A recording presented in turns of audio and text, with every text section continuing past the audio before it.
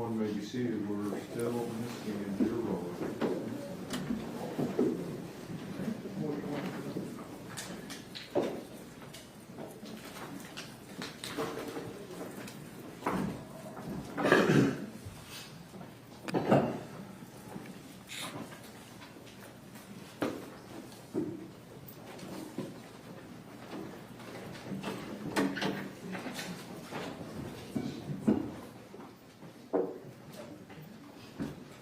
Good morning.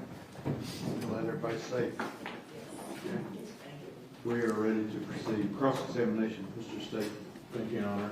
Dr. Ryan, thank you for coming back today. Sure. I know you hadn't planned on that, I don't think, but I appreciate you staying over with us to chat with us a little bit. I won't keep you up there as long as yesterday. I'm going to let you head back to the Ohio State University. That's an important thing, isn't it? That they put it on their letterhead. I think it's a proprietary thing rather than an important thing. All right. So the first thing I want to talk about, let's talk about your report. Your report in this case we talked about is introduced into evidence. It's about 38 pages, is that right? That's correct. Now, when you do a report like this one, this report is primarily based off what the person you're interviewing is telling you, right? No. Well, I noted in here, there's, I tried to count them, but there's a lot of stuff in here about Mr. Horner, that Mr. Horner reported things to you, is that correct? That's correct. And then Mr. Horner told you things, correct? Yes, sir. And Mr. Horner explained certain things to you? Yes. I mean, there's a substantial amount of this information, I'm not going to go over every bit of it, is all coming directly from what Mr. Horner is explaining to you or telling you about a certain situation. Isn't that correct? Much of it. Okay.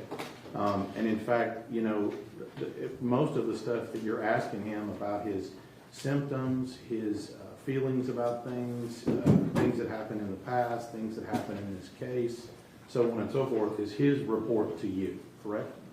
There is his report, but there is also all of the documentation, the records, the discovery that your office provided, and the collateral informants that I spoke with. Right. But like, for example, you indicate in one part of your report, Mr. Horner recalled working for Walmart and the reason why he left Walmart. That only can come from him, correct? You don't have employment records for Walmart, do you? I did have employment records, but I can't recall if Walmart was in there. And when he gives you a reason for certain things that happened, for example, when he's explaining to you in here about what happened when it came to you know, having sex with a 16-year-old, that comes directly from him. You don't have any additional records. There was the report, police report, but that description came from him. Right. And then, for example, when he's talking to you about how much drugs he uses and how often he uses, that comes directly from him, correct? And it was corroborated by others. Okay, so you're telling me that there's evidence in here when he says that he's using drugs a certain amount of time, that there's records that corroborate that he was using it that many times? No, there are no records. Okay. So again, it's just him. And a collateral source that I interviewed. Okay. So you have a collateral source. If I read on page 12 where it says Mr. Horner used hallucinogens, acid countless times, ages 21 and 29. You have a collateral source that says he used acid that many times between the ages of 21 and 29? No, So that comes just directly from him. that comes from him. And as far as anything to do with, you know, anything to do directly with him within his unique knowledge, for example, the information about what he did or did not do with Athena Strand in this case, that is solely within his knowledge. And the discovery information that you provided. Okay. But anything that he said as to what he was thinking or what went on would come directly from him alone. Yes, From his report. yes. Now,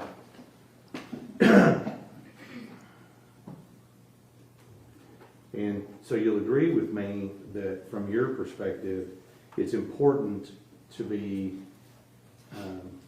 accurate with what information you reviewed in order to make certain assessments in this case. Would you agree with that? Yes. And so in this particular case, you would agree with me that whatever somebody you're interviewing is telling you, it's of critical importance that they're being truthful with you. Don't you agree? Not necessarily. It's not of critical importance that the person you interview is telling you the truth? Depends on what the question is and what the issue is and what additional information one might have. So does it concern, I guess I'm trying to figure out, so they can lie about some things and not about others? And that's okay?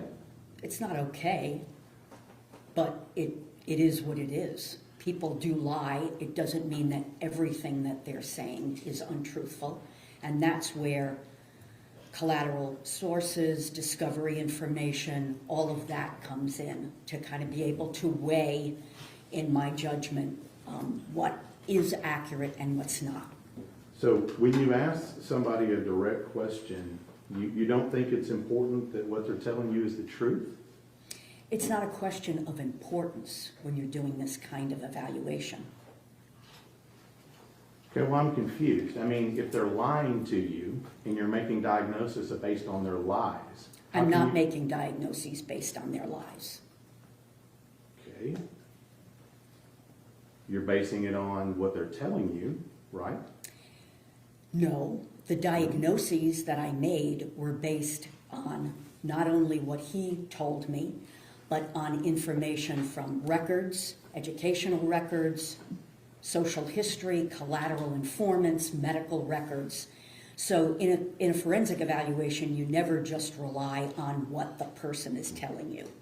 But you've told me there are certain things in here that you relied on that were solely within the knowledge of the defendant in this case. Maybe it would help if you told me exactly what those were and how they were relevant. Okay, well, he's telling you certain things. Right.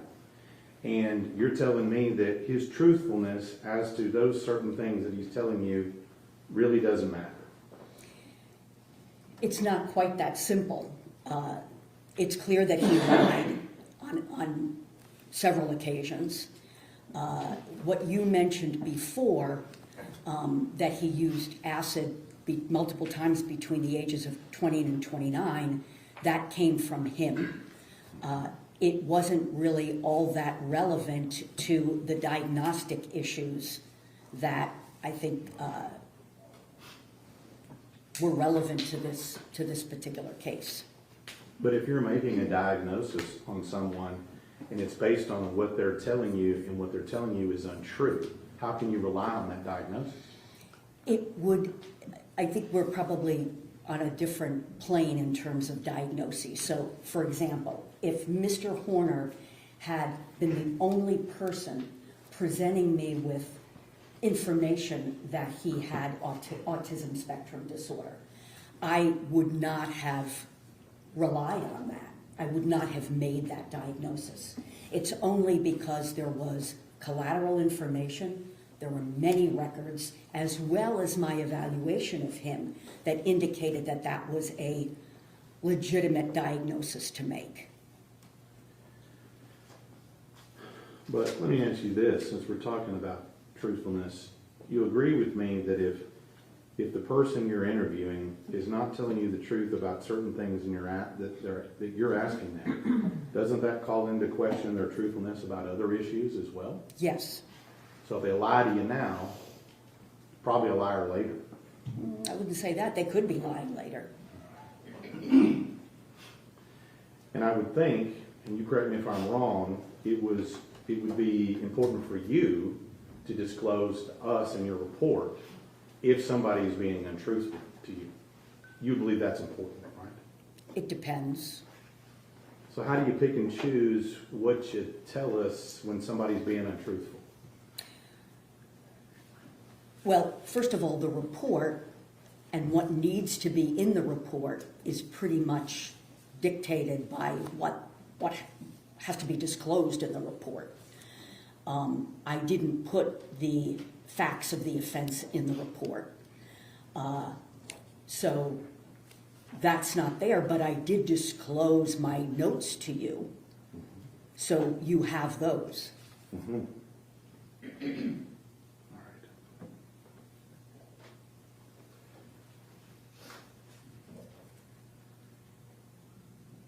But what you're saying is, and what I'm trying to get here is that you picked and choose what you put in your report. You left some things in your notes and you put some things in your report. You made those decisions.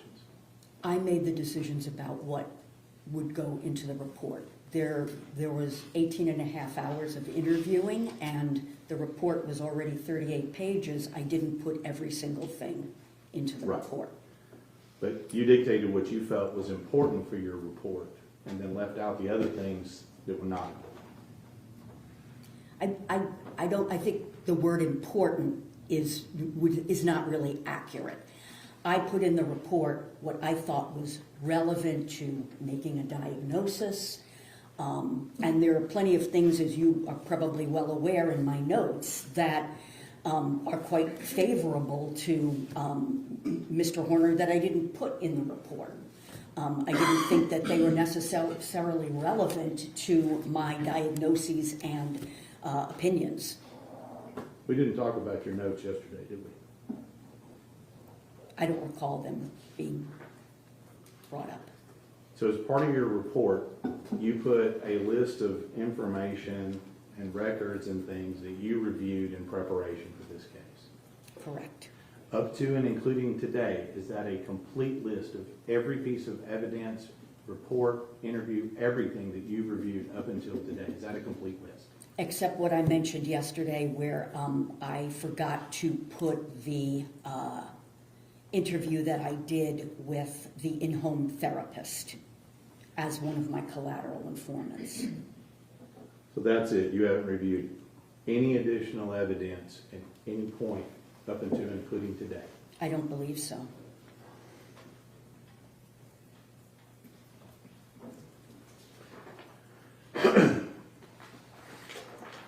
And I was a little confused yesterday. We talked a little bit about your bill and you said something about it goes to Ohio State, something like that. It sounds like if we add together today, your bill is close to $100,000. Would you agree with that? Yes.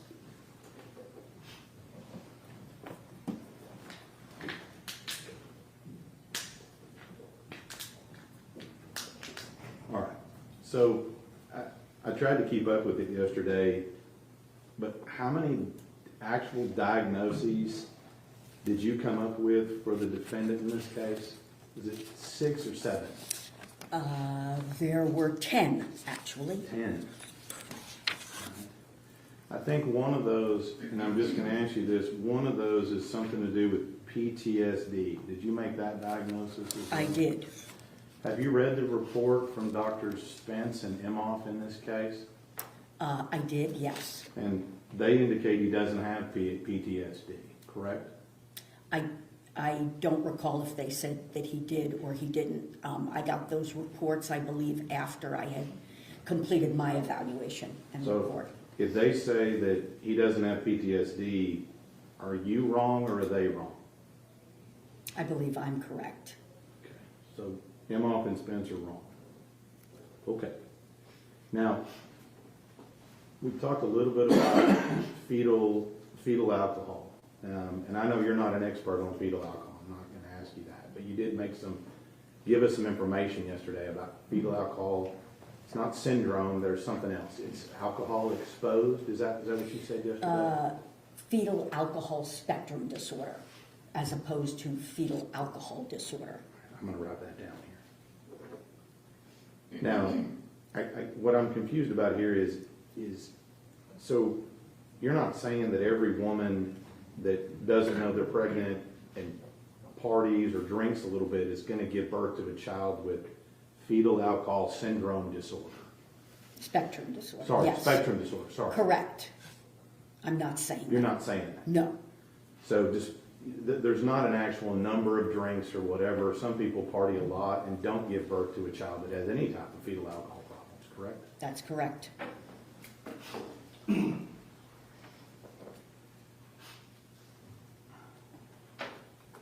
You mentioned something and you made a statement yesterday that your diagnoses went to show how Mr. Horner came to be the person he is. Is that an accurate quote? Yes.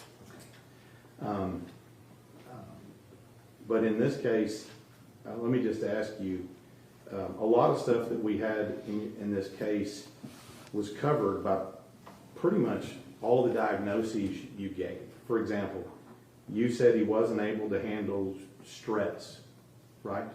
He has a great deal of difficulty handling stress. Because of his autism, that's what you said. The combination of his autism, his trauma history, PTSD symptomatology. But that stress we're talking about, that stress, you mentioned, that was FedEx causing him that stress because you said they changed his routes. No, that would be too simple an explanation. I mean, the architecture of his brain is such that these kinds of stressors cause him to become very emotionally dysregulated. Well, let me ask you again, the stress that you referred to and you listed out was something to do with his work-changing stress, correct? Yes. And it was something to do with his girlfriend at the time and whatever was going on with their child. That was one thing. So I'm just giving you some examples here. That was something else. Yes. Correct? And that essentially that these were all things that were happening in his life, right? These were life stresses for him. Yes. And I'm just going to ask you, don't you think that some of those life stresses, for example, the things you were talking about, maybe were caused by doing drugs and partying all the time, some of those life stresses? I don't think that doing drugs helped the situation, but no, I don't believe that these stressors were, well, they were life stressors that, I don't know that they were caused. I mean, they're life stressors that come up, you know, the postpartum depression, the financial distress, but his inability to cope with those is more biologically based. So you don't think that the fact is he had problems at his work, with his girlfriend, and his life had something to do with potentially work ethic? No, I don't. Okay. You don't think it has anything to do with the fact that he's going out and purchasing narcotics and using them and partying on the weekends? I don't know anything about narcotics, opioids. He used other things, but the drug use, in my opinion, the drug use was an effort to kind of modulate his mood and his anxiety level rather than just wanting to go out and party. So you're saying he wasn't using drugs just to get high. That's what you're saying? Well, that was probably part of it. But, for example, the cocaine use was because he was sleep deprived. He was also using those bangs, which have like 300, but very high potency caffeine. He was using those to stay awake. And, of course, to improve his mood because he was very depressed. Okay. So whatever he had, whatever was going on in his life, that made him use drugs. That's overly simplified. He did not start to use drugs until he was 18 years old. So that in and of itself is somewhat unusual. I think that definitely the substance use began as part of an effort to fit in with the band and fit in with people that he was hanging out with. So there was a social element to the substance use, yes.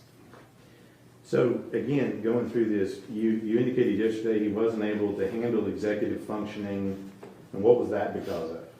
Well, he has poor executive functioning. It's not, he can't handle executive functioning, All right, but so his brain, again, that frontal lobe, prefrontal cortex, he has trouble, in my opinion, because of the combination of the autism spectrum disorder and attention deficit hyperactivity disorder, PTSD, all of these.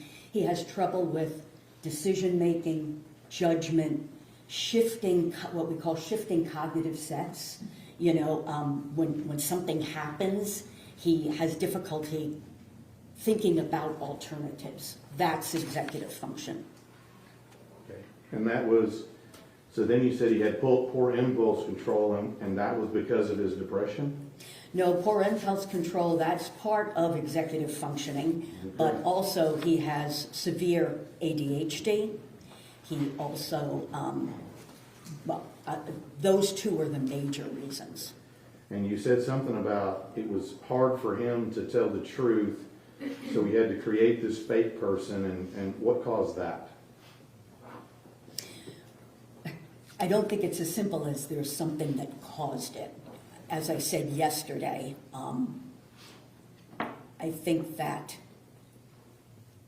Zero gave him the ability to confess and distance himself from the horribleness that he had actually done. And you said something about, you mentioned that he lied a bunch during the investigation, and you attributed that to he was feeling pressured or overwhelmed or something like that. Is that right? And that's why he lied? That's part of it, yes.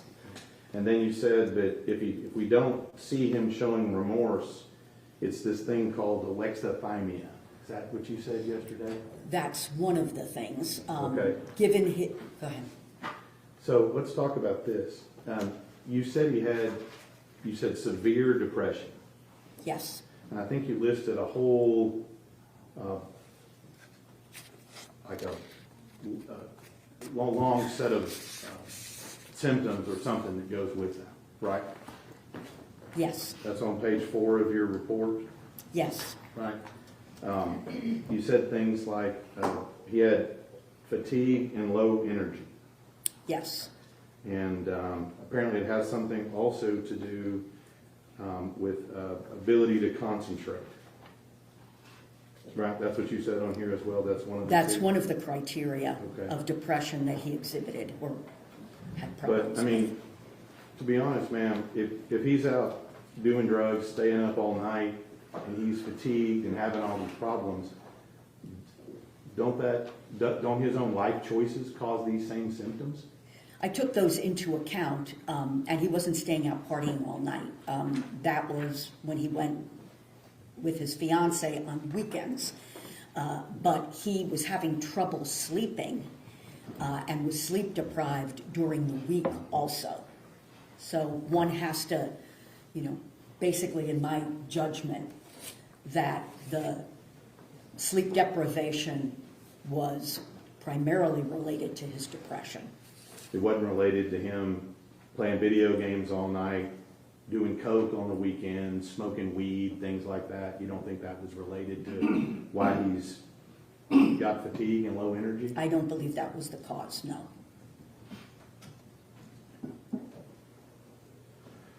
Now, at the very end of page 4, I think we've already talked about this. You said at the very end of page 4, he says, it led to the use of substances. My vernacular is not that good, but ameliorate means to somehow fix his distress. Lessen his distress. So he had all this distress, and that made him turn to drugs. Again, that's overly simplified, but he had that distress prior to using drugs. I guess what I'm trying to figure out, was he just powerless to resist doing coke and smoking weed and doing acid and doing Molly and all that other stuff? Was he just powerless to resist that? No. So he made a choice to do that? Yes. You talked a little bit about having issues with his job, right? I think you had several paragraphs in here that talk about his work history and his occupation history. I think that's on page 9, is that correct? Yes. And I'm just going to give a couple examples. There's a lot in here, a couple of examples. You said on page 9, I'll just go to the one about working at Outback, since you mentioned that yesterday. You said that whatever he does not appear to be from lack of motivation. That's what you said, right? Is that on page 9? Especially as he got older, yes. Right, doesn't appear lack of motivation. And then, let me go to your notes here. How many pages were your notes? I don't know, I didn't number them. Okay, you didn't number them. Judge Mount, approach. Yes. If I told you they were 140 pages, would you disagree with me? No. And I'm going to show you. Can you just look at those and see if that is a representative of your notes? Yes, they're mine. Okay, well, hang on to those. We're going to look at those. Okay. I did put some tabs on here. Those are not your notes, but I didn't want to have you flipping through all of it. Is that okay? That's fine. Okay, because they weren't page numbered. Okay.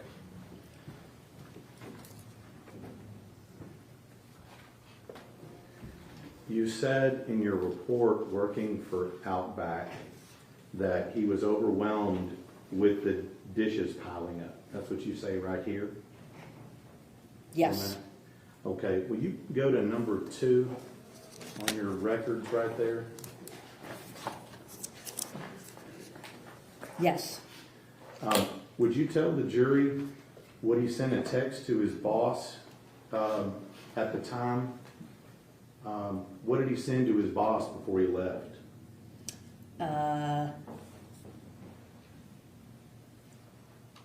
Job, Outback dishwasher, told boss, F off, extra dishes, go outside a little bit, left.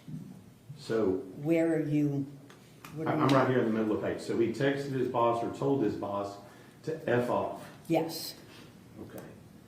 Now I'm looking in your report. Where is that in your report? What page is that on? I probably didn't put that in my report. Okay. You did put in here that about him explaining to you he was employed at Outback. He was leaving when he became overwhelmed by the dishes piling up. But the rest of the story is he told his boss to F off and he left. Correct? After he left, he Right. told his boss. Okay. Now, when we start looking at this, you said he had a couple of suicide attempts. I'm going to go over this quickly. I think they're in here. I don't remember where they are in your report. You'll agree with me, he had 2 primary ones, one in 18 and one in the jail in 23. Is that right? No, he had 3. Okay. Well, 2 that we know about because we have medical records, and then another one that they explained to you later at a later time about what he did. The family explained to you what he did. And him, yes. Right, and him, yeah. So let's talk about the one in 18. You said that it was something to do about a girl who broke up with him. That was his stress at that time. Yes. But yet before he did it, he kind of, I'm going to use just my vernacular, he kind of phoned it in and told her that he was going to do this 10 minutes before, right? Yes, for her to watch it. For her to watch it. And then, did you review the JPS records and the notes about what he told the doctors, why he went ahead and did this? I did review them. Okay, and the JPS records reflect that he claims he staged his suicide to make his girlfriend mad. Did you read that? Yes. Okay. I was looking in your notes in your report. Is that in here? If it's not in there, then no. Okay. So he gave a reason of why he did whatever he did, that he staged it to make his girlfriend mad. That he was going to suicide to make his girlfriend mad, yes. Right, okay. And then the one in 23, you read the jail records, right? Yes. Okay. And you realize on that one, he kind of phoned that one in too, right? He hit the button, and then when did whatever he did, and when they didn't answer, they came to find him. That's what the record reflects. That he hit the button. Yeah, he hit the button Yes, and there was yes. call. And then when he didn't answer, they came running. Right? Yes, I think so. Okay. So he kind of phoned it in again the second time, right? I don't know that he phoned it in, but I believe he probably began to panic and press the button. Okay. So I'm going to go through a couple of quotes in your report here.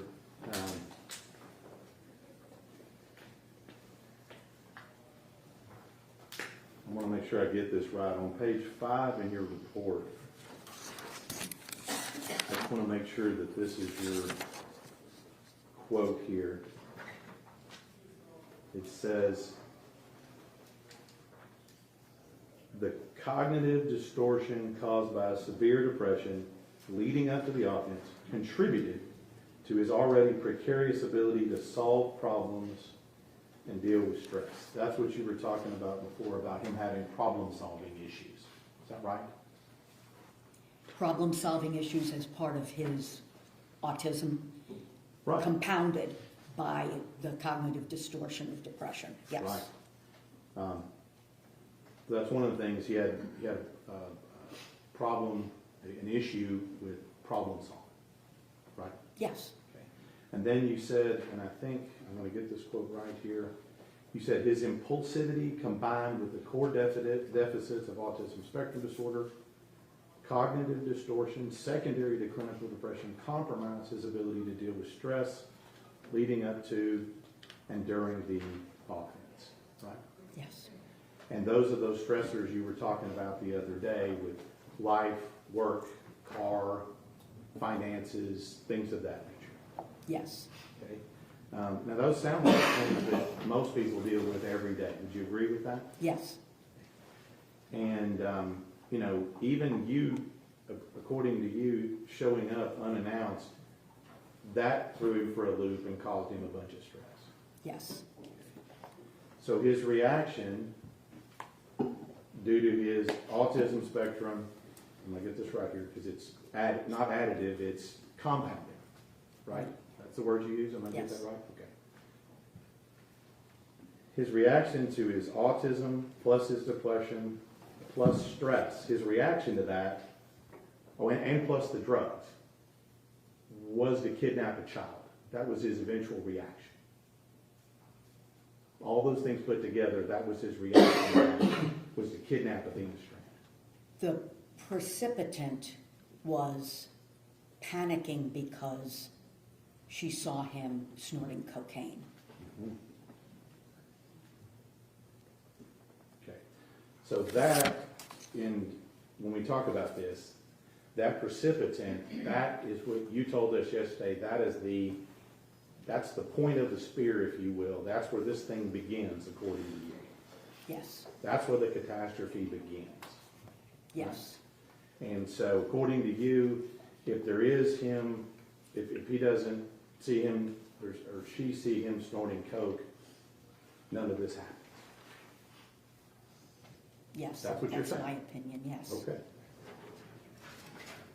Now, you said you used a term, and I want to get this correct here, a precarious ability to solve problems. That's what you wrote in here. Yes, Now, correct me if I'm wrong, but he didn't have any problem solving the issue of how to get rid of the body of the child he just murdered, did he? no, He didn't have any problem solving the issue of how he was going to keep access to his crime scene the next day, did he? I don't know what you mean by that. Okay, I'll tell you about that. You understand that he manipulated the scene and he manipulated other people so he could keep the van in which he murdered Athena in the next day. That wouldn't surprise me, but I didn't know about any manipulation. Well, I mean, you understand that, one, he was in the same truck the next day. Yes, And you understand that the reason why he was in the same truck the next day, because he called his boss, lied to his boss, and said he'd thrown up in the truck, oh, yes, and he needed that. You remember now? yes, So he manipulated people, his boss, family, and other people to keep his crime scene the next day, yes, and drove his crime scene around the next day, correct? yes, So he didn't have any problem solving the issue about how he was going to keep access to his crime scene the next day. He didn't have any problem solving issues with that. correct. And he didn't have any issue solving the problem about how to create this whole lie about backing into her and all the details about that. He didn't have any problem solving that issue, did he? He, I don't know, problem, but he lied about it. yes, Well, I mean, he created a very detailed scenario of exactly what he did, right? yes, To solve the problem and how to explain why she ended up in the truck in the first place, correct? correct. So he didn't have any problem-solving issues with that, did he?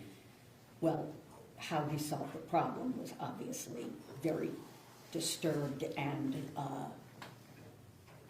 foolish, but that was how he problem solved.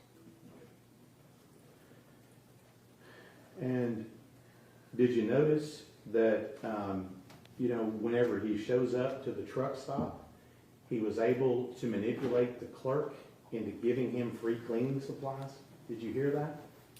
Yes, but manipulate, he just asked.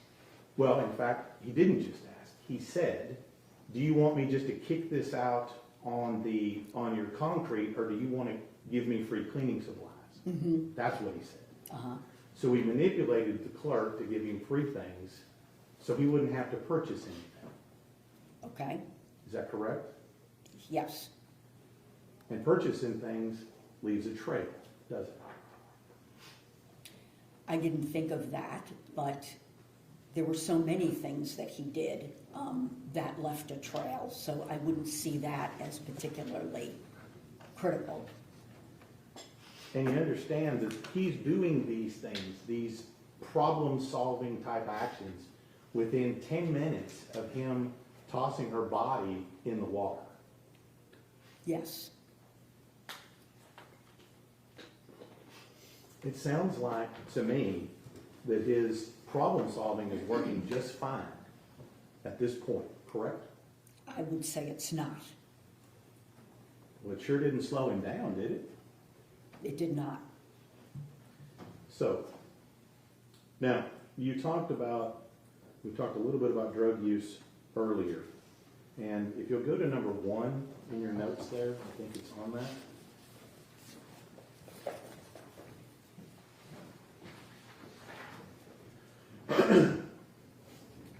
At the bottom of the page, you highlight something in orange, right? Yes, It says there, cocaine 2 weeks before. Is that an up arrow meaning increase? Is that what that means? yes, And then next to it, you write, not ACCU. Is that not accurate? yes, that's what it would mean. Okay, so you didn't believe him when he told you that? I don't know why I wrote it, I don't remember now. Now, did you put that in your report somewhere? I don't know. Okay. You want to take a look and see if you put it in there? Are you saying it's not in? I'm asking you if that particular bit of information about his drug use in the week before is contained within your 38-page report. I know that I had his use of cocaine prior in the report.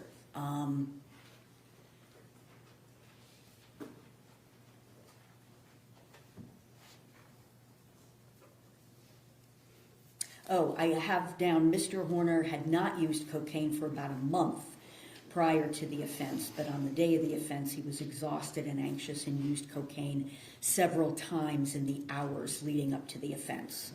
So I'm not sure why I have down not accurate, if it may have been that I had a collateral source that said he didn't have access to it or what. I don't know. So you don't know and you don't remember? I don't.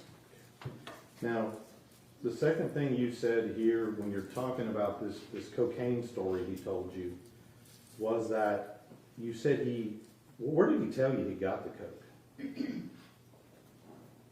Oh, I don't know. I don't even know that I asked. I don't believe I even asked. I wouldn't have been interested in where he got the coke. Well, would it surprise you if it's in your notes that he told you that he found the coke at home? Oh, that's the coke that he used prior to Athena's abduction. I thought you were asking me who his supplier was. No, I'm asking you, and I'll clarify here, on the day of the offense, what did he tell you where he found the coke on the day of the offense? He found it somewhere in the shed. He thought that it had been used up by someone else, and then he found it. All right. This was his story to you about this cocaine thing? This is what he told me, yes. Okay. Now, with regard to that, he just said he found a bag of coke in his house, essentially. Something like that. Okay.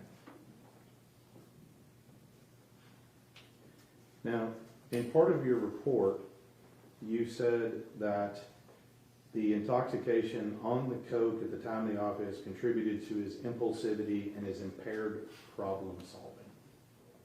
Is that what you said in your report? Yes. Does that sound accurate? Yes. We've already talked about his problem solving, and you'll agree with me that at or near or after the crime, his problem solving was working just fine. Right? Again, I don't think his problem solving was working just fine, but he was solving problems as he saw fit in the way that he solves problems. I mean, he was solving problems to cover his tracks. Yes. He was solving problems as to how he was going to explain things to everybody else. I don't know that he was doing that at the time, but clearly that was happening afterward, after he was brought in. Right. And so you talk about here his impulsivity. Yes. I'm going to take a little detour here. You talked a little bit about antisocial personality disorder yesterday. I'm not going to get too deep into that, but isn't impulsive behavior part of antisocial personality disorder? It can be, yes. Now, you watched the video of the abduction and the audio. Did you listen to the entire thing, the Yes. entire hour? Yes. Okay. And you'll agree with me, it wasn't impulsive when he covered up the camera an hour before he arrived at a delivery the day before. That's not impulsive, is it? No, I wouldn't call that. And you'll agree to me that his decision to cover up the camera again approximately an hour before he kidnapped Athena, also not impulsive. No, I wouldn't call that particular act impulsive. That's planning, is what that is, right? In that moment, yes.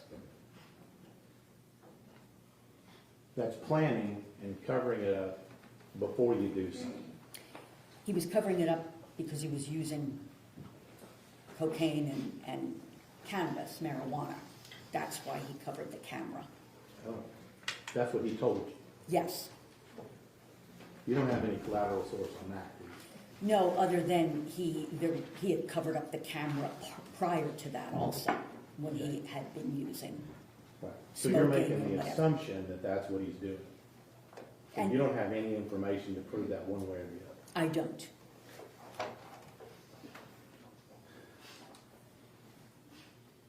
And you don't see any other time on the entirety of that where he covered up the camera except those two times, an hour before he arrived at delivery the day before on the same road, and an hour before he arrived at Athena's house on the same road the next day. He's not covering up the camera off and on all day, is he? I'm not sure. I mean, you watched the entire video, did you not? Yes, Okay, so you don't remember that. I don't remember. And if that had happened, you'd have put that in your report, that he was covering up the camera multiple times to do cocaine, and you didn't put that in there.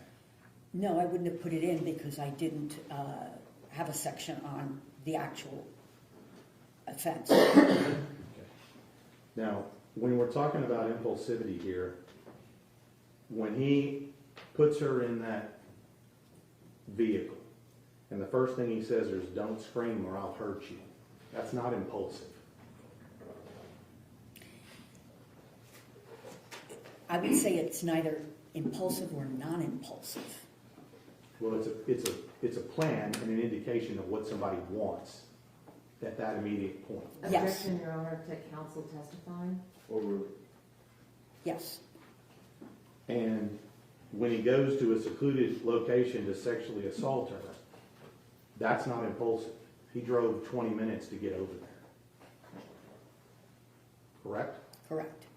And it wasn't impulsive when he calmly tells her and talks to her about her family, school, and other things. That's not impulsive either, is I it? wouldn't call that impulsive. And you would call that him trying to keep her calm in the vehicle, right? Yes, and himself calm.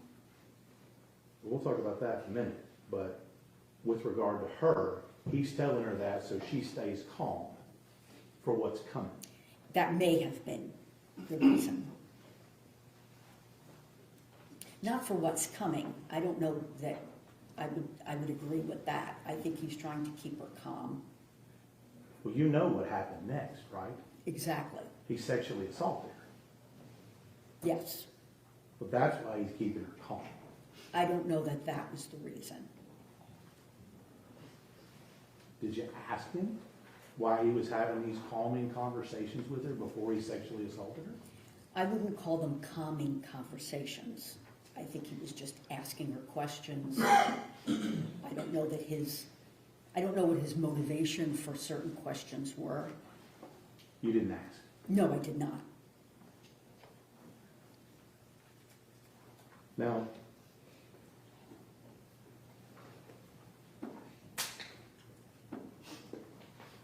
you'll agree with me that what he did in this case, this was intentional, correct? Yes. And there was no meltdown, head banging, or anything of that nature during the entirety of this offense, was there? I think he was emotionally dysregulated, but I didn't see any evidence of head banging or anything like that.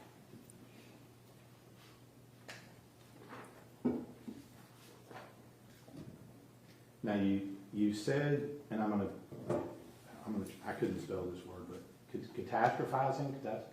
Yes. My vernacular doesn't allow me to do that. All right. So basically, this was something that you said when she saw him doing coke, it was all over, and essentially what you're saying is she was dead and she didn't know it yet. That's Those what would you not mean. be my words. No, but I mean, you said once that thing happened, it was all a catastrophe. No, I think that when he saw her having seen him snorting the cocaine, that was when he decided that he needed to do something to stop her from telling anybody. When he put her in the truck, in my opinion, he didn't plan on killing her. It wasn't until he recognized, now it's so much worse because I've put her in the truck, and now what am I going to do? I think it may be in my notes. It was when she asked him, "Are you a kidnapper?" That he thought, now I'm really done, something to that effect. And that's when he made that decision, not when she saw him snorting the cocaine. So we have the end result, but what you missed was what happened in the middle. Which is Right. what? Sexual assault. That happened in the middle. No. I think that maybe I'm misunderstanding your He question. kidnapped her, he sexually assaulted her, then he killed her. That's how this goes together. Actually, that's not what he told me, and that's not my opinion. Okay, well, you listened to the audio, right? Yes, And at some point you recognize that he said, take off your shirt, take off your clothes. yes, That was prior to the time that he's killing her, correct? yes, Okay, so in the middle of this, when he's having this catastrophe, in the middle between when he kidnaps her and when he kills her, he takes the time to sexually assault her in the middle. yes.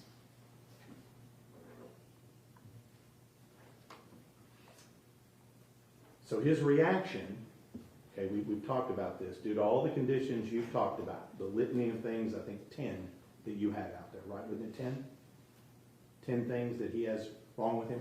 Yes, Okay. His reaction to that, because of what's wrong with him, was to go straight to murder with a sexual assault in the middle. no, those disorders are not causative of what he did to Athena.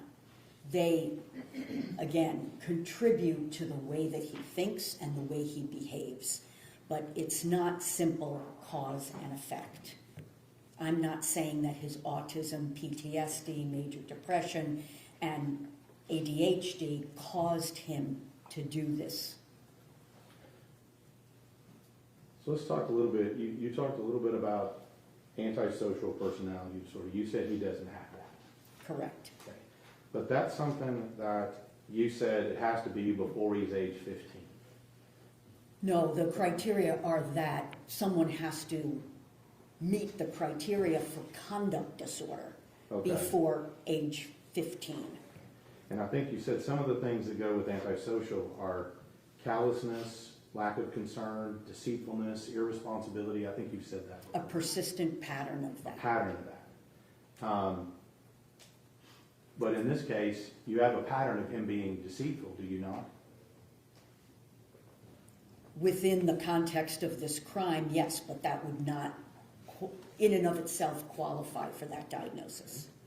But you understand that he's also told lies about other things he's done in his past as Yes. well. So that's a pattern of deceitfulness.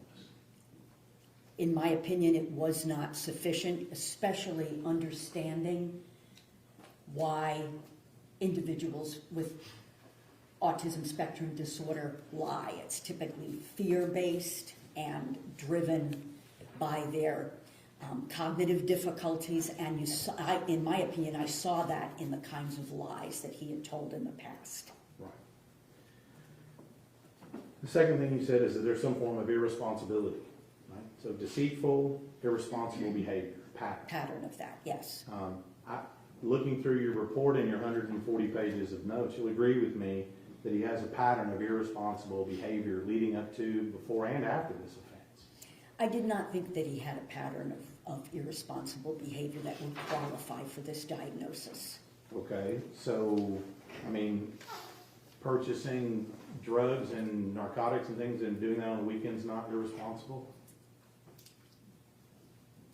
Yes, it is irresponsible, but again, doing that in and of itself, or even in combination with certain things, again, it doesn't meet the criteria for antisocial personality disorder.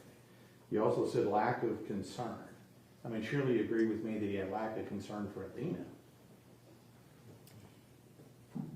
In the offense, while he was, I think that he was, yes, I will agree with that. But again, it's a persistent pattern, and it's very clear with respect to the diagnosis that these things can't be attributed to some other major mental disorder.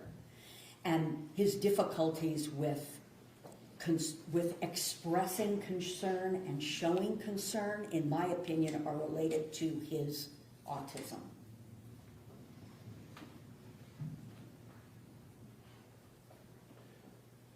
Now, the last thing on here is some form of, you said, callousness, right?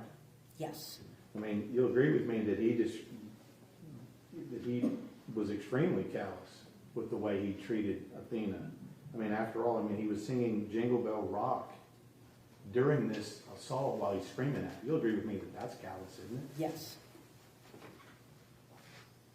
I mean, doesn't some form of antisocial personality explain why he has such a clear disdain and lack of regard for this child? In my opinion, no. You relate it to these other conditions. Yes, Now, you talked a little bit about, I'm going to get the terminology right, pedophilia disorder, pedophilic disorder? What's the right word? pedophilia, or either way, pedophilia. All right, I'm going to use your word. I think it's pedophilic disorder in DSM-5, same thing. If I say one or the other, you'll understand what I'm talking about, right? Yes. Okay. And so what evidence did you review in this particular case to make that decision? He does not have a persistent pattern of a sexual interest in prepubescent children, which is what pedophilia is. Okay. What evidence did you review to make that conclusion? The discovery information that was sent. Apparently, his cell phone was looked at in terms of what was on there. Of course, information from him, but in and of itself, that would really not be very significant, in my opinion, with respect to the pedophilia. But also, there was no information that I had that indicated that he had any sexual interest in children.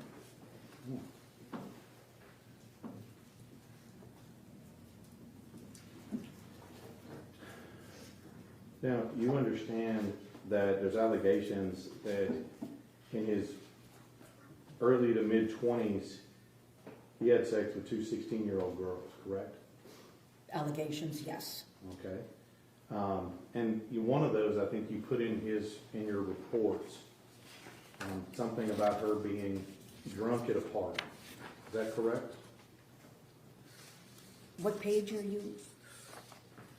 I'm asking you. Do you remember that being in your Yes, I report? remember that him telling me about that. And this comes directly from him. There's no other collateral sources. This is just directly from him. I believe it was directly from him, yes. All right. And what I'm going to, let me just guess here. He told you that he didn't know that she was 16. That's what he told you. The one that he told me about, Mhm. yes, he did not know that she was 16. And then I'm gonna venture to guess that he's telling you he didn't do it, and that he's the good guy in this scenario. Correct? He didn't say he was the good guy in this scenario.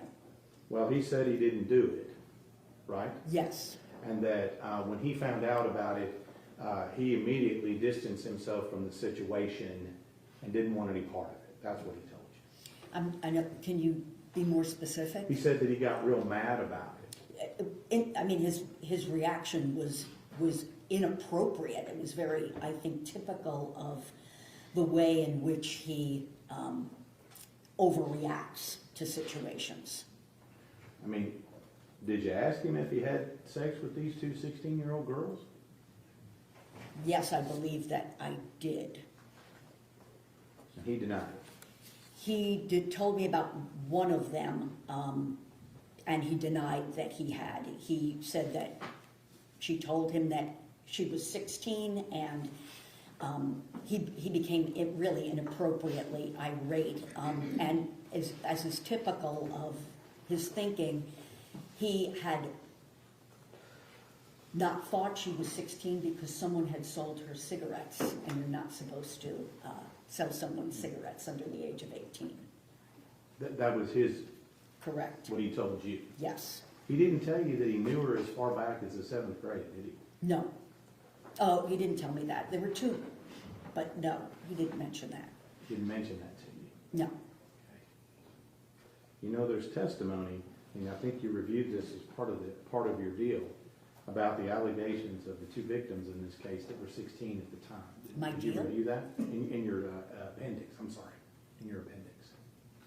Yes. You reviewed that information. Yes.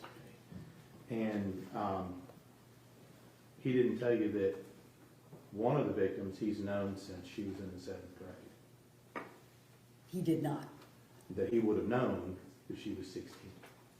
I didn't. He did not tell me that. Your Honor, can we clarify as to which person the state is asking about? If there are two, we need to differentiate between which allegation he's referring. I'll let you do that on word direct if you wish. So, do you think if he indeed is having sex with 16-year-olds in his 20s, is that a problem for you? Are you asking me if it's a moral problem, or if it is, if I think it's compatible with all of the information that I have? Well, what I'm asking you is this, is that, you said that some form of pedophile disorder has to be with what kind of children? Oh, I see what you're saying. No, or I think I know what you're saying. That's not pedophilia.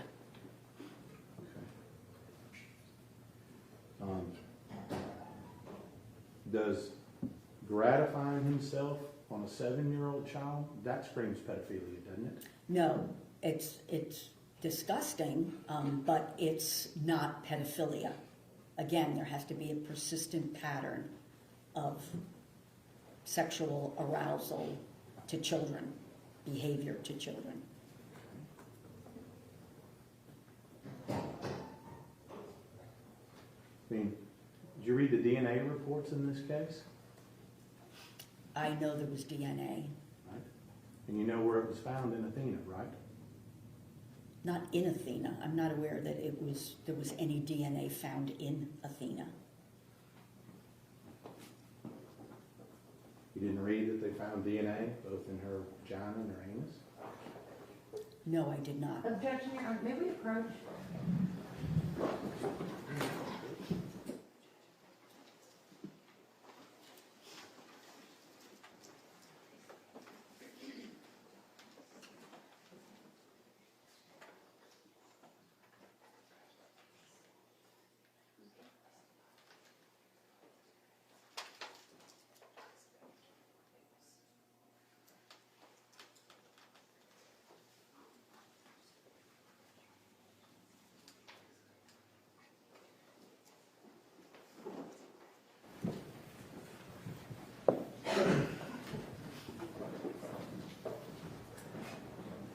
Mr. State, you may proceed.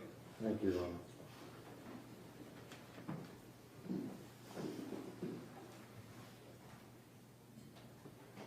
So I guess what I'm trying to clarify here, because you say it only happened just the one time, that doesn't relate to pedophilic disorder. That doesn't in any way meet criteria for pedophilic disorder.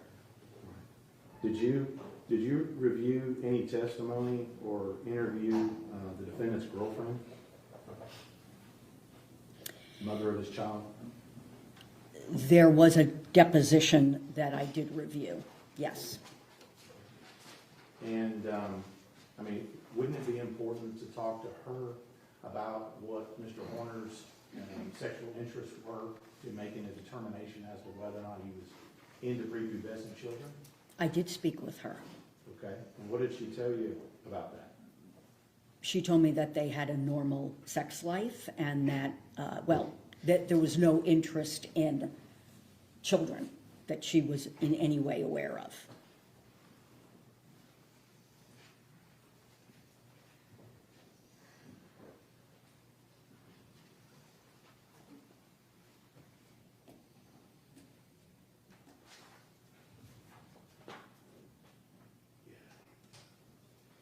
Now, I want to make sure I get this accurate here. You indicate that we've talked about his difficulty in planning, and I think you also said he had difficulty linking actions to consequences. Is that right? That's what's in your report? Yes, Okay. And that he had impaired moral reasoning. yes, But I think we've already talked about, he knew enough about linking actions to consequences to cover up the camera on the day of the murder, right? yes, And he knew enough about linking actions to consequences to cover up the inside camera when he was going to sexually assault her. I'm not sure why he covered up the camera at that point, but he did. I mean, objectively, the inside camera, when he covers it up, prevented us from seeing exactly what he was doing, correct? Yes, So that's actions and consequences. could be. I mean, he covered up the camera before assaulting her. Same with him cleaning up afterwards, right? That's actions and consequences. Yes, So he understands that. Now,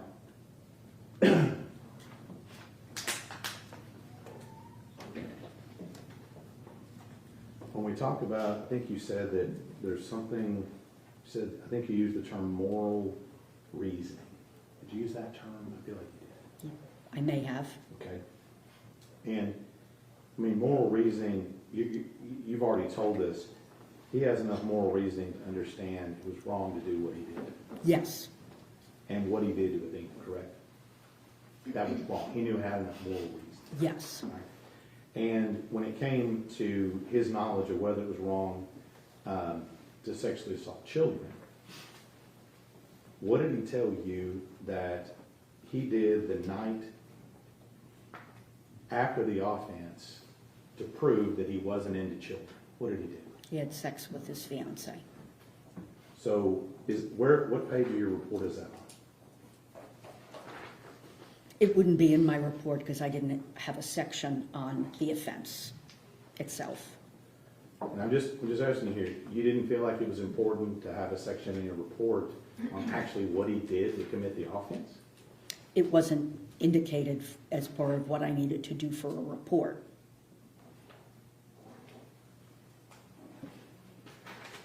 So in your notes, if I remember correctly, if you're turning to number 10 in your notes, I think it's towards the back, man. On my little tabs there. Am I right?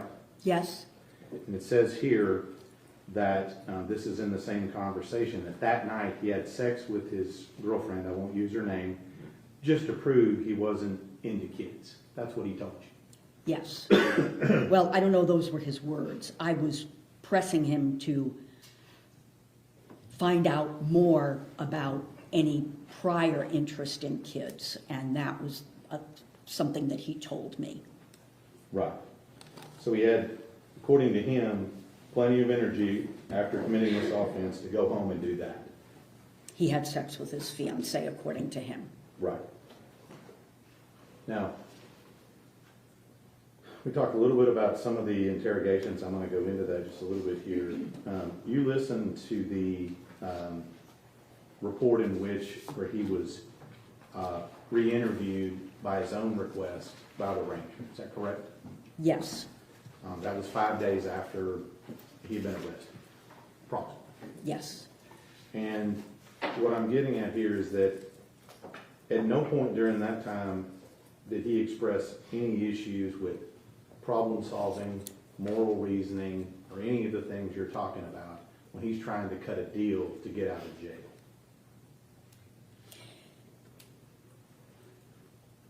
Cut a deal? Yeah, What do you mean? meaning that he went to them and he said, Oh, I see. let me out and I'll tell you what you want to know, essentially. But I want to see my kid for Christmas. He was fully aware of what he was doing at that point. He didn't have any problems with impulsivity, problem solving, or any of that when he's trying to cut that deal. Clearly problem solving. I mean, there's absolutely no way that someone who had just done what he did was going to get out on Christmas furlough. He sure thought he could. That's the whole problem. Yeah, I mean, his ability to think through in a reasoned way is really impaired. Now, despite all of this, despite everything that's gone on, despite murder, sexual assault, all that's gone on, I want you to go to page 29 of your report. The top of the page, if you will. What did he tell you about how good he slept his first night in jail? He said it was his first night of good sleep in over a year. So would you agree with me? It sounds like his conscience was clear at that point. He could sleep well. No, not necessarily. Now, the conditions and the diagnoses you've made in this case, I think you said are permanent, right? What do you mean? The Permanent? Autism is, yes, it is a permanent condition. And all this other stuff we're talking about, the diagnosis you made, these are all, we seem to be permanent conditions according to you. The autism spectrum disorder, the neurodevelopmental disorder associated with fetal alcohol, yes. Major depressive disorder is episodic, and with treatment improves or even resolves, but you're at increased risk for further depressions. PTSD is chronic, will wax and wane his symptoms. Obviously, the substance use is in remission in a controlled environment. His tic disorder, that's likely permanent, and you see evidence of that under stress. So essentially what you're saying is the same person who committed these acts is the same person who's sitting here today. Yes. Now, talked a little bit about malingering yesterday. And malingering, if you'll agree with me, is essentially lying about some things to achieve some kind of benefit, right? Yes, or exaggerating things, yes. And I'm sure you go over when you do these interviews with someone the importance of the person you're interviewing telling you the truth and not malingering. You go over that with them, don't you? Not specifically, because I really want to understand what they're going to tell me without giving them warnings. And I'm not going to go into all of it, but you knew when you walked into this interview that the defendant in this case had created a multitude of falsehoods and a multitude of stories about how all this went down. You knew that walking into this. When I first came into the interview, I don't believe that I can't remember what I actually had reviewed, the extent of what I had gotten to review, but I wasn't fully aware of all of the lies. Well, you know now. Yes. Right, the full extent of it. And you knew some of it, right, walking in the door to meet him for the first time. I knew some of what he had said. I wanted to assess for myself what was lies and what was related to other things. And again, you put it in your reporting, you concluded that he wasn't malingering. That's what you concluded. Yes. That's despite the fact that you knew walking in and after that he had lied to you directly. Malingering, in terms of the information that I received and the overall evaluation, I do not believe that he was malingering his deficits, his mental disorders. There was plenty of collaboration for that. Do I believe that he lied at times? Absolutely. So, but when he feeds you this story about him doing coke, right? When he told me the story, Yeah, yes. when he told you that, and Athena seeing him, you think that's the truth. Yes, because it fit with the other information that I had had and with collateral sources too, as opposed to these other things that he had said that didn't make any sense really. Well, it fit his narrative as to why he covered up the camera, correct? What do you mean it fit it? Well, it made sense that that's why he covered up the camera. Yeah. It made to you where it explained why he covered up the camera. This new story about this. Yes. That's what I mean by it fit his narrative. It made sense with the story he's already told. Along with other things, yes. Right. Well, but the other things are things outside of that. It has nothing to do with the vehicle, the truck, or anything happened that day, because you said that report of him doing coke, the only place it came from was him. Yes. And the only place that story about Athena seeing him doing that is only from him. That's right. So you don't even know if that's not another lie, do you? No.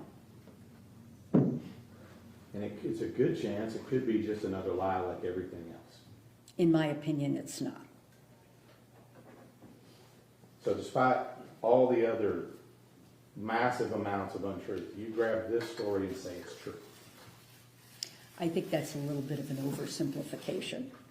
After all that I reviewed after spending many hours with him and talking with other people too, I think that that is the more, to a reasonable degree of medical certainty, I think that that is actually what happened. You really don't know, do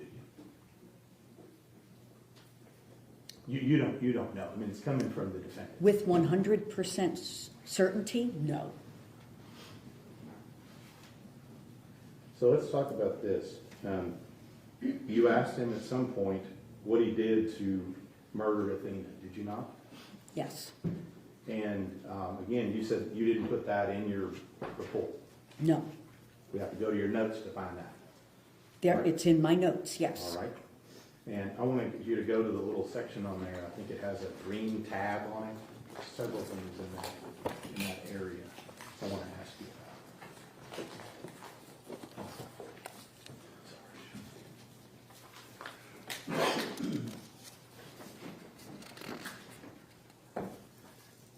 The bottom of that first page has got a little star next to it where it says, "She saw me doing cocaine." That's the beginning of him telling you that story, correct?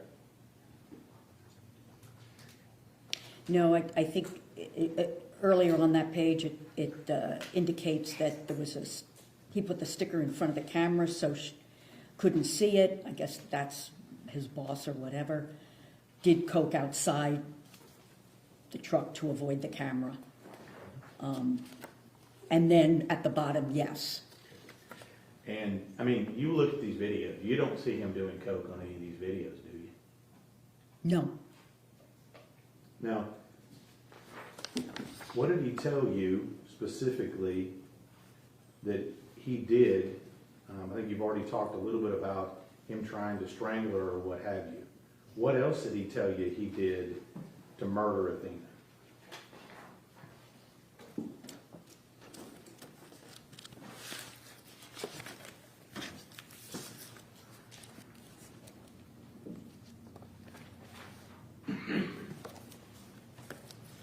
Can you give me a minute? I think if you go to number 6. I think I have them in my notes too. It's more than one page, so I want to make sure that, And just to clarify, do you have a different set of notes? no, than I have the same notes. Same notes. I'm hoping that you copy them exactly. Let's see. Okay. I've marked it as number 6 on mine. Number 6, Number it's 6. not the green? No, I had actually marked the specific section I'm going to ask you about. Okay, so number 6. 2, 5, 1, 4.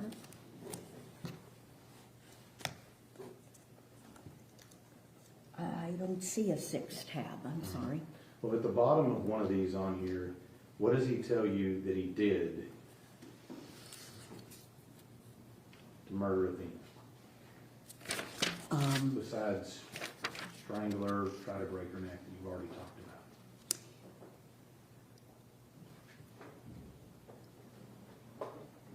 about. Okay, he tried to kill her by breaking her neck, Right? then he choked her. Right.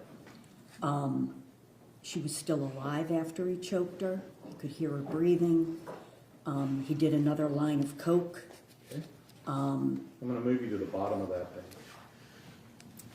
Where it says, does it say something like he stopped by her cheek? Was that where that begins, at the bottom of that page? Is that your words? Or creek. Stop by creek. I'm not sure. Could be cheek. I don't think so. That doesn't make a whole lot of sense. Okay.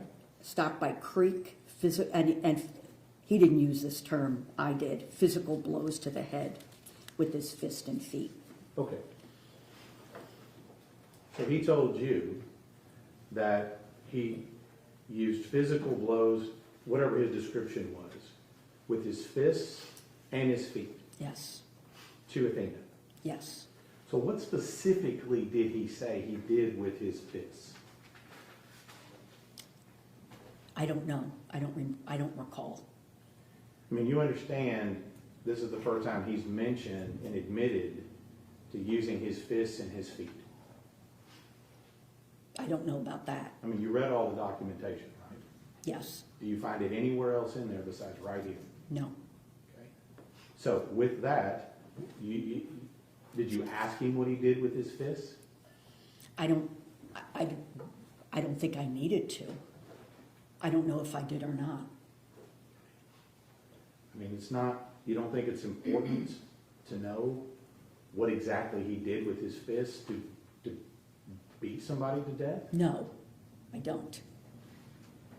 I mean, you're making an assessment of all of this stuff and giving us a report, but what he actually did in the offense, I mean, are you telling us that's not important? I think there's sufficient information to know what he did in the offense. We know what he's lied about doing in the offense, right? In terms of the interrogation and these other things you mentioned, yes. But you didn't ask him, or you don't remember what he said he did with his fists, He beat her with his fists. okay? Is that what he said? Yes, that's these are my words. Okay, well, what are his words? I don't recall, but what it came down to was that he beat her with his fists, Okay. Now, what did he tell you he did with his feet? kicked her. Kicked her. That's what he said? Yes. Specifically? You've seen the autopsy photos in this case, have you not? Yes, Doesn't that explain why we have a tread-like pattern on her face? Objection, Your Honor, that calls for speculation and is outside of her expertise. Sustained.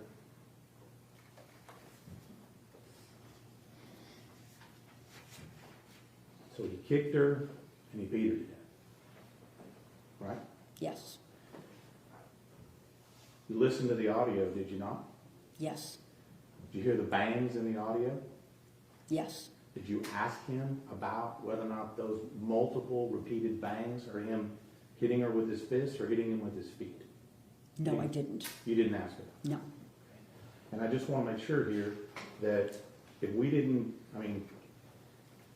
have your notes in this case, we would have never known that from your report. Is that correct? That's correct. There is not a section on the offense in the report. And I think that, he also said, if you flip the page to the next page, he admits at that time where he's talking to you about how he wanted to have the same truck. And why did he say he wanted to have the same truck? Because, well, there were two things. She had lost control of her bowels, and he vomited after the offense. Okay. And I think your notes say, wanted the same truck because there was blood, urine, and feces in the truck. Is that correct? Yes, Goes back to what I asked you about planning. That sounds like planning, doesn't it? what does? The truck, getting the Keeping same truck? Keeping the same truck. Yes. Now, let me just ask you this from an objective perspective. Other than him telling you that he did coke, you don't have any objective watching all the video to say that that's true, do you? Objection, Your Honor, asked and answered. Sustained. Now, you witnessed him go back down the same road the next day. You watched that video, didn't you? Yes. And you witnessed him talking to people and finding out what's going on, right? Yes. What did he say when you asked him about that? I didn't ask him about that. I mean, don't you think that that's relevant to his problem-solving skills? Not necessarily. I didn't have, number one, I didn't have that. I don't believe I had that at the time that I interviewed him, and I don't think that that's not incompatible with his autism combined with his trauma history. I mean, doesn't that explain his knowledge of the consequences of this particular act? Driving back through the crime scene? Oh, I don't know why he drove back through the crime scene. Oh, you didn't ask? No. you said something about his strategic criminal thinking. Is that your words you used yesterday? I don't remember. Strategic criminal thinking, does that sound like something you would say? I don't know. I wrote it down, I think that's accurate. But if I use that term, strategic criminal thinking, you would agree with me that prior to the offense, during the offense, and after the offense, including the day after, his criminal thinking is working very well at that time. I would disagree with that. I mean, he planned for it. You agree with me with that, correct? He didn't plan for it over a lengthy period of time. After it happened, he began to, as I said, kind of catastrophize and had very poor problem solving and planning. Let's talk about sexual assault in this case. You heard him, and I think you mentioned it in here, where he told her to take off her shirt. Did you hear Yes. that? You heard him say, take off your clothes. Yes. What did he tell you did with her clothes? His clothes or her Her clothes? clothes. I can't remember what he told me he did with with her clothes.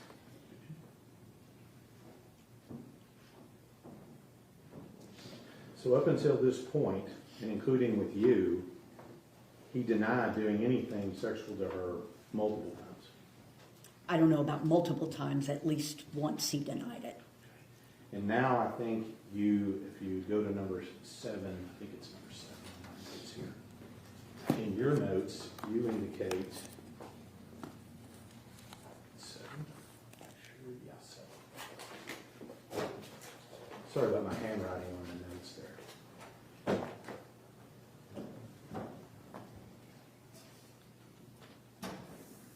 And he says to you, I guess is to explain the reason why she seems like she's gagging, he tells you he's trying to put a pill in her mouth. That's what he tells you. Yes. You don't believe that, do you? Well, I don't believe that's all of what happened. Okay. What do you believe all of what happened? I believe that he was attempting to have her perform oral sex. Anything to do with that comes from him again, does it not? Partly from him, but more from my interpretation of the video and what I heard. And so you've told us a couple of times, so this information he gave you about the pill and the other thing, that's only found in your notes and not in the report. That's right. There is no section on the actual offense. So he says to you in your report, he exposed himself to her, Yes. and that he also masturbated as well at the time, He attempted to. according to him. Yes. And when you challenged him with all that and said, hey, I don't believe you, what did he say? I don't remember exactly what he said in that moment. At some point, he admitted to what he had done. But his statement is he tried, but he didn't actually do anything. He couldn't get an erection.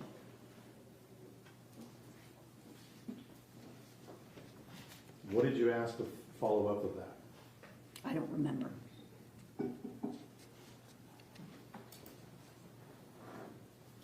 Now, you had a little bit, you talked about future danger yesterday. Remember talking about that? Yes. I mean, when we talk about prison is really the definition of chaos, isn't it? It can be.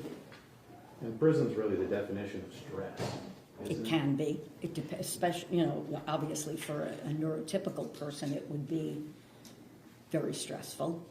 And change in prison is not determined by the inmate. It's determined by the prison system, correct? Change, Any changes as far as location, cellmate, any of that is all determined outside of the inmate's consent. yes, And ma'am, let me just ask you, you don't really think that there's no drugs in prison, do you? no, And in this particular case, you realize that prison, I think you said, offers some structure. They eliminate certain weapons and things like that in prison, right? yes, But in this case, you'll agree with me that Mr. Horner, he carries his preferred weapons with him everywhere he goes, doesn't he? his preferred weapons, Well, he beat her to death with his fists. Those go with him, don't they? he will be having his fists with him in prison, And his other weapon of choice to murder Athena was his feet. Those go with him, don't they? yes, And you don't disagree with me that Mr. Horner has the capacity for extreme violence. in that situation, that was the only situation that I'm aware of that he exhibited extreme violence. So he has the capacity for it. You just Yes. haven't seen it again. Yes, And he also has the capacity to victimize someone sexually, doesn't he? a child, A child. yes, Potentially 16-year-old girls as well. I don't know that he victimized 16-year-old girls.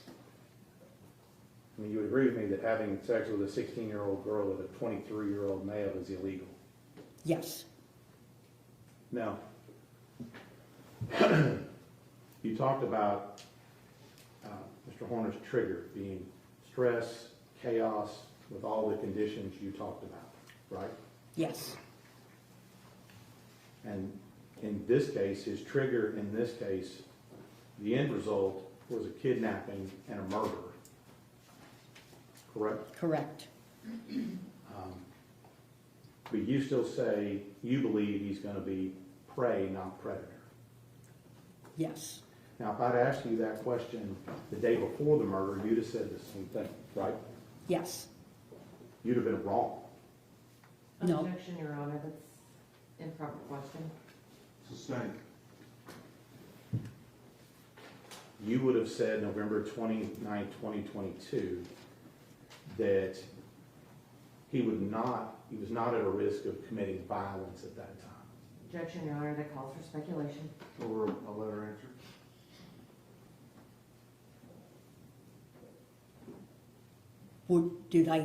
could you rephrase the On question? November 29, 2022, the day before the murder, you would have come in and said that he's not a risk to murder someone, correct? I would say he was at low risk. Correct. No one is at no risk under Right. proper, if you want to call them that, conditions. And you would have never concluded that he would sexually violate a child the day before the murder. That's correct. Because you says he doesn't have these interests. Correct.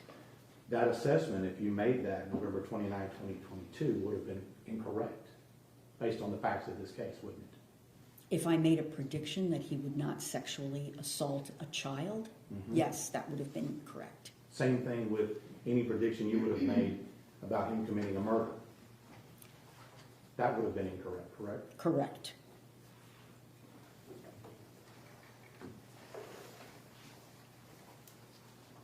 Now, I want to make sure I'm clear with this.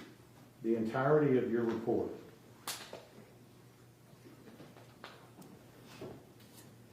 about him catastrophizing, did I get that word right again? Catastrophizing? Yes. Is based on the presumption of this single act of him seeing Athena, or Athena seeing him doing coke. The entirety of your assessment is based upon that particular act. I wouldn't simplify it like that. Well, let me help you. In this case, anything that has to do with a catastrophe starts with that one single thing. In this case, his belief, somebody had seen him doing cocaine. And everything else that would follow from that. Right.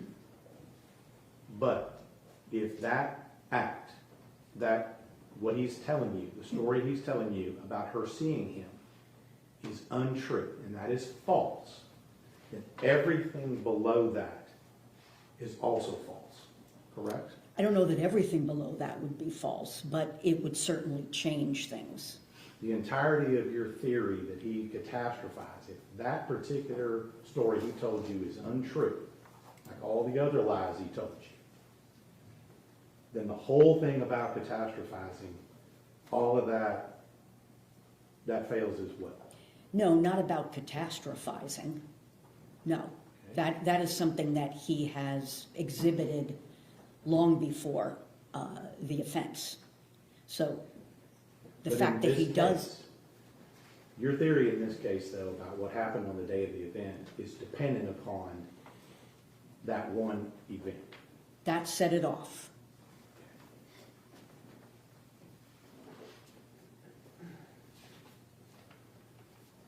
Now, part of this, and this is where I'm going to finish up, man. Thank you for working with me here. You noted in your report in several places where Tanner wanted to be famous, didn't Yes, he? Wanted to be a rock star. yes, And in fact, you said that was he told you it was his only goal in life. yes. And I think you said you listened to some jail call. Did you listen to a jail call where he's talking about telling his story to maybe make some money? You listened to that. To get out of, I think it was, again, completely unrealistic and evidence of extremely poor thinking, irrational, that somehow he would sell his story to get bailed out, get enough money to be bailed out. Well, that's what he's telling me. Yes, that's what he said on the phone. Number 11 here, what does he tell you about what he thinks his situation is like? It's on number 11. I think he compares it to a movie. Does he not? All right, we're gonna take 10 minutes, 0 minutes of break, but we're gonna finish with this witness. 10 minutes.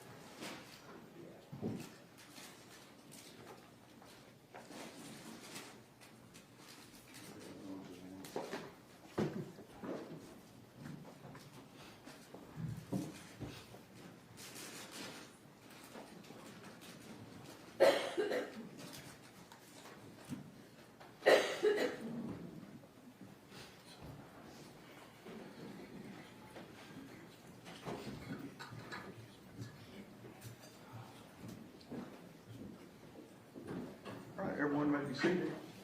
Mr. Stakes, you may continue. Thank you, Your Honor. Got a couple of questions, ma'am. Thank you for bearing with us today. Something I wanted to ask you about when it comes to, you made some testimony the other day about future danger in prison. We talked a little bit about that earlier. You would agree with me that there is some probability that the defendant may commit some acts of violence in prison, right? Yes, there's a probability that anyone will commit acts in prison. Including the defendant. Correct. Now, I'm going to ask you just very simple questions. We talked a little bit about pedophilia disorder. Yes. That's right. And you've reviewed some information in relation to that recently, correct? What information? You've reviewed some information related to your testimony with regard to pedophilic disorder. I know what pedophilic disorder is. Okay.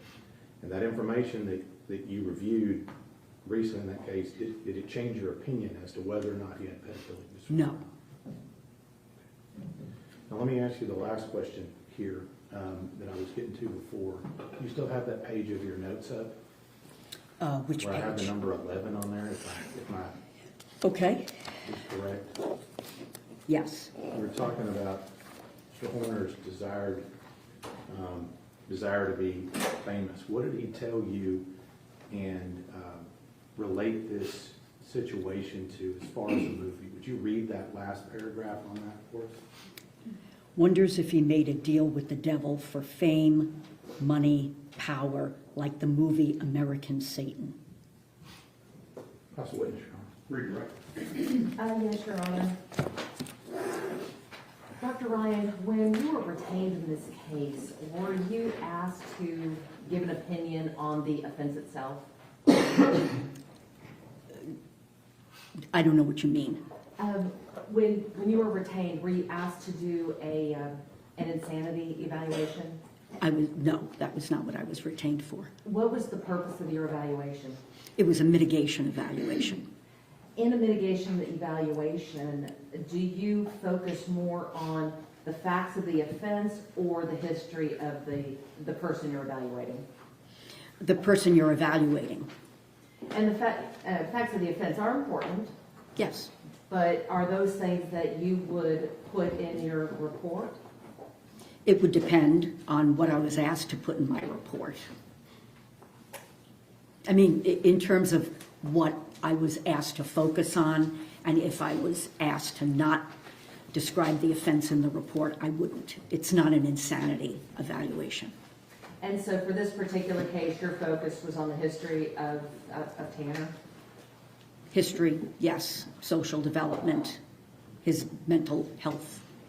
Dr. Ryan, the prosecutor asked you about self-report. And you had mentioned that self-report was important. But do you rely solely on self-report? No. How do you verify these things that you are given by the person you're evaluating? Well, in terms of verification, is it maybe not the correct word, but Corroborate? yes. We'll go with corroborate. How do you corroborate what has been self-reported? Just within the context of the evaluation itself, to be able to weigh inconsistencies and what they mean, and what they indicate, and how they fit into what I've already determined or am determining about the person's cognitive abilities, their cognitive status, more or less, their emotional abilities, as well, and then to look at the body of information that I've received, see if things essentially line up, and also to talk with other sources of information.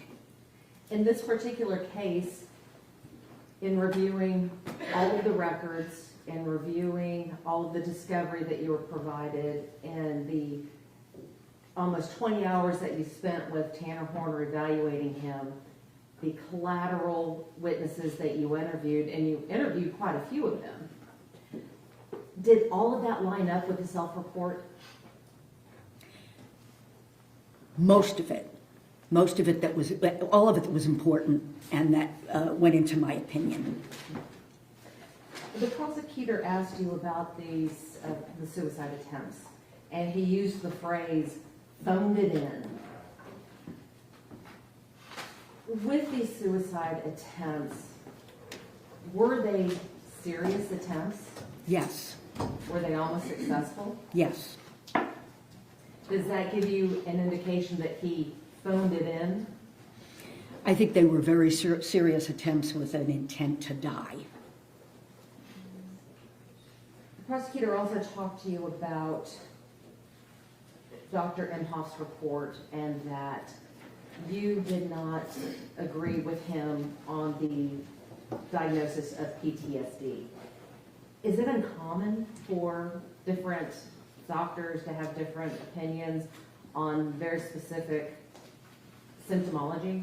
Well, if the doctors are working with the same body of information, there should be that's called reliability. They should be coming to the same conclusion, but especially in a forensic case, this kind of situation, people have access to different types of information. They may not have met with the person for as long a period of time. They may not have spoken with other collateral sources. Do symptoms for something such as PTSD, are they present every time you meet with the person you're evaluating? They're not observable every time. And so if a person doesn't observe it at that time, does that mean it doesn't exist? No.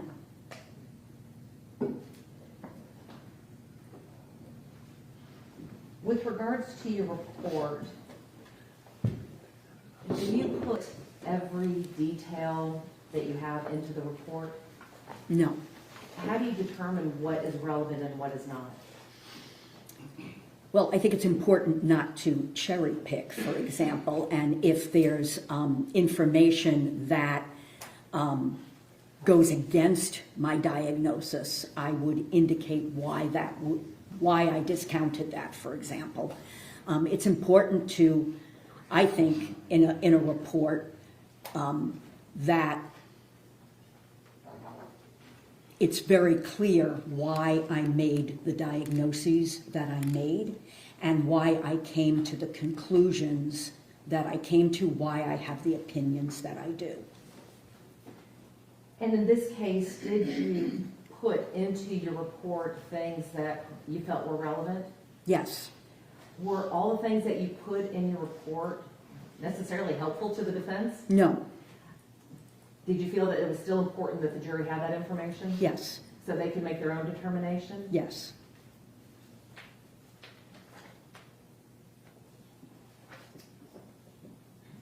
There was a lot of talk about problem solving. And I want to go back to, what do you mean by problem solving? Well, problem solving is different for different situations, right? Some problem solving requires very little executive function on the part of the person making the plan or the problem. So if you have a problem, for example, that you spill coffee on your jacket before going to work, doesn't require a whole lot of executive function to go put something else on. More complicated issues require more executive functioning, better judgment, planning, rational thinking, being able to shift from one thing to another. And then, if you are emotionally dysregulated, that compromises your ability to problem solve. So the more complicated, the more upsetting and distressing a situation is, the more impaired potentially someone with Mr. Horner's deficits are going to be. Well, the prosecutor specifically said, it sounds like he was problem solving when he cleaned the truck. Sounds like he was problem solving when he covered up the camera. Sounds like he was problem solving. Based upon your training, your experience, and everything that you've reviewed in this case, what is your opinion about Tanner's ability to problem solve in that situation? I think it comes down to what's his ability to problem solve in a reasonable way. And on some level you can say, well, it's reasonable to clean up your crime scene, right?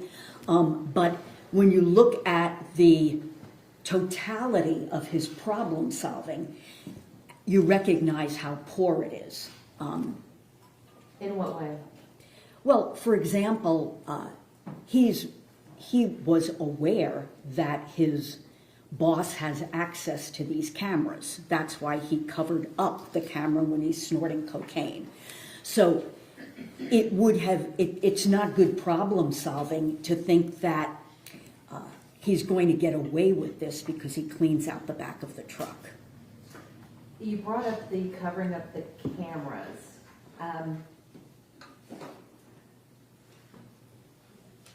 There were a lot of assumptions that were being made about why this may or may have happened. I mean, covering up the cameras. So the question I have is covering up a camera after a kidnapping indicative of planning to kidnap? No. Tell me more about that. Well, I think it's an indication of his poor planning and problem solving. There really wasn't planning involved, right? So if he had planned it, he would, I mean, we talked yesterday about the difference between IQ and some of the other deficits that he has. He would not have done this in the way he did if he had planned to kidnap Athena. The other thing that the state had asked was about actions and consequences. Would it make sense to uncover a camera while you were trying to clean up the evidence of a crime? No.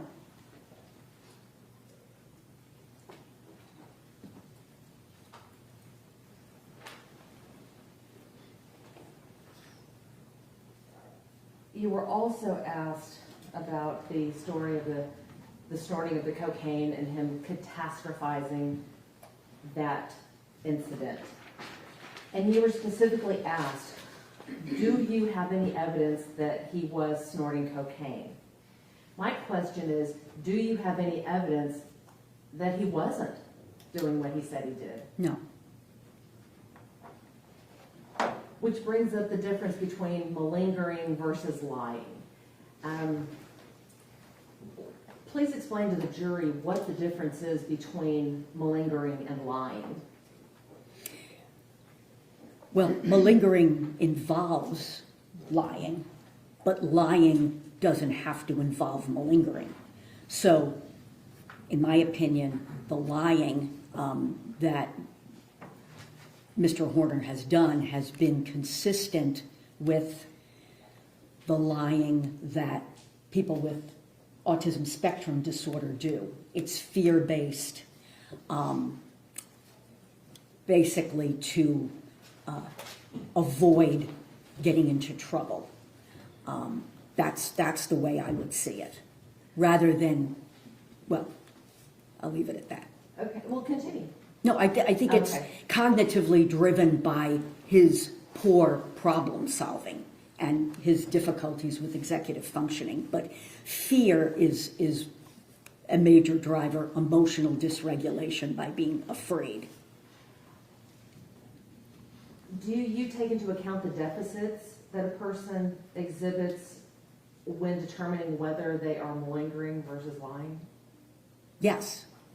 And in Tanner's case, did you detect that he was malingering in any way? No, and malingering has to do with fabricating or grossly exaggerating a disorder, for example, a physical or psychological disorder. So lying isn't the same as malingering. So as I said before, malingerers lie about their disorder, for example, to get into the hospital or to whatever. But you can lie without being a malingerer. And Dr. Ryan, there was a lot of talk about manipulation. When we're talking about, let me back up. The state asked you about antisocial personality disorder Yes, and spoke about manipulation and impulsivity, irresponsibility, callousness, things like that. Based upon your evaluation, did Tanner meet the criteria for antisocial personality disorder? no, Did he exhibit a pervasive pattern in this case? no. And I'm going to ask you to explain to the jury, what do we mean by a pervasive pattern? A pattern over a period of time. And that's in the criteria for antisocial personality disorder, why you have to have met the criteria for conduct disorder prior to the age of 15. Because you would be talking about a persistent pattern over years of behavior that is not only illegal, but is not, defies the rights of others, doesn't take into account the rights of others. So when we're talking about a pervasive pattern, does that mean that it's a one and done? Or if somebody snaps and they do something, does that qualify in and of itself as being a pervasive pattern? It's not a one and done, it's not even a five and done. I mean, you have to have a persistent pattern of this kind of behavior across antisocial behavior, across numerous realms, I guess. Now, with regards to the diagnostic criteria for antisocial personality, does one have to fail to conform to societal norms with respect to lawful behaviors? Yes, And would that be indicated by repeatedly performing acts that are grounds for arrest? yes, Did you find that in this case? no, Another part of the criteria relates to deceitfulness, such as using aliases or conning others for personal profit or pleasure. no, Did you find that in this case? no, With regards to impulsivity and failure to plan, is that something that was present in this incident? yes, and he has been impulsive in the past, too. We talk about irritability and aggression indicated by repeated fights or assaults.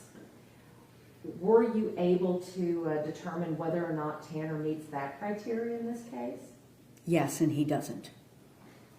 What about reckless disregard for the safety of himself or others? No, What about consistent irresponsibility as indicated by repeated failure to sustain consistent work behavior or honor financial obligations? again, in the criteria for antisocial personality disorder, those things can't be related to another disorder. He does have the failure to sustain employment, but in my opinion, that's due to his autism spectrum disorder. What about lack of remorse? No, So you mentioned that the criteria for ASPD, it sounds like it can't occur in a vacuum. That if it can be attributed to something else, you have to consider that something else as well? Yes, now you can have both antisocial personality disorder and autism spectrum disorder. Mr. Horner doesn't, in my opinion. Explain to the jury what is meant by differential diagnoses. It's the procedure by which physicians, for example, would gradually, they would take into account the symptoms that someone comes in with and then gradually distill it down based on symptoms, lab tests, for example, to what they think is a group of likely diagnoses. For example, if someone comes in with a cough, that could be a lot of different things causing a cough, right? So then the person tells you that they have blood in their sputum. That narrows it down. Could be bronchitis, could be a virus, it could be pneumonia, it could be tuberculosis, it could be cancer. So then you do more interviewing and testing to kind of narrow it down to what you think the diagnosis actually is.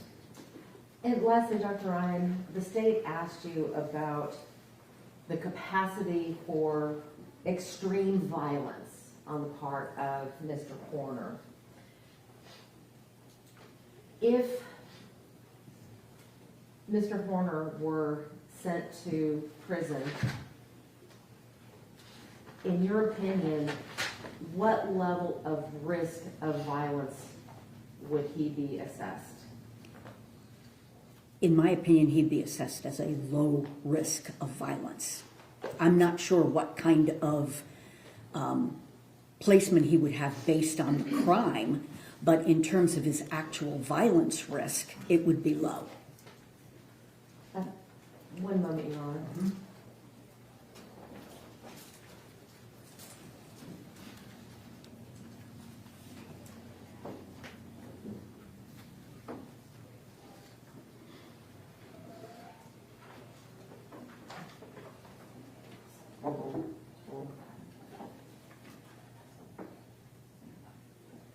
Nothing further, Your Honor. Mr. State? All I'd like to do, Judge, is offer, I think, on Market Estates 309, the good doctor's notes that you've been talking about in this case. And you're offering it for all purposes? Yes. Any objection? One moment.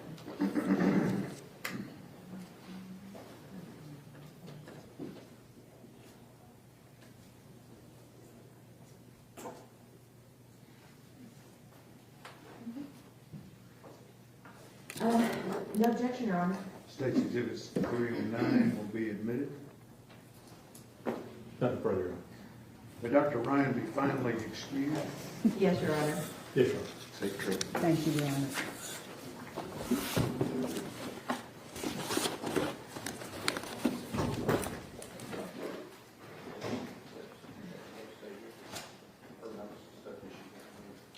She's got a copy. Yeah. Who do you have next? She should be in the Okay. waiting room. This is the first one that was listed on y'all. Yeah, okay. Who's this? Your Honor, if you want me to step out, grab her. I'm sorry? Okay, that'd be great. Never mind. Go get her.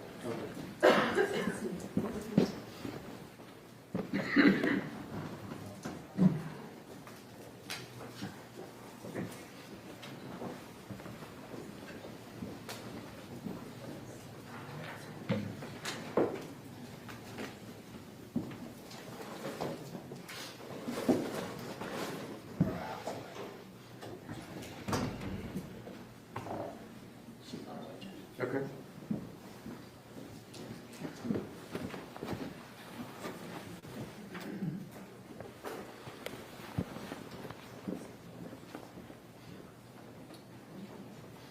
Good morning. Good morning. Read.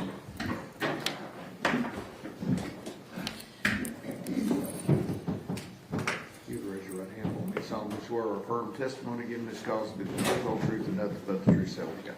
Yes. Okay. There's a rule of evidence. ordinance in effect says you cannot be in court unless you're testifying. Once you have discussion, once you finish testifying, do not discuss your testimony with anybody else except the lawyers. Okay? Yes, sir. All right. Mr. Gold? Thank you. Good morning. Good to see you again. For the purpose of this hearing, I'm going to just call you Elizabeth. Is that okay? Yes, sir. Do you know Tanner Horner? Yes. And how long have you known him? About 5 or 6 years. And how do you know him? We met through one of his ex-girlfriends at a place I used to work at. Okay.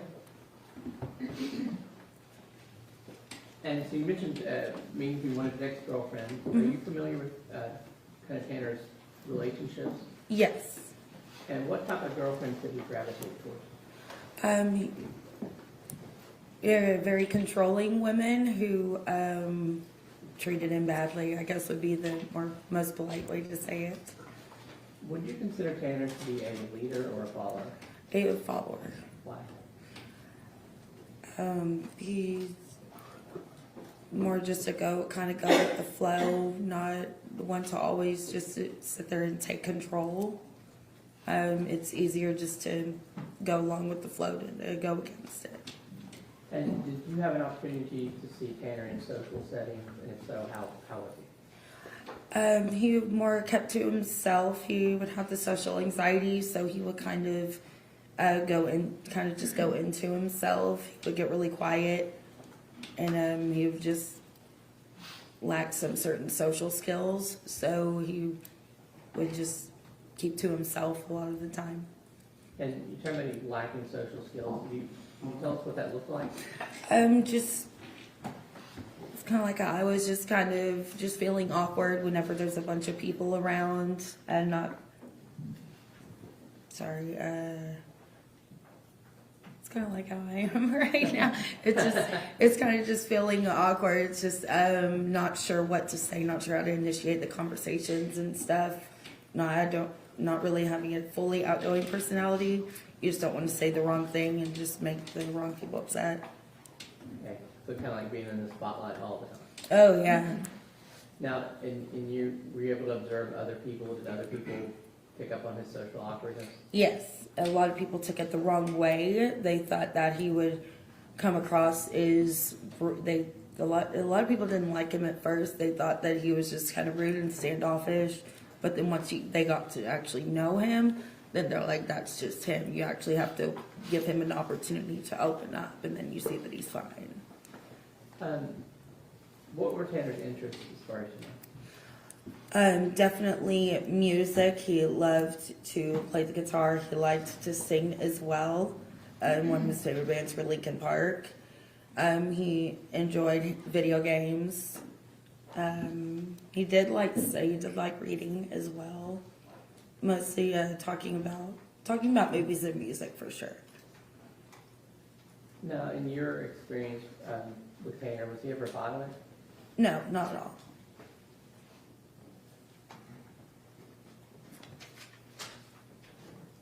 all. Did Tanner have friends? Yes. Not many. We shared the very few select friends.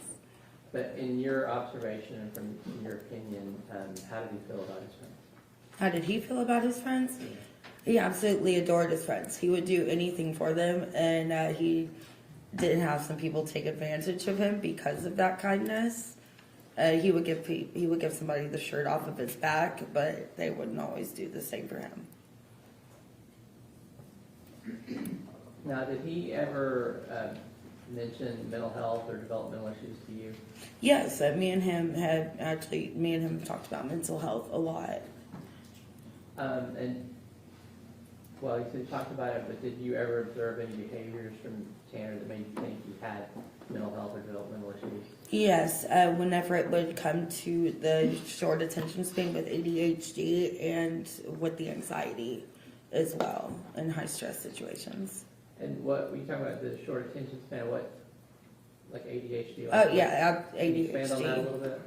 Yes, getting easily distracted, going off on a tangent, and just having your mind running a certain way where he would say something you would think it's completely random, but it's just the ADHD mind connects a lot of things really quickly, and it comes across to a lot of people as random, but that's just how.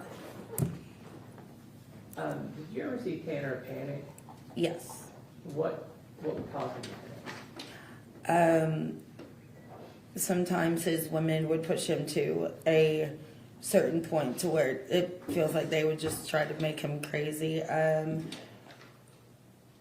One of his exes did something, and we got to see his reaction to it, and he's just grabbing the sides of his head, just trying to calm himself down, but just freaking out.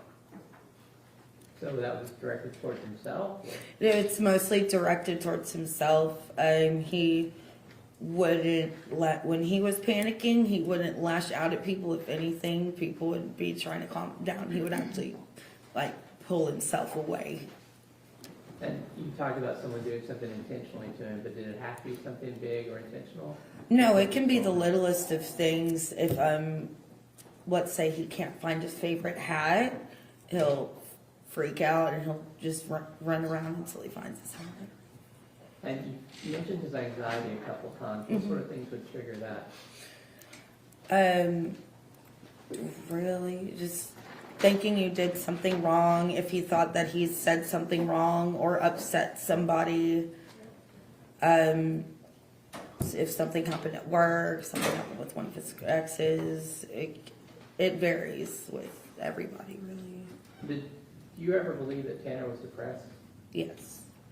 And why is that?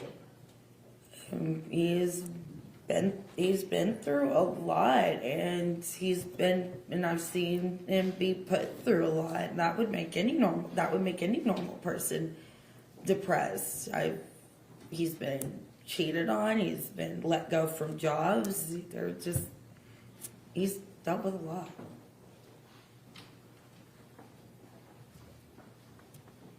And to your knowledge, was Tanner ever on medication? He wasn't, but that was because he didn't have the resources to start to get on medication. And a couple of months before everything happened, he had actually started seeing someone. He had actually started to get on medication. He was on it for about, I want to say, maybe 2 to 3 weeks, but he was starting to get on medication. Do you know if anything, or did you see anything that helped with his anxiety and depression? Music definitely helped. Having some sort of outlet, whether it's just writing, reading, something that could seem so simple to somebody else, can be the thing that you look forward to the most. How did Tanner react to fatherhood? Honestly, words can't describe how excited and proud he was to be a father. He didn't know, in my opinion, he didn't know how bad he wanted to be a father until he was a father. And then everything just changed. So without telling me what he said, did Tanner ever speak to you about his parents? Yes. Did he ever talk to you about aspiring to be a better parent than his son?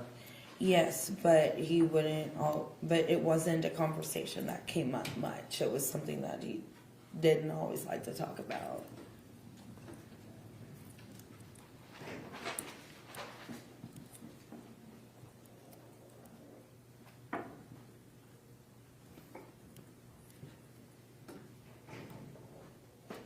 Now,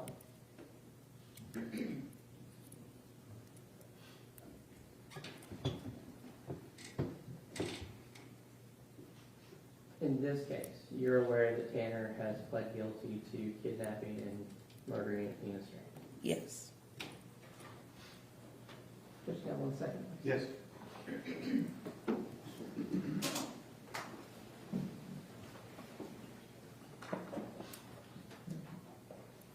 Judge, I'll pass the witness. Cross-examination. Briefly, Your Honor. Ma'am, you said you've known Tanner for 5 or 6 years? Yes. What was the situation in which you know him? Do y'all hang out? What's the situation? And do you mean like how I met him? No, like what did y'all do together? We would hang out after work with his ex at the time. Sometimes we would go out to the bar and just hang out, dancing. We've gone out to a festival a time or two. But a lot of our work schedules were really conflicting with each other, so we didn't get out much. Sometimes we would hang out at a mutual friend's house as well. This time that you hung out with him, going out, going to festivals, over that time that you knew him, how many times do you think you actually did that? I couldn't say. You don't have an estimate? I just don't have an exact number. Was it every single weekend? No, I don't think so. Once a month? I would say maybe every other weekend would be my best guess. And you said you knew what he pled guilty to. Do you know what he actually did in this case? Not, I haven't really been following all the articles and videos. I've just been kind of avoiding anything with it. I don't know exactly. Redirect. And nothing further, Your Honor. And this witness be finally excused. Yes, sir. Yes, Your Honor. Thank you, ma'am. Thank you. Go ahead.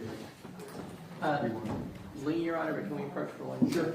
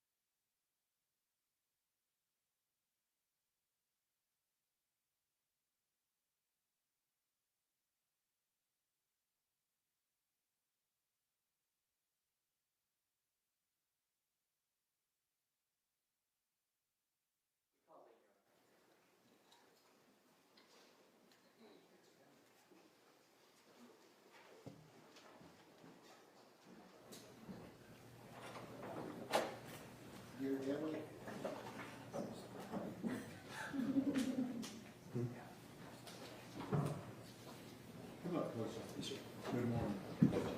Please raise your right hand. Solemnly swear or affirm testimony giving yourself the truth, whole truth, and nothing but the truth, so help you. I do. There's a rule of evidence in effect that you cannot be in court unless you testify, and once you have testified, do not discuss your testimony with anyone else except the Lord. Yes, sir. Watch yourself in that chair. Good morning. Thank you, Your Honor. Good morning. For the purpose of this hearing, I'm going to, it's good to see you, by the way. For the purpose of this hearing, I'm going to call you Lee. Okay. All right. So, Lee, how did you first meet Tanner? Through a friend. Okay. And you remember where that was at? And that would be Electric Cowboy. How would you describe Tanner? He was fun. Got along with everybody. Was there anything unusual about the way Tanner behaved? He just wasn't good at closing jokes. He was just a little different. I don't really know how to describe it. Just Okay. Just one of the things that you noticed, but it's tough to put into words. right. Yeah, it's just a little different. Well, how? And you said he struggled to tell a joke. Like if you was telling a joke and like the timing when you finish it, the laughter thing, it would be like an awkward pause. Didn't quite finish off. It kind of leave the weird, silent awkwardness. And do you ever know him to kind of be lacking in common sense sometimes? Yes. Now, did you have a chance to actually work with Tanner? Yes. Was that at a glass company? Yes. And how long have you been in the glass business? 35 years. 33, sorry. What was Tanner's job title at the glass company? Installer. And what does that mean? What would the job be? They would be out there in the job field, residential, installing mirrors, showers, anything that needs to be done on the job site. And was that like mostly manual labor, or Yes, sir. is there any kind of specialized training or a class that's required to do that? Not to start out, but you develop that as you go. And how long does it typically take someone to learn that trade? You're always learning, but to go from like a helper, as I hate to say that, to a lead man, usually a year and a half. Okay, he would have started out as a helper, and a year and a half, you'd expect him to work his way up to a lead man? Yes, sir. And how was Tanner's work performance? A little bit slower than most. He did show up on time. He just was retaining stuff was hard for him. Like retaining Knowledge. the knowledge, the skills.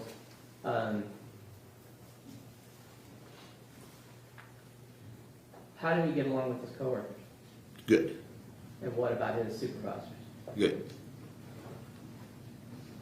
Did you ever, while at work, witness Tanner have an emotional outburst or some sort of unusual reaction? Yes. And what was that? He had carried in some equipment. Got sat down. Door got open. It was behind the door. We couldn't find it. Something so simple, but he just kind of lost control. Freaked out. Like he couldn't handle himself. It's kind of like not really screaming, but almost crying, and slapped himself in the head and such. So that was kind of directed towards himself. Yes. And was it expensive equipment or just? No, it's just simple stuff. But you just couldn't do the job without it. And did you also have social interactions with Tanner? You said you met Yes. the Electric Cowboy. Is that, Yes. What is that? It's just a nightclub. Okay. And did you have a chance to observe his interactions with people in that social setting? Yes, sir. Was that in any way unusual? Hadn't been, no. Was it easy for him to make friends? And you said he was a little awkward on jokes. Was there other awkwardness? No, it's just, he seemed like he could make friends. He didn't really go inside much. He more or less stayed outside. Smoking cigarettes and such.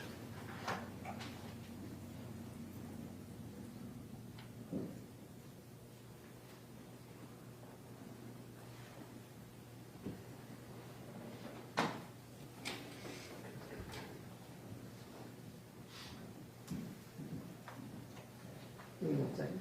Yes, sir.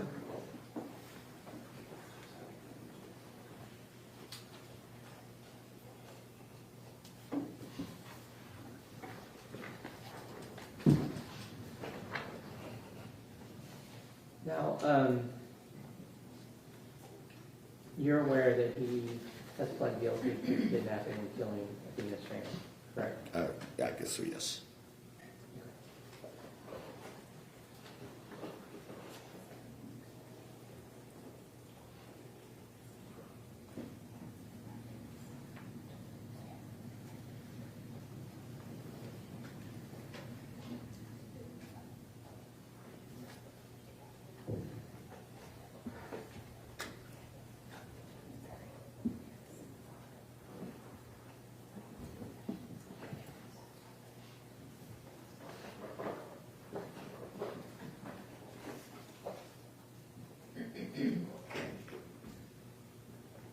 Your Honor, I'm going to pass the witness. Cross-examination.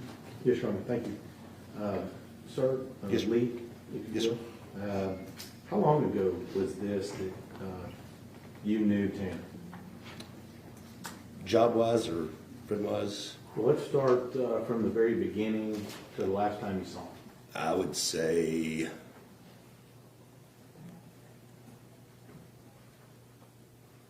2000. No, not 2000, sorry.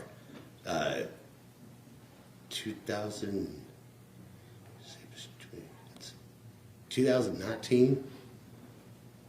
This is probably when I first met him. Last time I'd seen him would probably be right there around 2021, 22. Okay.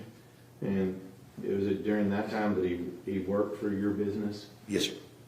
And how long did he work for your business? From November 20 to December 21. And you said at that time he was a helper. Yes, sir. This wasn't the first helper you had that didn't get the job and you had to let go. Oh, no, there's been many. Now, with regard to the social interaction, you said this was at a bar? Yes, sir. Okay. And how frequently would you see him at the bar? Maybe once every week or two. Now, at some point, Tanner told you he couldn't go to the bar anymore. Is that right? He may have. I don't remember. Did he tell you why he couldn't go to the bar? I don't remember the conversation. Did he have an altercation with a bouncer? Now, he did That's say hearsay. Sustained. What did Tanner tell you? he was not There's allowed. hearsay. Well, he's answered the question. Go ahead. He was not allowed in that bar. He was banned. Not allowed in that bar. Sir? Not allowed in that bar. Yes. But you don't remember why he told you why. No. That's what it's from. Redirect. I'm sorry, I forgot to ask you about Tanner losing the job. Did you have to let him go at some point? Yes. Do you remember about how many months into it was? We told him just because he wasn't catching on, but the homeowner was present when he lost control of himself, and the message that's sent and so forth like that, we just couldn't have that. Okay. Now, did he get his Christmas bonus that year? Yes, And did he really earn it? Or? we do our best for everybody. And did you, even after that, did you remain friends with Tanner? We didn't see each other too much, no, but we crossed paths sometimes. It was a while. But that wasn't kind of No. you didn't cut him off because he couldn't do that job? No, sir. That's what it's shown. Mr. State, Nothing wrong. Thank you. may this witness be finally excused? Yes, sure. Yes. Thank you, sir. Thanks, sir. Appreciate you coming.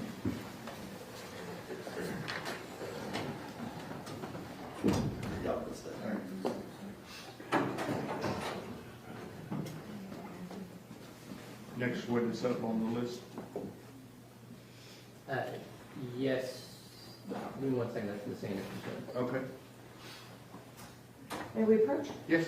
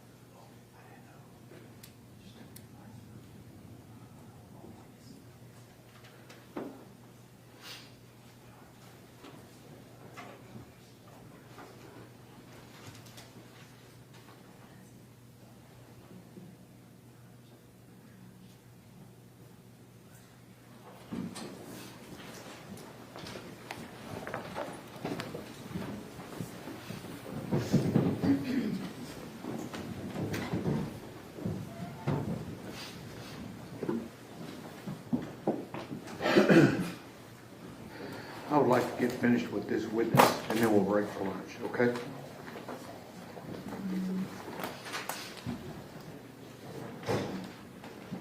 Come in, please, sir.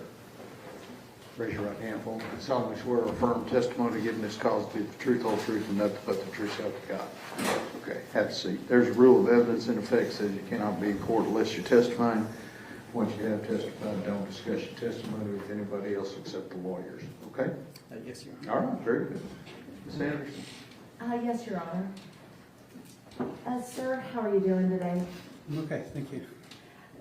We have agreed to refer to you just as Jason for these proceedings. Is that okay? Yes. All right, so Jason, if you'll just go ahead and introduce yourself to the jury. Hi, my name's Jason. I was a contractor at FedEx. Okay, pull that microphone a little bit closer to you, the silver one. This, Okay. Jason, you said that you were a contractor over at FedEx. What does that mean? I owned a business where I owned delivery trucks that were contracted to FedEx to provide service to them through various zip codes. Was Tanner Horner one of your employees? He was. How long did he work for you at your company? I believe it was about 5-6 months. When you had said that you had a company that contracted with FedEx, explain to the jury, what does that mean? Yes, so FedEx contracts areas for service providers such as myself to deliver packages to their areas, to their customers.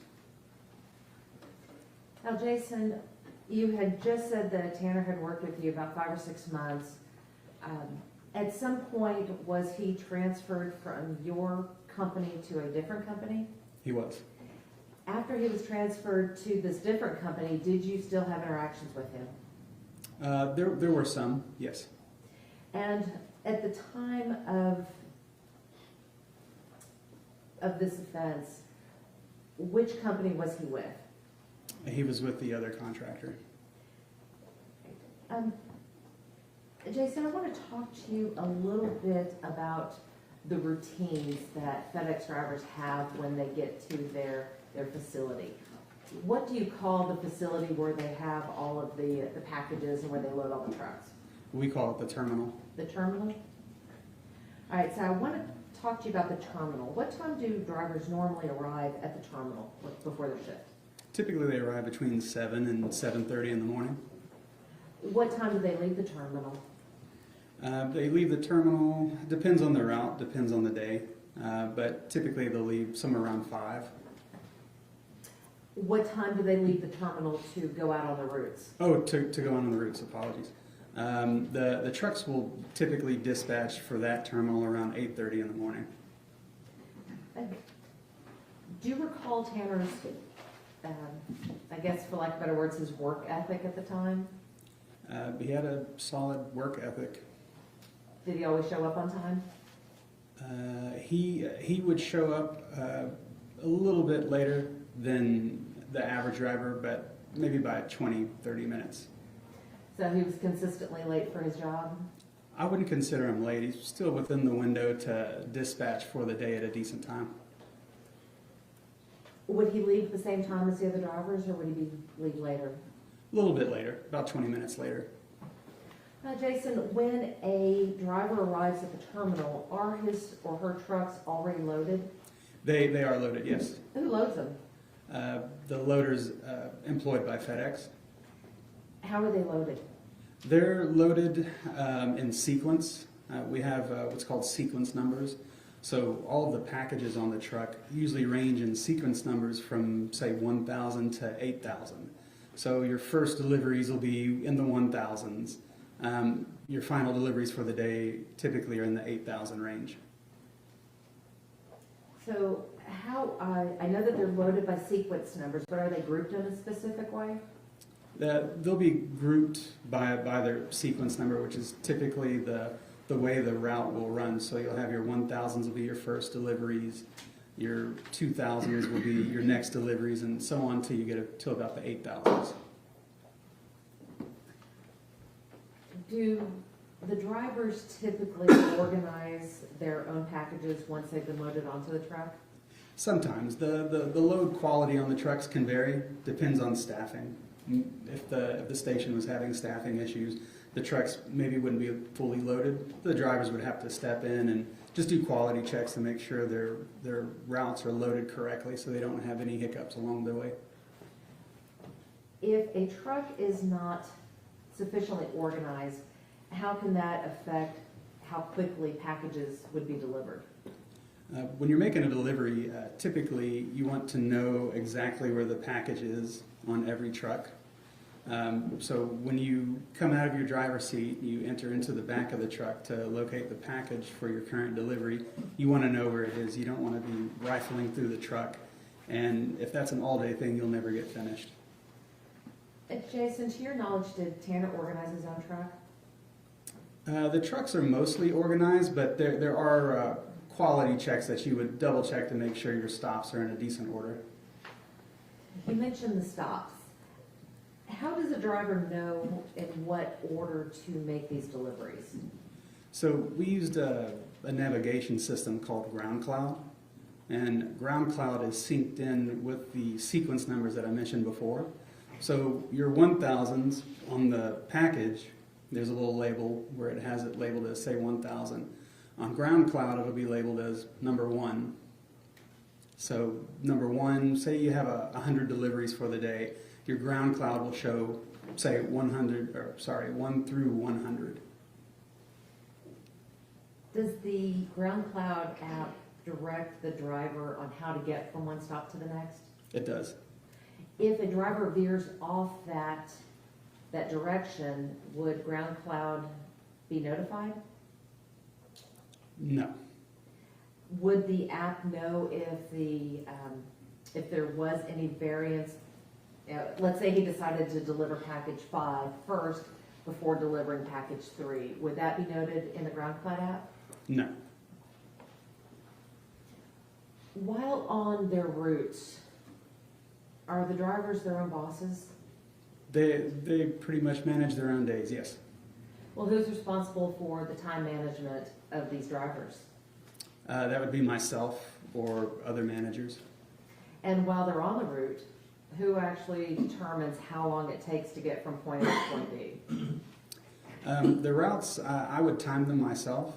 So I would just go out on these routes and I would deliver it at a normal pace. I'm not running, I'm just walking as if I have somewhere to be. Carefully navigating through the deliveries, for example, like 1 through 100. And that sort of estimate of time would be more or less what we would use to judge whether a driver was way ahead of schedule or way late for the day. But at the end of the day, is the driver responsible for making sure that all the packages get delivered? Yes, ma'am. And what happens if a driver isn't able to complete his route? If there's some issues during the day, the driver would notify either myself or management. Did this happen with Tanner, where he wasn't able to complete his route? He did have an instance where he wasn't able to complete his route, yes, Just one? that I recall. Was it possible that he had more than one time that he was not able to complete his route? It's possible. Jason, when is the peak delivery season for FedEx? So the peak season would revert to the Christmas holiday season. Peak season usually starts around late November and it runs all the way to pretty much Christmas Eve. What is the atmosphere like at the terminal during this peak season? The terminal is a busy place during peak season. The volume almost doubles for the building. Lots of extra loaders, lots of extra trucks, and lots of extra drivers. So you have extra trucks, extra drivers, extra loaders. It sounds like you have a lot of extra noise as well. A lot of extra noise, yes, yes. During this time period, because it's so busy, can it get overwhelming for a driver if he's just not ready for it? Absolutely. Can it get overwhelming for a driver if he is ready for it? Typically, if a driver is ready for peak season, they'll be okay. When you have these busy days during peak season, is it preferable for a driver to have a route that he is familiar with or one that is new to him? Preferable with something they're familiar with. Why so? Just route knowledge. You want to know where all the deliveries are. The average vehicle will also see an increase in their volume for the day. So every day is a little bit busier. Route knowledge comes into play. Their areas do shrink during peak season because the volume is so heavy. So they wouldn't normally cover the same amount of mileage that they normally would outside of peak season. So do the routes change a little bit during peak season? Yes, they do. While Tanner was with your company, did he stay on the same route the entire time? No, not the entire time. How often was his route changed? I wouldn't say very often. There would be times to where we would have to rotate routes a little bit. Someone puts in for vacation. We also have flu season comes around, people get sick, so we would have to shuffle the routes around a little bit to make up for that absence. But for the most part, would you agree that he stayed on the same route? Yes. You had mentioned about why it's important to have a route that people know during peak season. Is it important to have a route that you know during non-peak season? It's comforting to know what you have in front of you every day when you come to work. Oh, when Tanner was transferred to this other service provider, was he kept on the same route that you had him on? I don't know. Was he switched to the Paradise route? Eventually, yes. Jason, I wanted to talk to you a little bit about the difference between an urban delivery route and a rural delivery route. Are they the same? No, not necessarily. They have their differences for sure.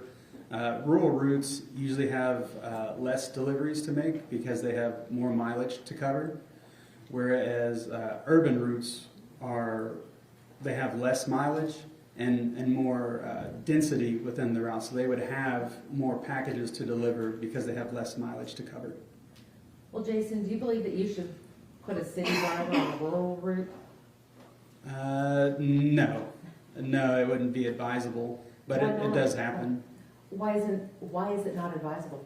That's not what they're used to. There's big differences. You wouldn't want to take a rural driver that doesn't face rush hour traffic and things like that and then place them in, say, a route that's having issues with rush hour and school zones and all those. And Jason, the last thing I want to talk to you about is your relationship with Tanner Horner. Yes. When Tanner was working for you, did you get to know him at all? I did. I was there quite frequently, 5, 6, sometimes 7 days a week. I made sure to touch base with everybody, get to know them, their personal lives. They are driving my vehicle, but it's labeled with another company's name, and it's full of other people's property. So I wanted to get to know the drivers for sure. During the time that Tanner worked with you, did he talk to you about his life? He did. And based upon your interactions with Tanner, and again, without telling us what may have been said, did you get the feeling that he was struggling with things at home? Financially, yes. Did you know whether or not he had just become a new father? I did know that, yes. Now, you mentioned the financial difficulties. Did you try to help Tanner with his financial difficulties? Yes, ma'am. I gave him a loan. Do you remember how much of a loan you gave him? I believe I gave him about $1,100 to help him with his family. His living situation, he had car troubles. I just wanted to help him. He needed help, he didn't have anyone else to go to. And he seemed like a good enough person. Jason, do you remember a time in May of 2022 when Tanner had to take a leave of absence? I do. Do you recall how long he was gone? He was gone for approximately 1 week. And to your recollection, was that due to a medical issue? Yes. I'll pass the witness. Cross-examination? Yes, Your Honor, quickly. All these, it sounds to me like, Jason, that, and just given your statements today, that you seem to get to know all your workers. Is that right? Yes, sir, that's true. And I get the vibe from you, just talking with you today, that you loan money to just about anyone if they need it. Am I right? If they needed help, I was in a position to help and I would do so. Right. And I'm betting your employees appreciate that and value that in you as a boss, don't they? They do. Now, in this particular case, you only knew Tanner 5 or 6 months, right? Yes, sir. And during that time, with all the other drivers that are going on, how many other drivers do you have at that time? At that time, I had close to 20 delivery routes. All right. Each route has a driver, I'm assuming. Yes, sir. And then you probably have a couple of extra to help out. I do. And in that particular situation, the routes for all the drivers can change at different times, can't they? It happens sometimes, yes. It's not preferred, obviously, but it does happen. It does happen. And those drivers, they understand that that's part of working for you and getting paid, is that sometimes they might have to go on a little different route. Yes, sir. All right. And also, when they go on these different routes, you talked about peak season. Even during peak season, do you make accommodations to provide help or assistance? In other words, would you yourself actually go out and help one of your drivers deliver packages? Yes, I was on the road just as much as the drivers would be. So even during peak season, the drivers during that time, those that are behind, would you have the other ones who are maybe ahead go help them? Yes, sir. During peak season, the holiday, Christmas season, we would set up buddy plans. So you would have a route, and the route closest to it would be their buddy. So sometimes I would have to ask the buddy to go help out another route, and otherwise I would be on the road myself. Right. And during this time, this 5 or 6 months that you had Tanner to work with you, he was able to do all of that, wasn't he? He was, sir. He was able to manage the GPS and manage his route, wasn't he? He was. And was able to communicate with you when he needed help or additional help delivering packages? He would have been able to communicate. I don't remember an instance where I would specifically have to go and help him, except for the one day when he had to leave early and go take care of a personal issue. Right. But you didn't have any problem with him doing all the things that you needed him to do during that time that he worked for you? I did not. That's the witness. Redirect. No, Your Honor. May this witness be finally excused. Any objection? Not for me, Your Honor. None, Your Honor. Thank you, sir. Thank you, Your Honor. Okay, your lunch is here, and we'll see you at 1:15.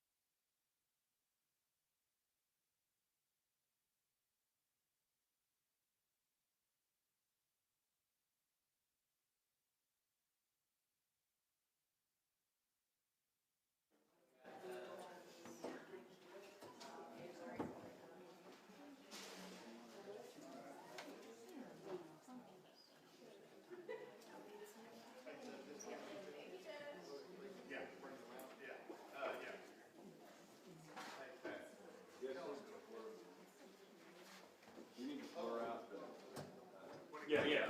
When it comes out. Okay. Okay. No, when it's not. Yeah. I see that. I see now.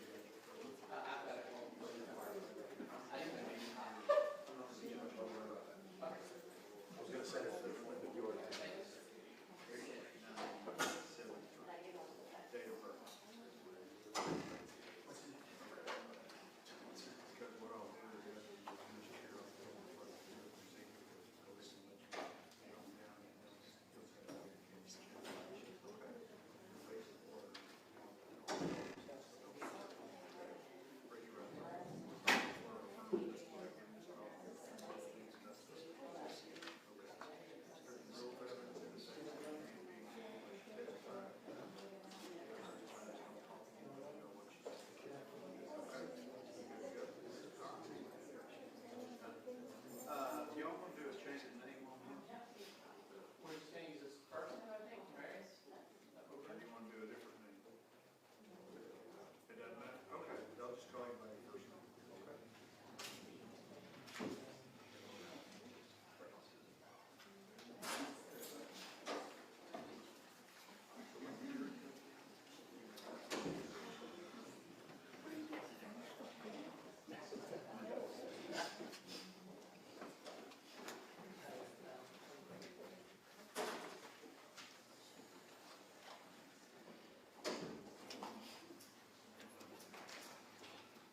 Both sides ready for the jury?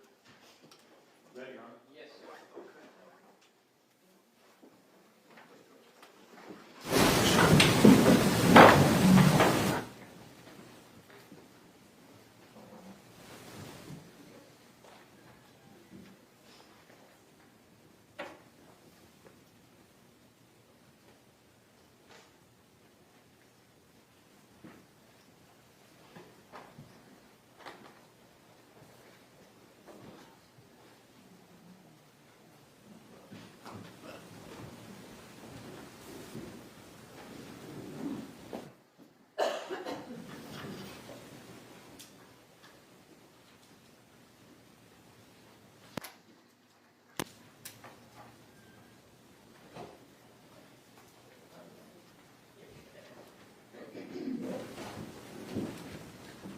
Everyone may be seated.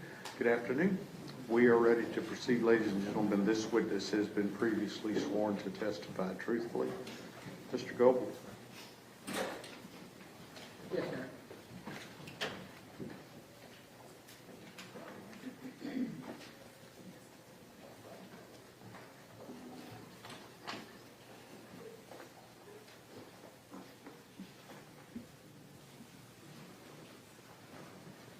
Good afternoon, Marius. For this purpose of hearing, I'm just going to call you by that one name. Is that okay? Yes, sir. All right. Good to see you again. Thank you for coming in. Yes, sir. To start with, you are a convicted felon, Yes, sir. and your charges include assault, family member,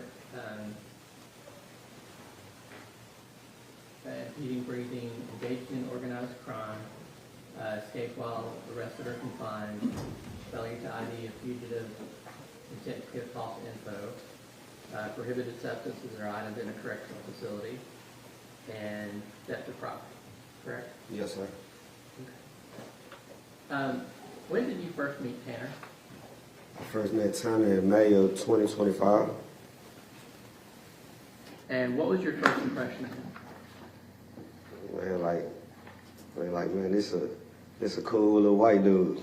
Like, that was my first impression. Like we used to sit there and just talk about cartoons all day. That's all we do. Just sit there and talk about anime all day. I just thought it was like, he was just cool, man. Just a cool vibe, just to get the stress out of being back there 24 hours confined in this cell. You give a dude a laugh. And Okay, hang when on. he first Hang on. need for you to enunciate a little better because the court reporter's having a hard time understanding what you're saying, okay? I mean, I just thought he was a cool gentleman. Yes. Like, yeah, he just. Hold on, let him ask you a question. Let me just clarify what we've already gone over. You said he was a cool little white dude. Yep. And you all taught anime and cartoons, things like that. Yes, sir.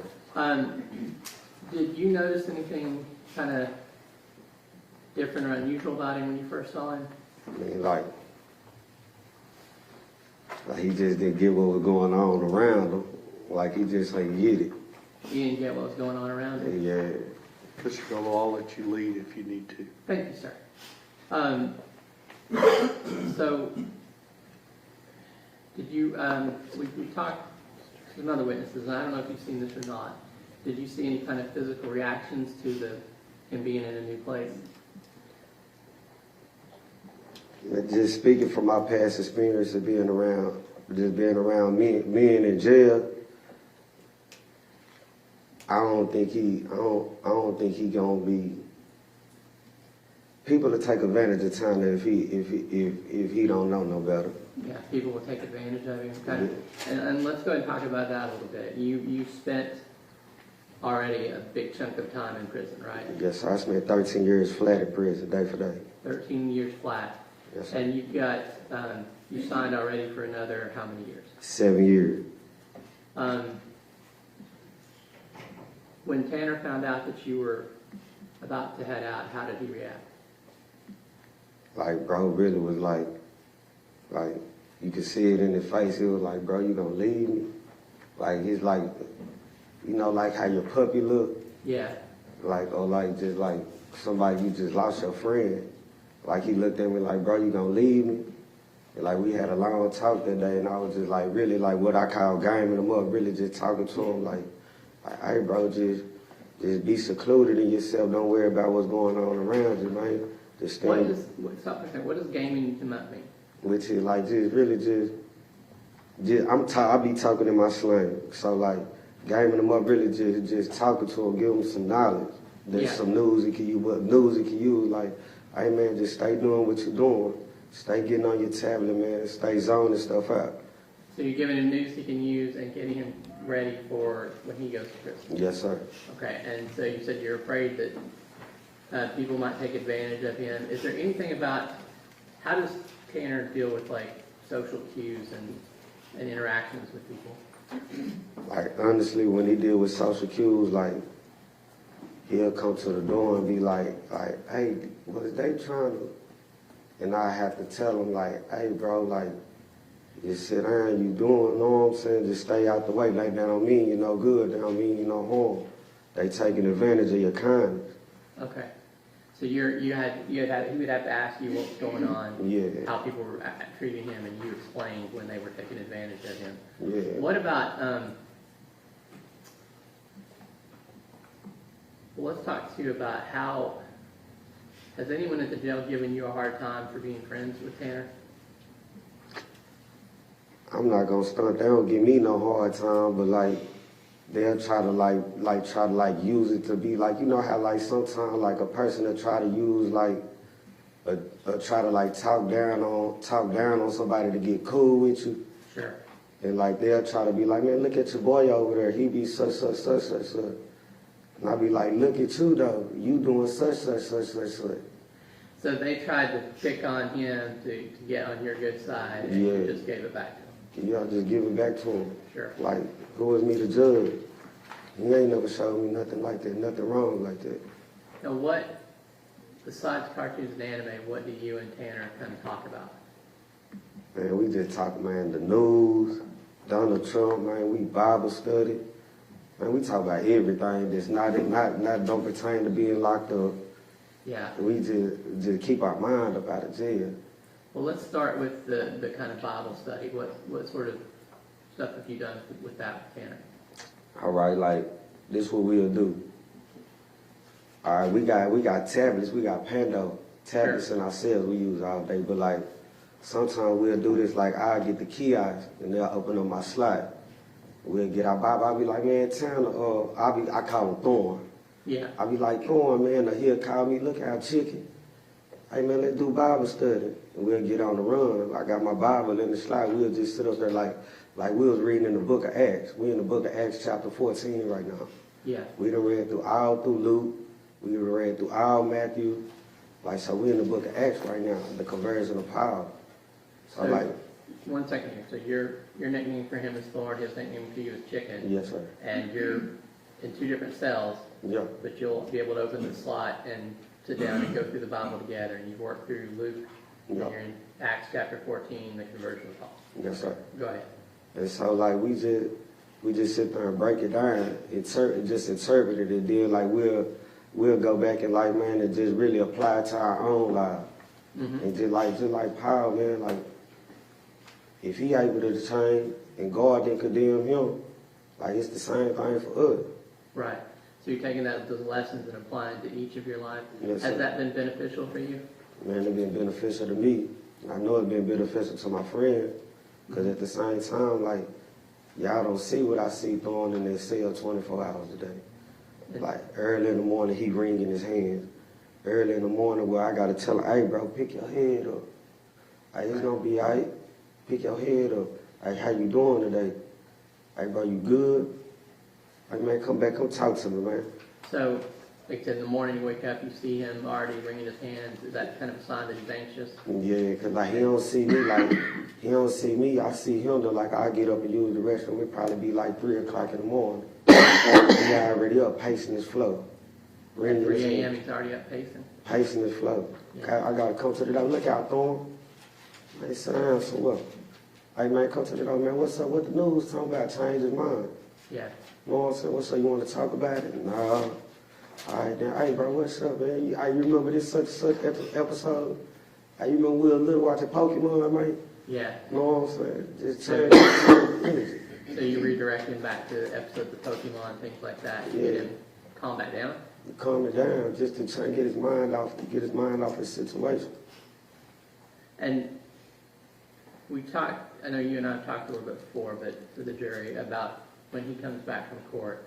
Is that another time when you need to kind of pick him up or distract him? Man, look, every day I come back from court, every day he come back from court, I look out for him, how today was, thumbs up or thumbs down. He do me like that, I know not to question him no more. Yeah. I'm finna go watch Naruto. Yeah. I know he's finna go watch cartoons and zone it out, get his stress up off of him, lose himself. Okay. So when he comes back and he's like that non-responsive, he's got to take time and I try already- to get away. And you mentioned earlier like the tablet and Pando. Pando is an app on the little computer tablets that Yes, you sir. all use, right? That's how you all get information now. It's not like the old days where someone would come around with books. Yeah, it ain't the old days. No. Nah. All right. So let me see.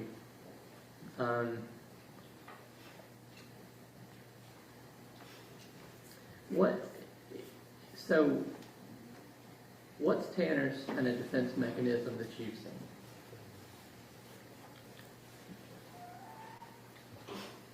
Man, Tanner goofy, man.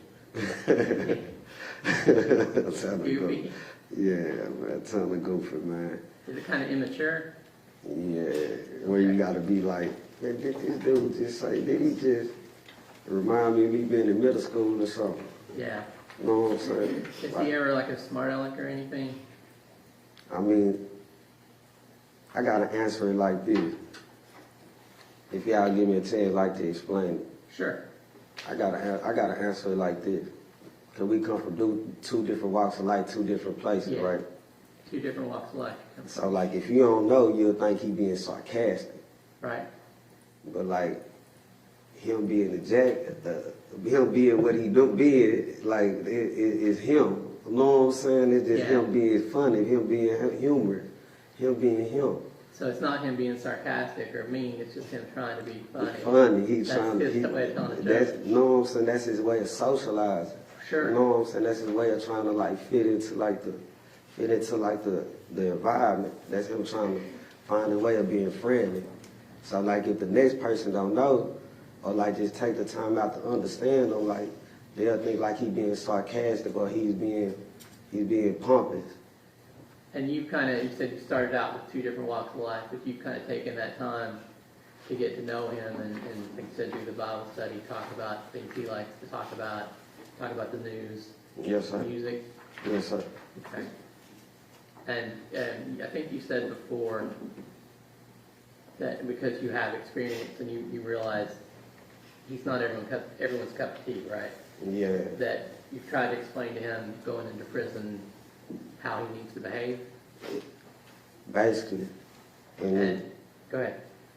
Basically, like, I explained to him, like, really try to discredit all, like, because people have a view of being in prison, like, it's just this bad, bad, bad, but, like, you have this side, and this side is just the lane you choose to go down. But, like, you still have people down there that prey on people. Yeah. And me being experienced, I grew up down there. I was a bad individual down there. Yeah, So, so like, wait one second. So you said go down there, everyone thinks that everyone's bad, but it's not that way. It's not that But way. there are people that will prey on. It is people that prey on other people. Sure. You got sheep and you got wolves. Yeah. And like time, like people that get a man with messed up intentions, or think being a good man, I think because Tanner being a good man, just want to help somebody, they'll confuse that with being green. Right. And I don't think he's doing is just being a good person. And what does being green mean? Naive. Naive, okay. So as between the wolves and the sheep, which one is Tanner? Tanner, a baby lamb. Baby lamb, okay. Yeah. So a little worse than a sheep. So Yeah. you're telling this because you're worried about his safety. Yeah, the past experience with people, us just being a little vicinity behind them doors back down there. Just back there and on it. Like it's been situations where I had to, hey bro, go on, chill out now, he don't go. Or like just, I'm gonna tell you a situation that just happened, like we had a neighbor over there. Yeah, you had a neighbor and what happened? And he was asking Tanner for some coffee. Yeah, you asked for coffee And basically messed Tanner over. You know what I'm saying? Told him, I'll give you this for this. And basically really jacked him for his coffee. And then acting for me, basically stole it from him. he basically stole his coffee. And Yeah. like just to make it good, I gave it back to Tanner. You know what I'm saying? And let bro know, like, nah, you really out of line. You know what I'm saying? Yeah, so you kind of tried to stand up for him. Yeah, you know what I'm saying? Realize you don't do that, man. Sir, if I can explain, like, sir, you don't do that to no person that's naive. Cause like when you being down there in prison or just man in general, a grown man, you don't bully nobody that don't know no better. Yeah. You know what I'm saying? So in prison, you're not supposed to bully people that don't know any better. That you were trying to tell that guy that. Exactly. And you've also tried to tell Tanner that he trying to teach him Like not to get taken advantage of. yeah, like everybody don't go. Sometimes you gotta say no. But it's okay to be nice to people. It's alright to be respectful. I would be respect get you everywhere with a grown man. I'm gonna approach this shot. Yes, sir. I want to show you a copy of the letter that's been marked with this exhibit 88. Yes, sir. You recognize that? Yes, sir. That's my handwriting. That's your handwriting. Who is that letter to? That's the form.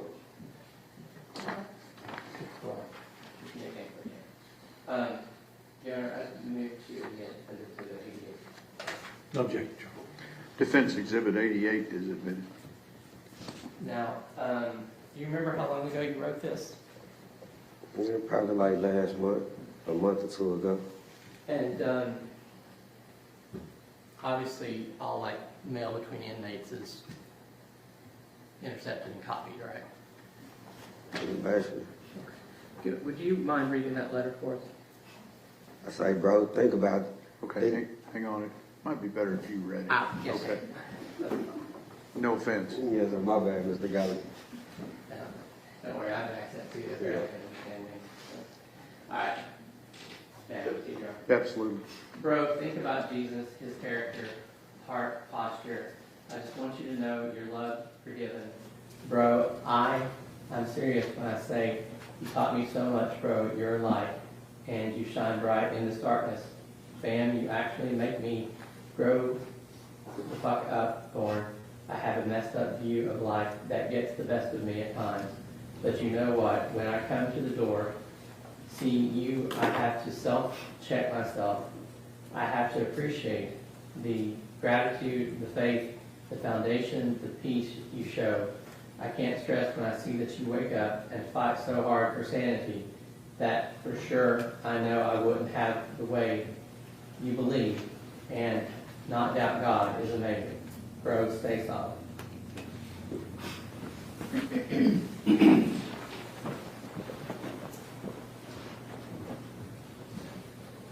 Now, Jamaris, have the guards been going out of their way to tell you about Tanner's case? Judge, I'll object that calls for hearsay. He can answer yes or no. Tell the truth. Just a yes or no? Yes, sir. Okay. So at this point, you know that Tanner pled guilty to kidnapping and murdering Athena Strand. I know we pleaded guilty, but I just didn't know the extent of the charge Until now, or until? until the proceedings and stuff started. Oh, yeah, yes. So you, once it started, you knew what it was. Until then, you did. Yes, sir. Is Tanner still your friend? Of course. Are you still trying to help prepare him? Man, I talk to Tanner every day about like, hey, dog, when I catch change, man, stay in your lane. Just stay in your little box, man. Don't let nobody interfere, change anything you got going. You was not what they say you is. I keep that on in mind daily. And in the time that you two have been together over there, Tanner hasn't had any disciplinary issues?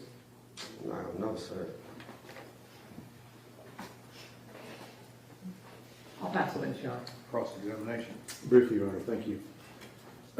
Sir, let me ask, so this situation that you guys are in, are y'all in some type of different confinement where you have to talk through the little holes?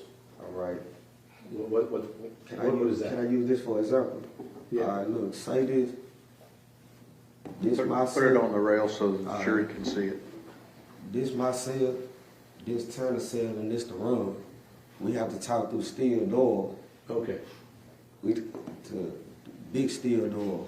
Okay. I can see Tanner through a window this tall.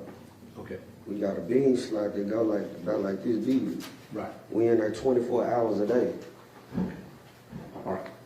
That's where y'all are currently. Yes, sir. And how long have you and Tanner been across from each other? May gonna make a year. Okay, so for a year? Yes, sir. Okay. And let me just ask you, sir, it would appear that you've had a bit of a rough life. Would you agree with me with that? Yes, sir. Maybe by some of it your upbringing, Yes, sir. maybe some of it your family? My family all right, but yes, sir. Rough family life. Yes, sir. Probably some bad choices on your part, would you agree? Yes, sir. But I'm looking at your criminal history here. I don't see where you've ever killed anybody. No, sir. I don't see where you've ever abused a child or beat a child to death, have you? No, sir. So when you're in this cell with Tanner, what did he tell you that he did to this little girl? He never told me nothing what he did to a little girl. Okay. You didn't ask? Y'all didn't talk about that? No, sir. Do you have any idea what he did? I mean, like some of the people around me told me. But that don't change my view. I don't let people dictate my view. Okay.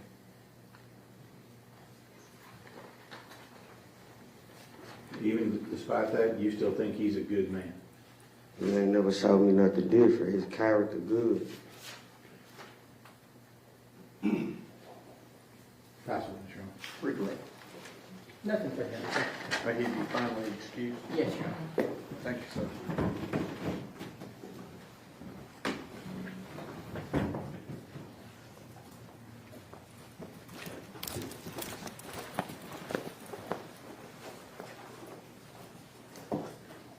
Who do you have next?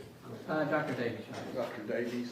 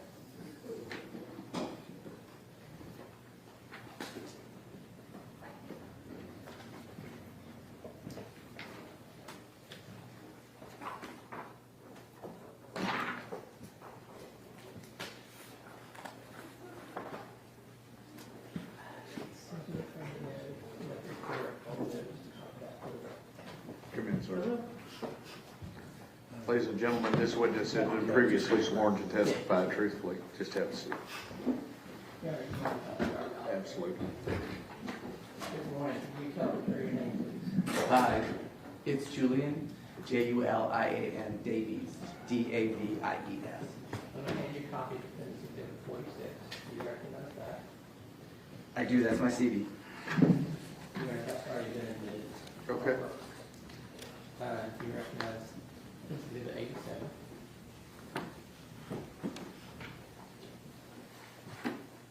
Yes, that's my report.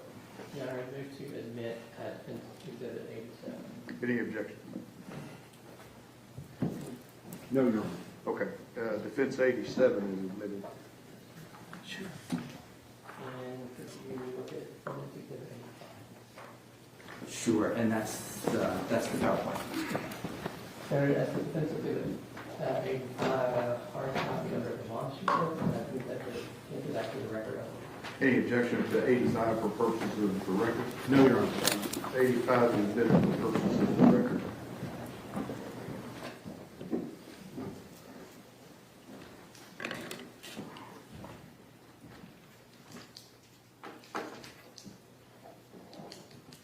If we decided I'm going to give this to you. Sounds good. We need it. Great.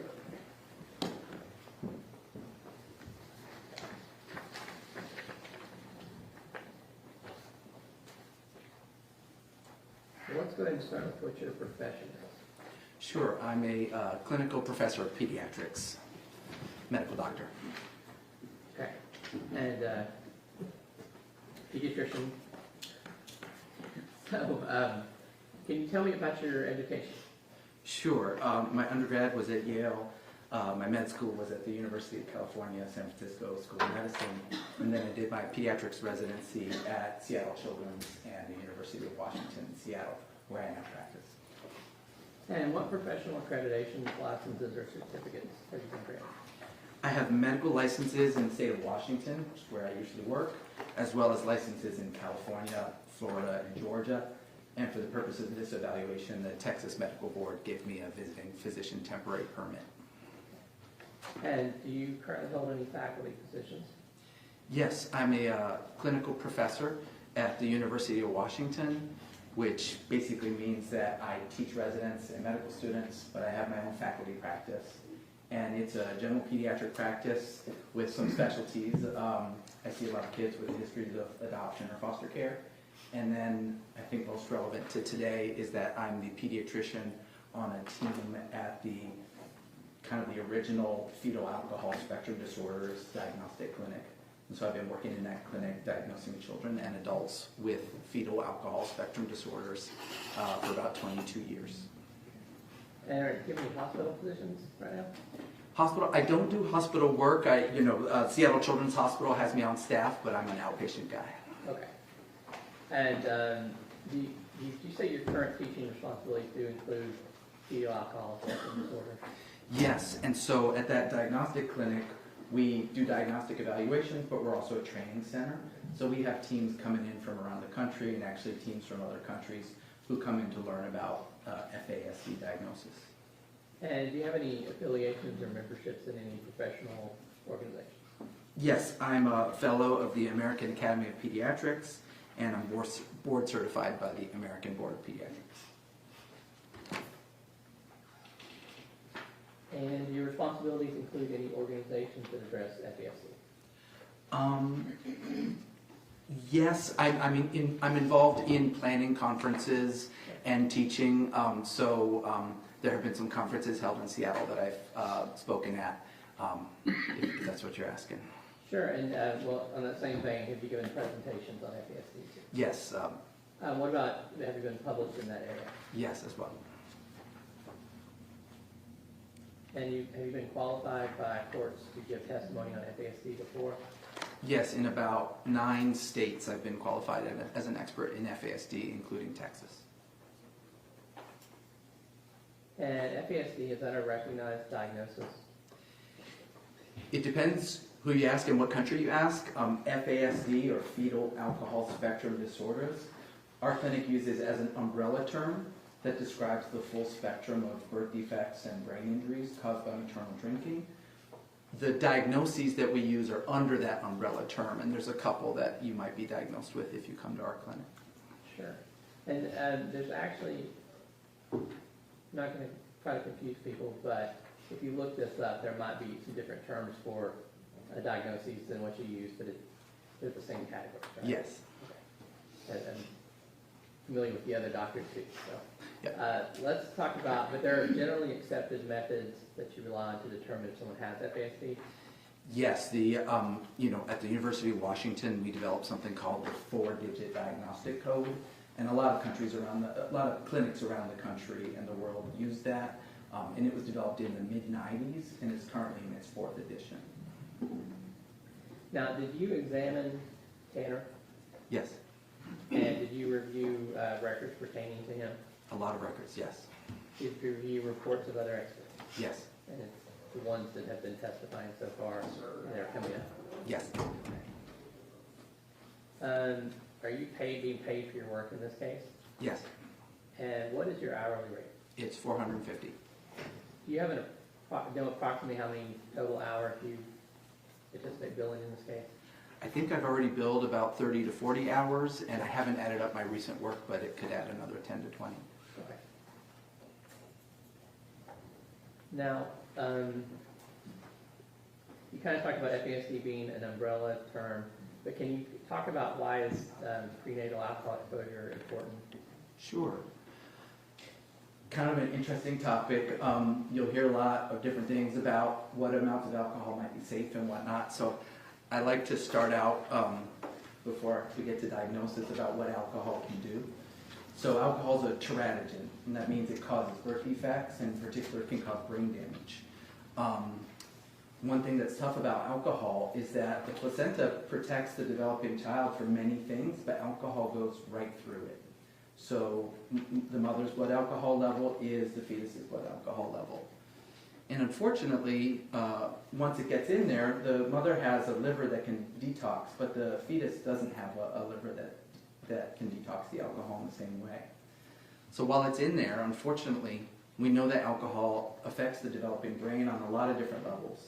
It can kill nerve cells, it can send them to the wrong place in the brain, it can make brain structures smaller or deformed. It can really interrupt the really important connections between different parts of your brain. It can affect the signaling, the chemicals between nerve cells, and it can even do lasting damage after the pregnancy by setting up inflammation or locking or unlocking certain genes in the brain.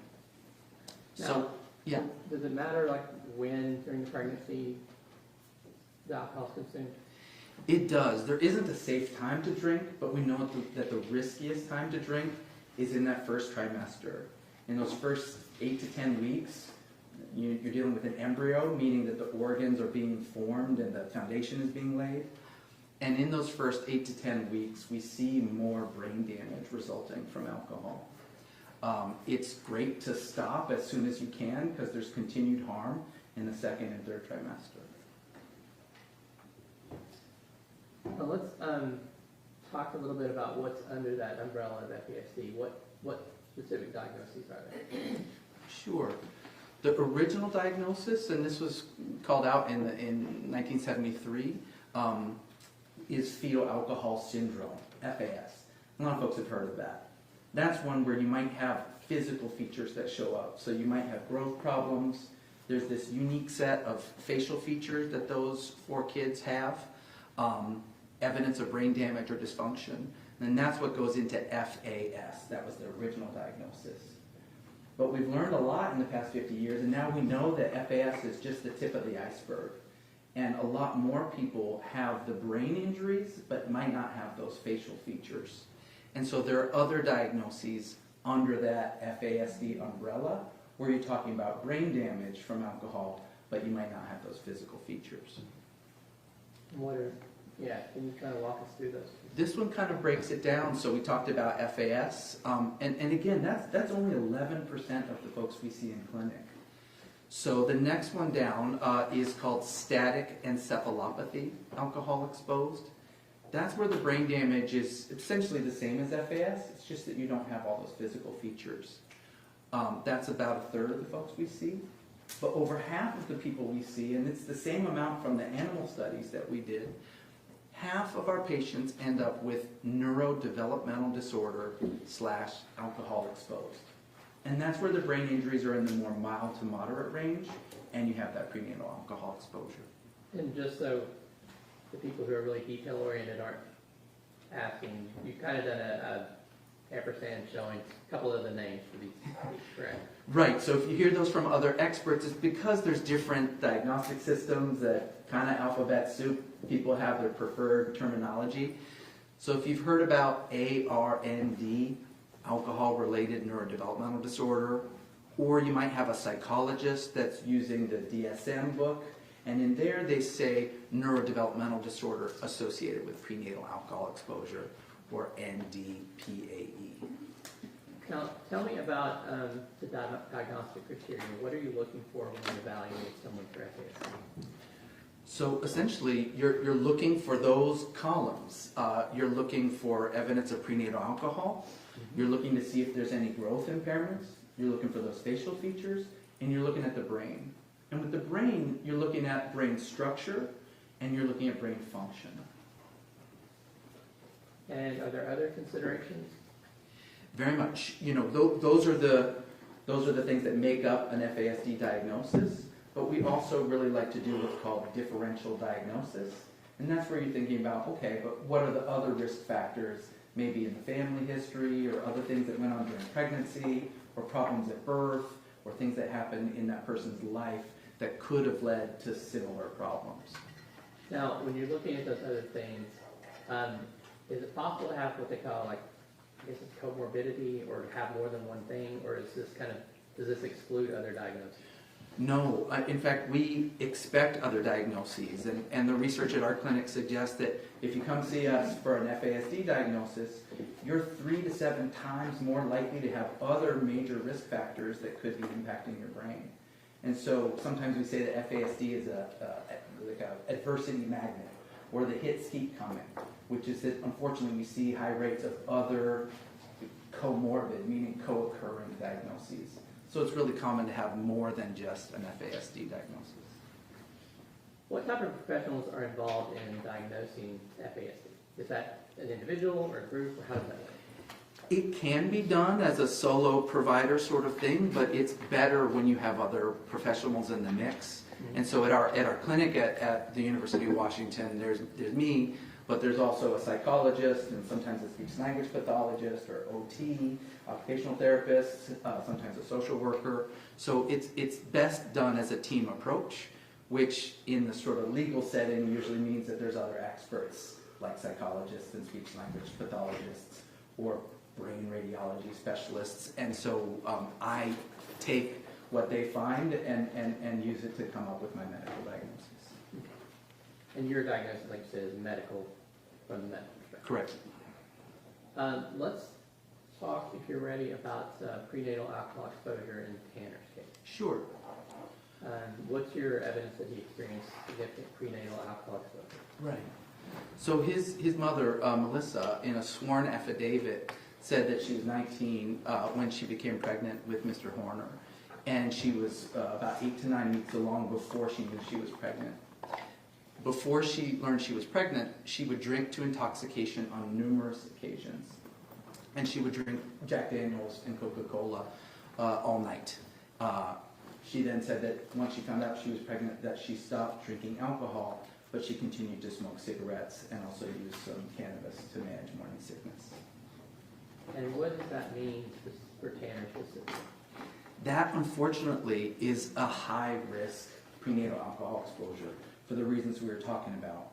Those first 8 to 9 weeks are when those crucial foundations of your brain architecture are getting formed, when those nerve cells are most vulnerable to alcohol. And that pattern of drinking to intoxication, drinking Jack and Coke all night, that's a high-risk level of alcohol.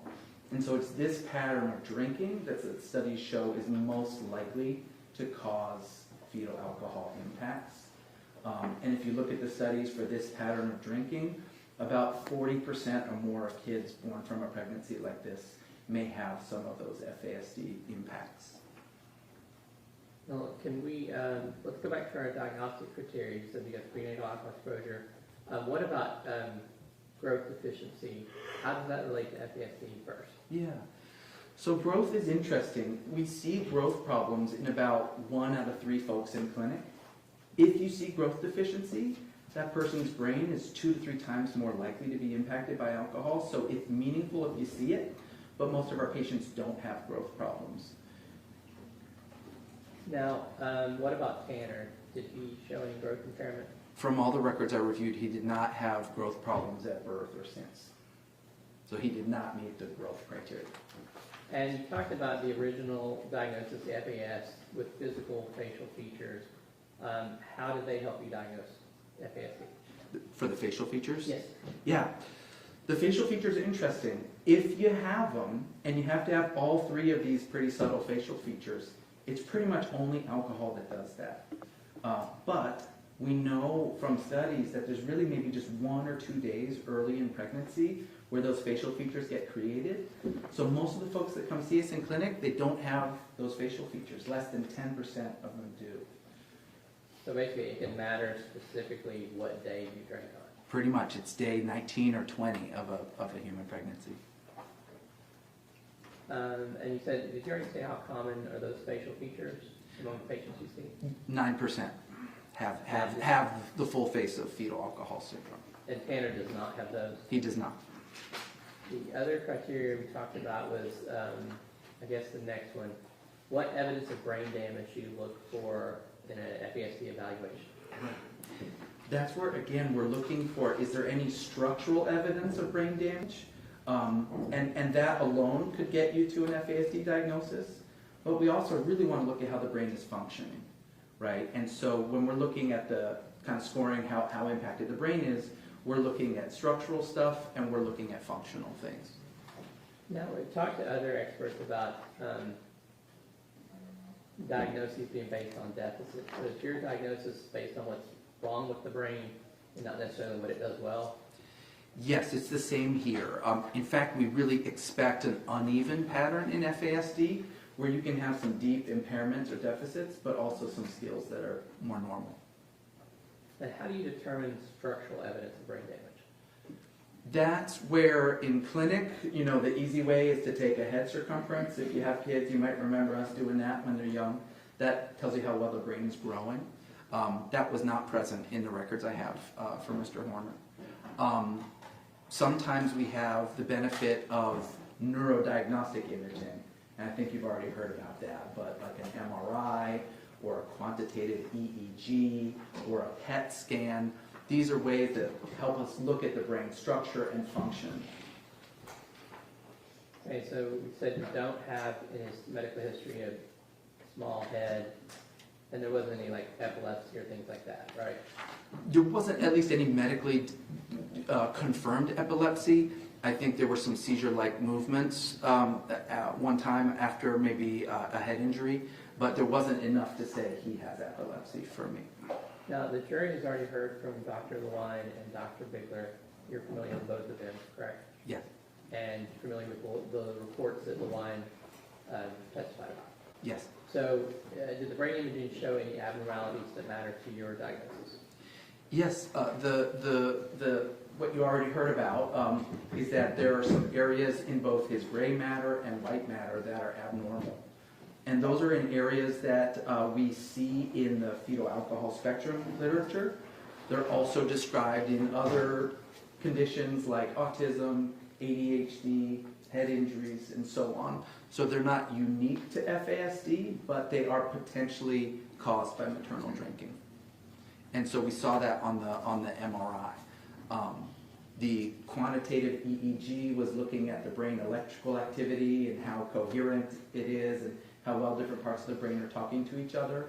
And there were some EEG abnormalities that are also potentially consistent with what we've seen with FASD.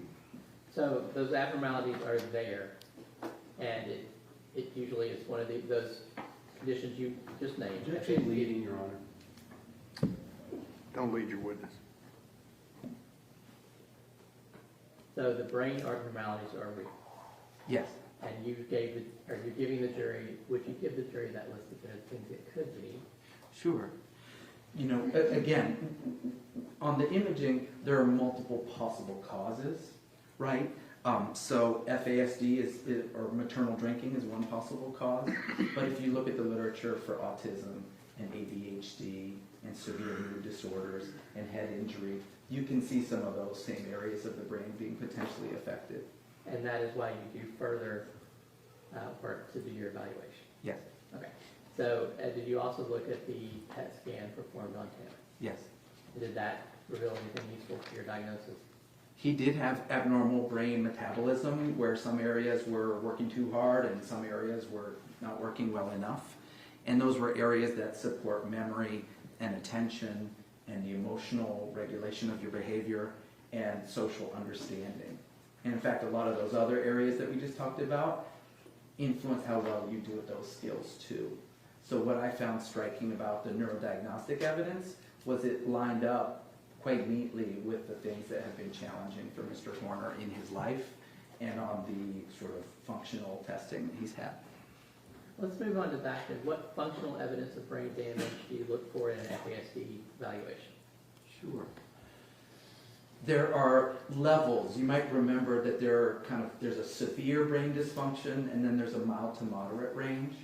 And so what we're looking for when we're looking at scores, and these are when people see a psychologist and have a day or two of testing and get a lot of standardized test scores.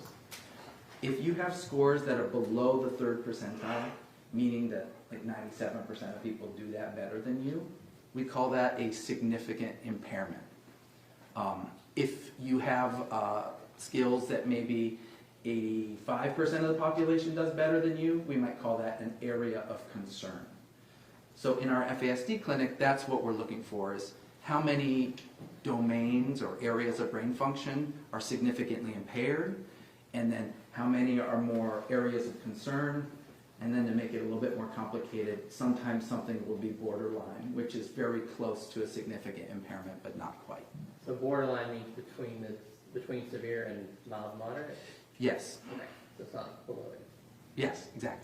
All right, so have you identified areas of brain dysfunction for Tanner? Yes.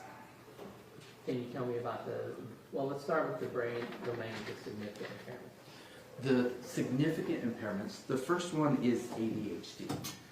He was diagnosed with it when he was quite young, about age 5, had a lot of visits, was on a lot of medications for ADHD. To me, that's a well-established diagnosis for Mr. Horner. And it sticks out to us because we see a ton of ADHD in our clinic. We know that half of kids born to moms who drink heavily end up with ADHD, but it's usually ADHD plus. ADHD is the first stop on the diagnostic train that sometimes leads folks to come see us. And so ADHD is definitely considered an area of significant impairment for Now, us. if you have a patient who's on the FASD under that umbrella and has ADHD, is that more difficult to treat? Yes, we still use some of the same medications and treatment approaches, but they're not as successful as if you have more garden variety or genetic type of ADHD.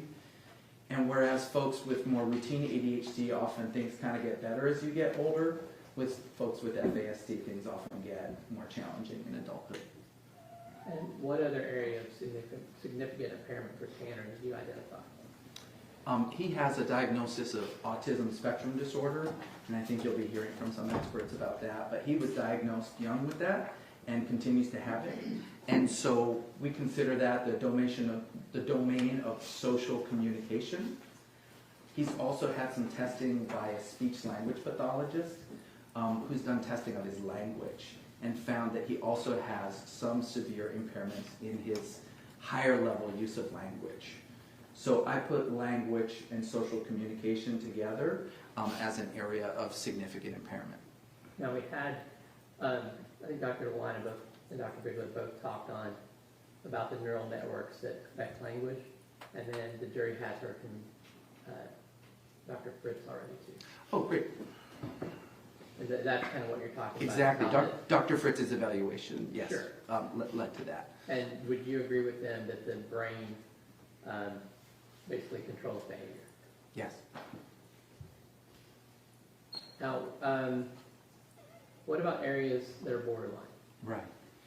So one is that on his IQ scores, he has what we call significant splits, which is when you have a big gap between one type of intelligence and another.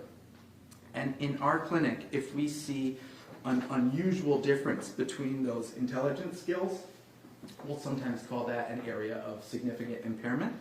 And his splits were significant, and they were between his verbal abilities and his nonverbal abilities, as well as his verbal and nonverbal intelligence and his processing speed. So some big gaps there, a very uneven pattern on his IQ. Sometimes in clinic we would call that a significant impairment, but I was cautious and labeled it borderline because I essentially didn't want to double dip. And I knew that his ADHD could affect those gaps, and I also knew that his language impairments might explain some of those splits. So that's why I called it borderline. Now, the IQ testing, that's not testing that a pediatrician performs either? No, that's a psychologist. Okay, and so you relied on data from a neuropsychologist for that? Yes. All right. And I just want to clarify too, we put your original report into the record, and then after you received Fritz's report, did you do an addendum? Yes. And what did that make the changes you talked about? It didn't change his overall diagnosis at all, but when I got more evidence for the autism and the language, that moved up to a clear area of impairment. It had been borderline before, and that's when I cautiously moved the splits down to borderline. So they swapped. Did we have other areas of borderline impairment? Yes. Tic disorder. He has described certain tics, and I saw some during my evaluation. And I believe Dr. Ryan was just testifying, and she may have mentioned a tic disorder as well. That's significant for us because tics are neurologically based.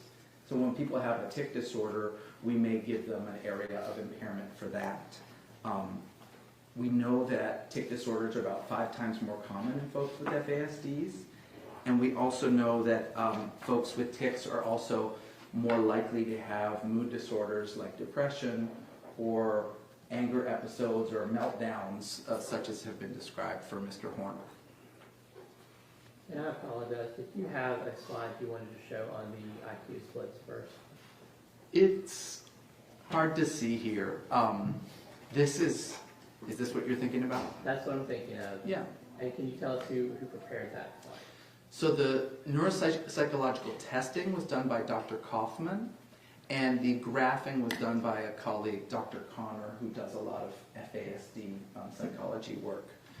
And I'm not asking you to go to detail because it's hard to read like you said, but basically, what does the green line represent there? Sure. The green line is average for the general population. And then what's the red line representing? That represents more than one standard deviation below the mean. That gets you into the area of concern range. That's at about 80, when you're in the 16th percentile or below. And when you answered before that these kind of vary, is that what you're seeing here? This is what we call in clinic a very spiky profile. He has some unusual differences in his IQ, which you can see there on the left. And you can see that some areas of brain functioning, he's got some normal things, right next to some areas that are, in the area of concern or significant impairment range. And some things that aren't on this are his diagnosis of ADHD, and also Dr. Connor didn't yet have Dr. Fritz's report, so you'd be seeing some lower scores for language there if it were on there. Now, what other, did we have any other borderline areas of concern? The IQ splits and the tic disorder are the borderline domain. And in the other domain, what do we have? So for areas of concern, and again, that's generally if you're in the bottom 16% of ability, there were some of his executive skills that were lower. He definitely had some learning and memory scores that fell into that area of concern range, particularly short-term memory and facial memory. He had some visual perceptual skills that were in that area of concern range, and his fine motor abilities were also in the area of concern range. And overall, is Tanner's profile consistent with FASD? Yes. All the things that we've been talking about, we see all the time in clinic, including that uneven, spiky profile. And which diagnosis specifically are we talking about for Tanner? Sure. He has those two areas of significant impairment and two borderline, which means he's very close to the threshold that would get you to that severe brain dysfunction, where we require 3 areas of significant impairment. But conservatively, I diagnosed him with moderate dysfunction because I only counted 2 of those as severely impaired, and that brings him to a diagnosis of neurodevelopmental disorder, alcohol exposed. And you can get that for mild to moderate impairments. He's definitely got at least moderate, and he was close to severe, and he was also exposed to alcohol in a high-risk way. And I think you already touched on this, but NDAE, that's a common diagnosis among people with FASD? Over half of the people we see have this diagnosis, and over half of the animals, which is not the happiest studies, but at least in those animal studies, you can control for all the other risk factors that humans have. You can kind of eliminate those and just look at what results from a known amount of alcohol. And in those animal studies, over half of the animals had the animal version of this diagnosis. And what does that mean for Tanner?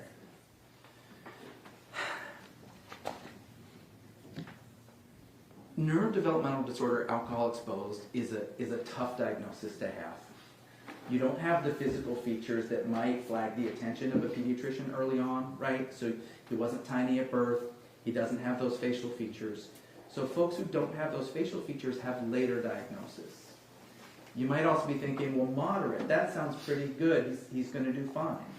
But when we followed folks with this moderate brain dysfunction over time, we actually find that they're less likely to get appropriate diagnoses. They don't get often the supports they need, especially when they're trying to transition to adulthood and leave the nest and so on. And yet, they're people that need those supports. And we've kind of looked at, we generate a lot of recommendations from clinic. And when we look at folks with this diagnosis, they get the same amount of recommendations as folks with more severe brain dysfunction.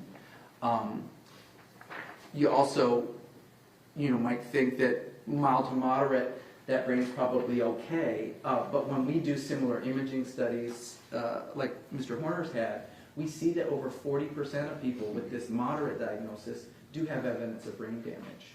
So it is brain damage, and it does need help. And unfortunately, that help often comes later, if at all, because it gets missed. Now, we talked about part of your process is a differential diagnosis. Can you explain that again and kind of let's walk through that in this case? Sure. I think I've got a slide for that.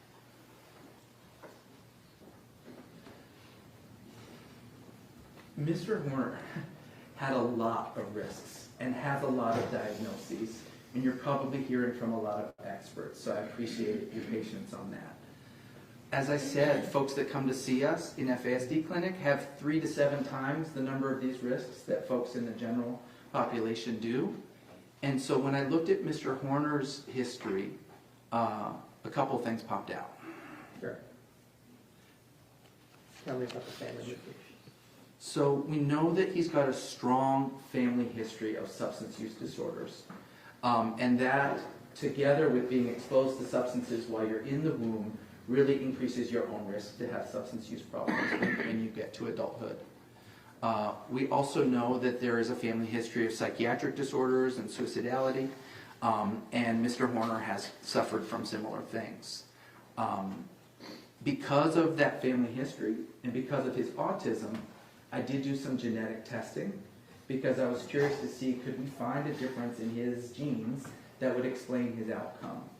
And we did pretty comprehensive genetic testing, and we didn't find a clear, aha, it's this gene that caused all of this sort of thing.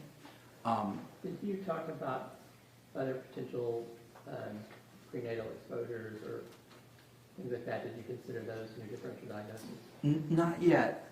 You saw his mother's statement that she smoked and used cannabis as well.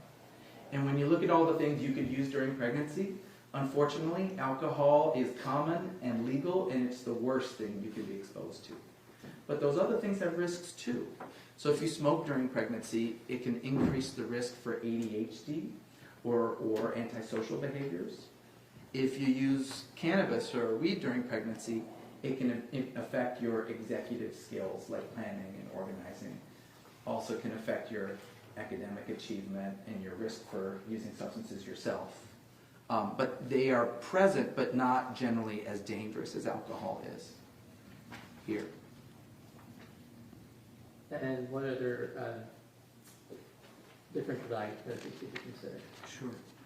Another one that really jumped out as a prominent risk factor is that Mr. Horner's, and may I ask, has the jury heard about that yet? Yes, Dr. Speck has testified already, so that they'll be familiar with that. If you just want to Sure. act as if you had a conversation about it already. All right, great. So you heard about lead. You know that his bone lead level was 24 times higher than other folks his age. And if you calculate back to what that would have been when he was a kid, that looks like a level of almost 30. That's really high. The lab flags a level of 3 for me. So his level as a kid is estimated to be about 10 times that. And I can tell you, I've been doing pediatrics for 23 years. I can think of only, and I order a lot of lead levels, I've only seen one result that high. And that was a child adopted internationally where there was a lot more lead. So for me, that was a significant risk factor because that amount of lead can impact your IQ, can impact ADHD-like symptoms, and unfortunately is linked to delinquency, aggression, and explosive tempers. So lead was a significant feature of his history for me.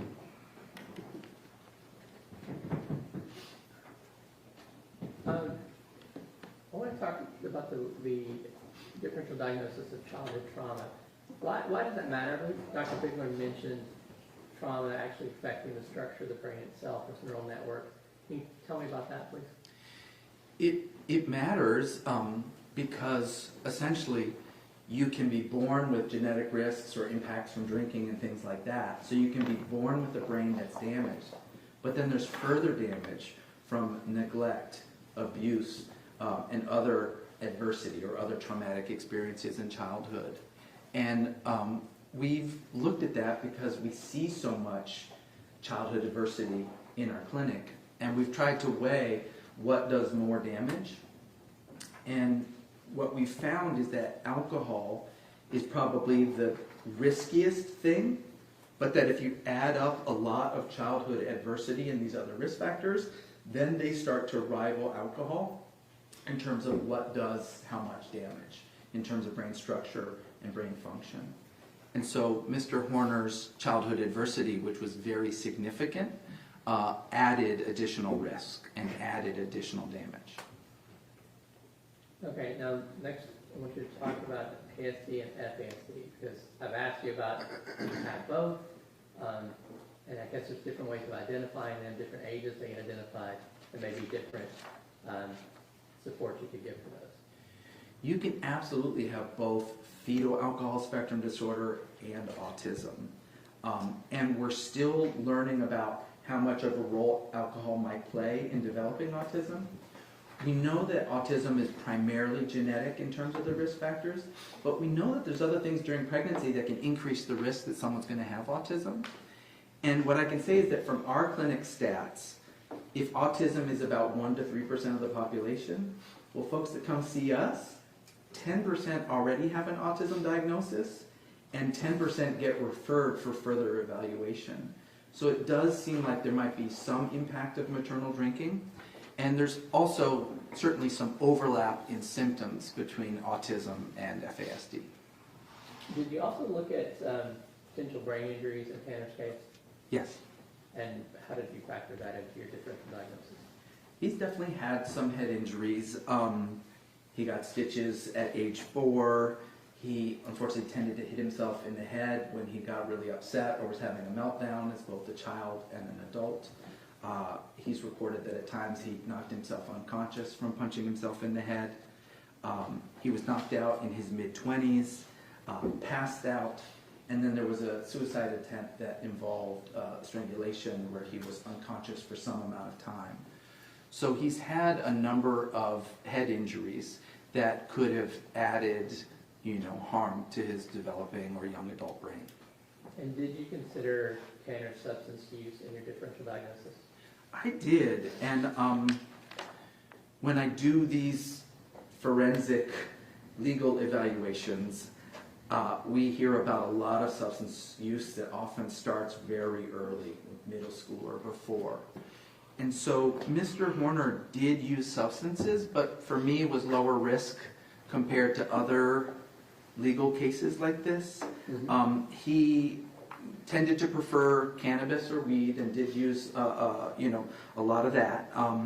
He also used K2 or synthetic weed from about 18 to 23, and also has used some other things, but maybe not as much. So MDMA and psychedelics were things that he used sometimes, and more recently, before the instant offense, there was use of cocaine as well.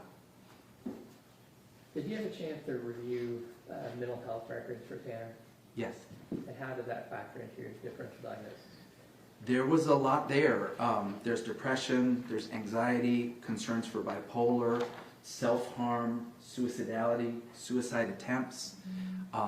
And we know, unfortunately, that when you're going through life with disabilities and the risk factors that he's had, and the childhood that he had, and the family history that he's got, that we really unfortunately expect to see a lot of that. So in young adults with FASD, with his kind of risk factors, we expect to see those. But I don't think that those mental health diagnoses better explain, what we see on his testing.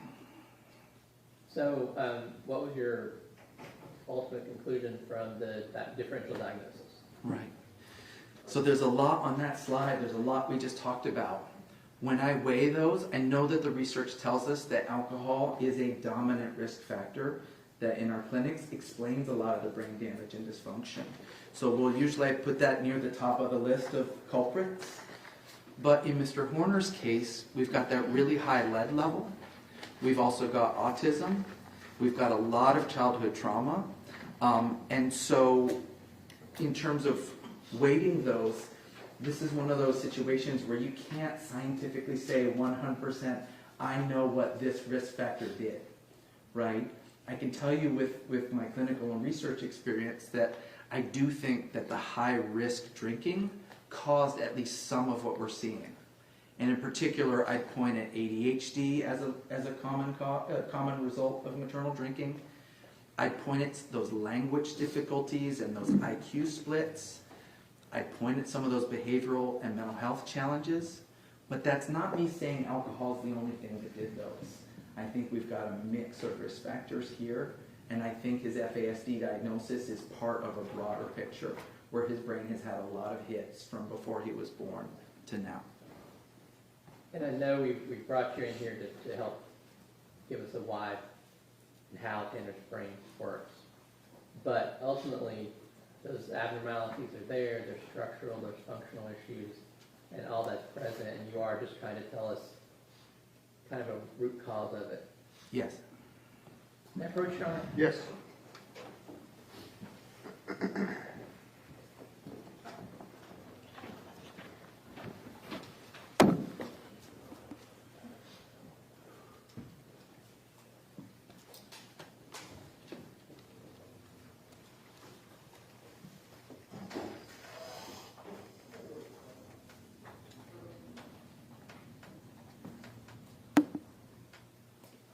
And apologies to you, Dr. Davies, and jurors, that I did not get this document before. Can you identify it?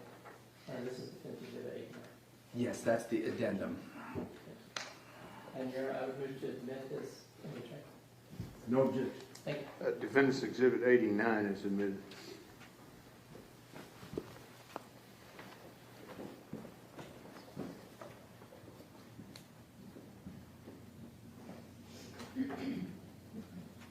I have nothing else here. I'll pass it.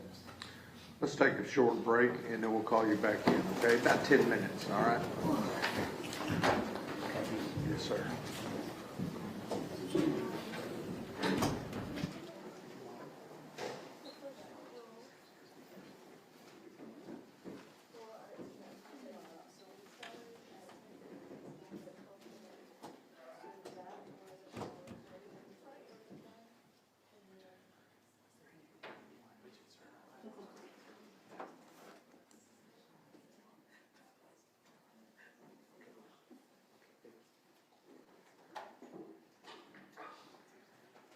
All right, 10 till 3, everybody, 10 till 3.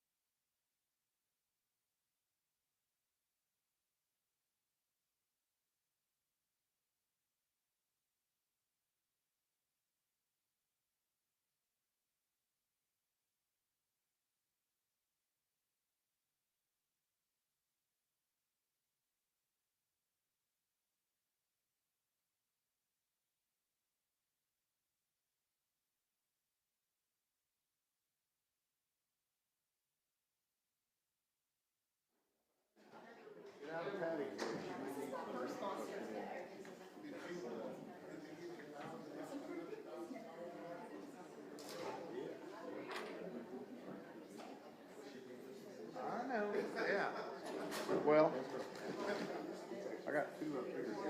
I got two up here. Huh? Over there. Uh-huh. I told her to. But there's something here. Yeah.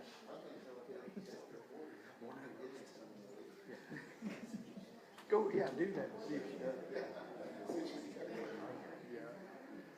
All right. Both sides ready for the jury? Well, I lost Carrie.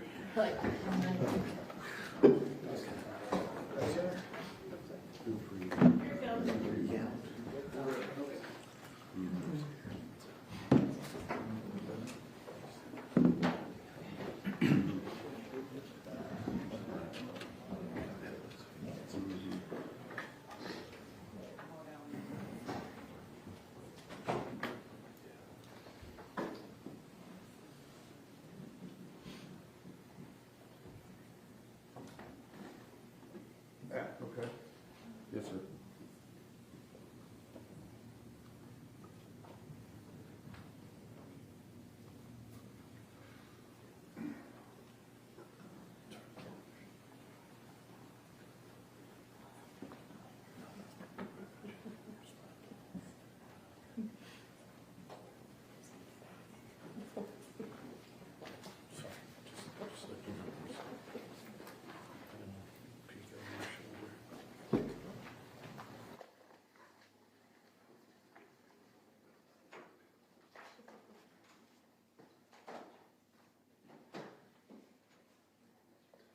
Y'all want to sit down if you see him coming? He's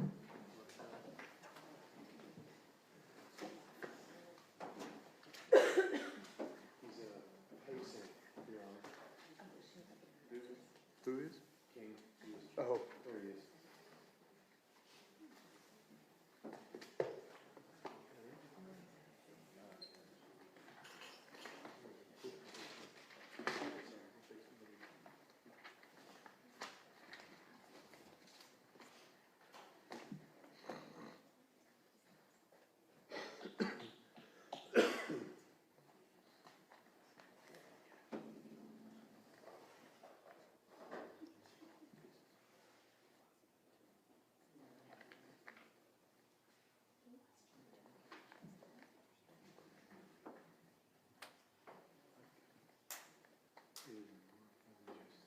I do have it on flash drive, but it's on my big.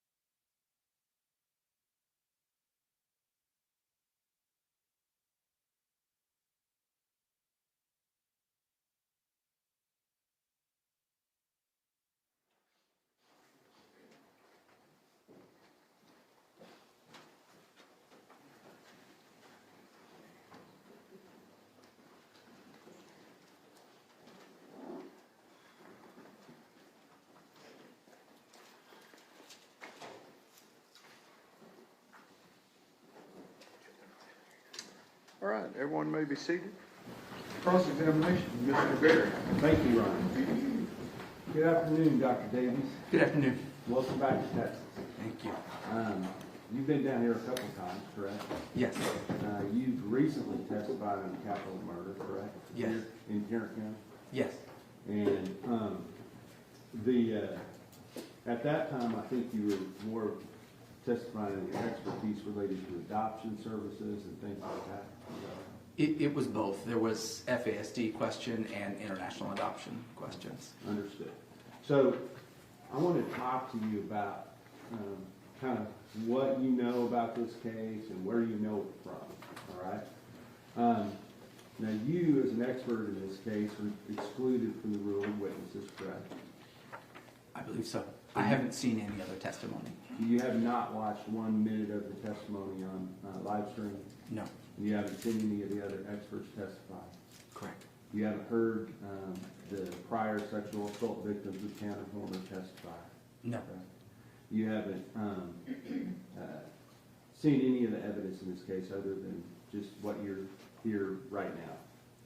I mean, I've reviewed a lot of records, but I haven't seen the testimony about them. Understood. So I want to talk about the records that you did review. There's a list in your report of the records that you did review, correct? Yes. And I think if you look at that report, it would be the last couple of pages of that report. Yes, sir. I want to ask you about a couple of things on that list of records that you reviewed. There's a lot of hospital records, correct? Yes. There's a lot of records from other experts that may or may not have already testified in this case. Is that right? Yes. There are some different genetic sequencing reports, things like that. Yes. There is, it looks like TEA records. Does that sound correct? I just, looking at page 35 of your report, it talks about PRU 822 attendance, and then the next one is discipline, the next one is graduated, and I think the next one says special ed. Is that right? Yes. So you've reviewed those education records. Yes. What's available? Yes. Okay. Is that where you got all of your information from the actual records themselves, or did you have other sources of information that you were relying on in making your conclusions in your report? I would say that the records reviewed here and then the additional records in the addendum, plus I recently received Dr. Ryan's report, plus my interview and examination with Mr. Horner. That's where I got my information. Well, in those records that you reviewed, did you also receive something that was called a social history? Yes. Did that lay out a whole bunch of facts related to Tanner Horner and his background? It was a summary of his family background and his childhood, yes. And who produced that summary? That was his legal team. I think that summary was written by Patricia Rist. Okay, so you were relying on facts provided to you about the defendant's background that were given to you directly from the legal team with no notations as to where they came from or where this information was gathered from or anything like that, correct?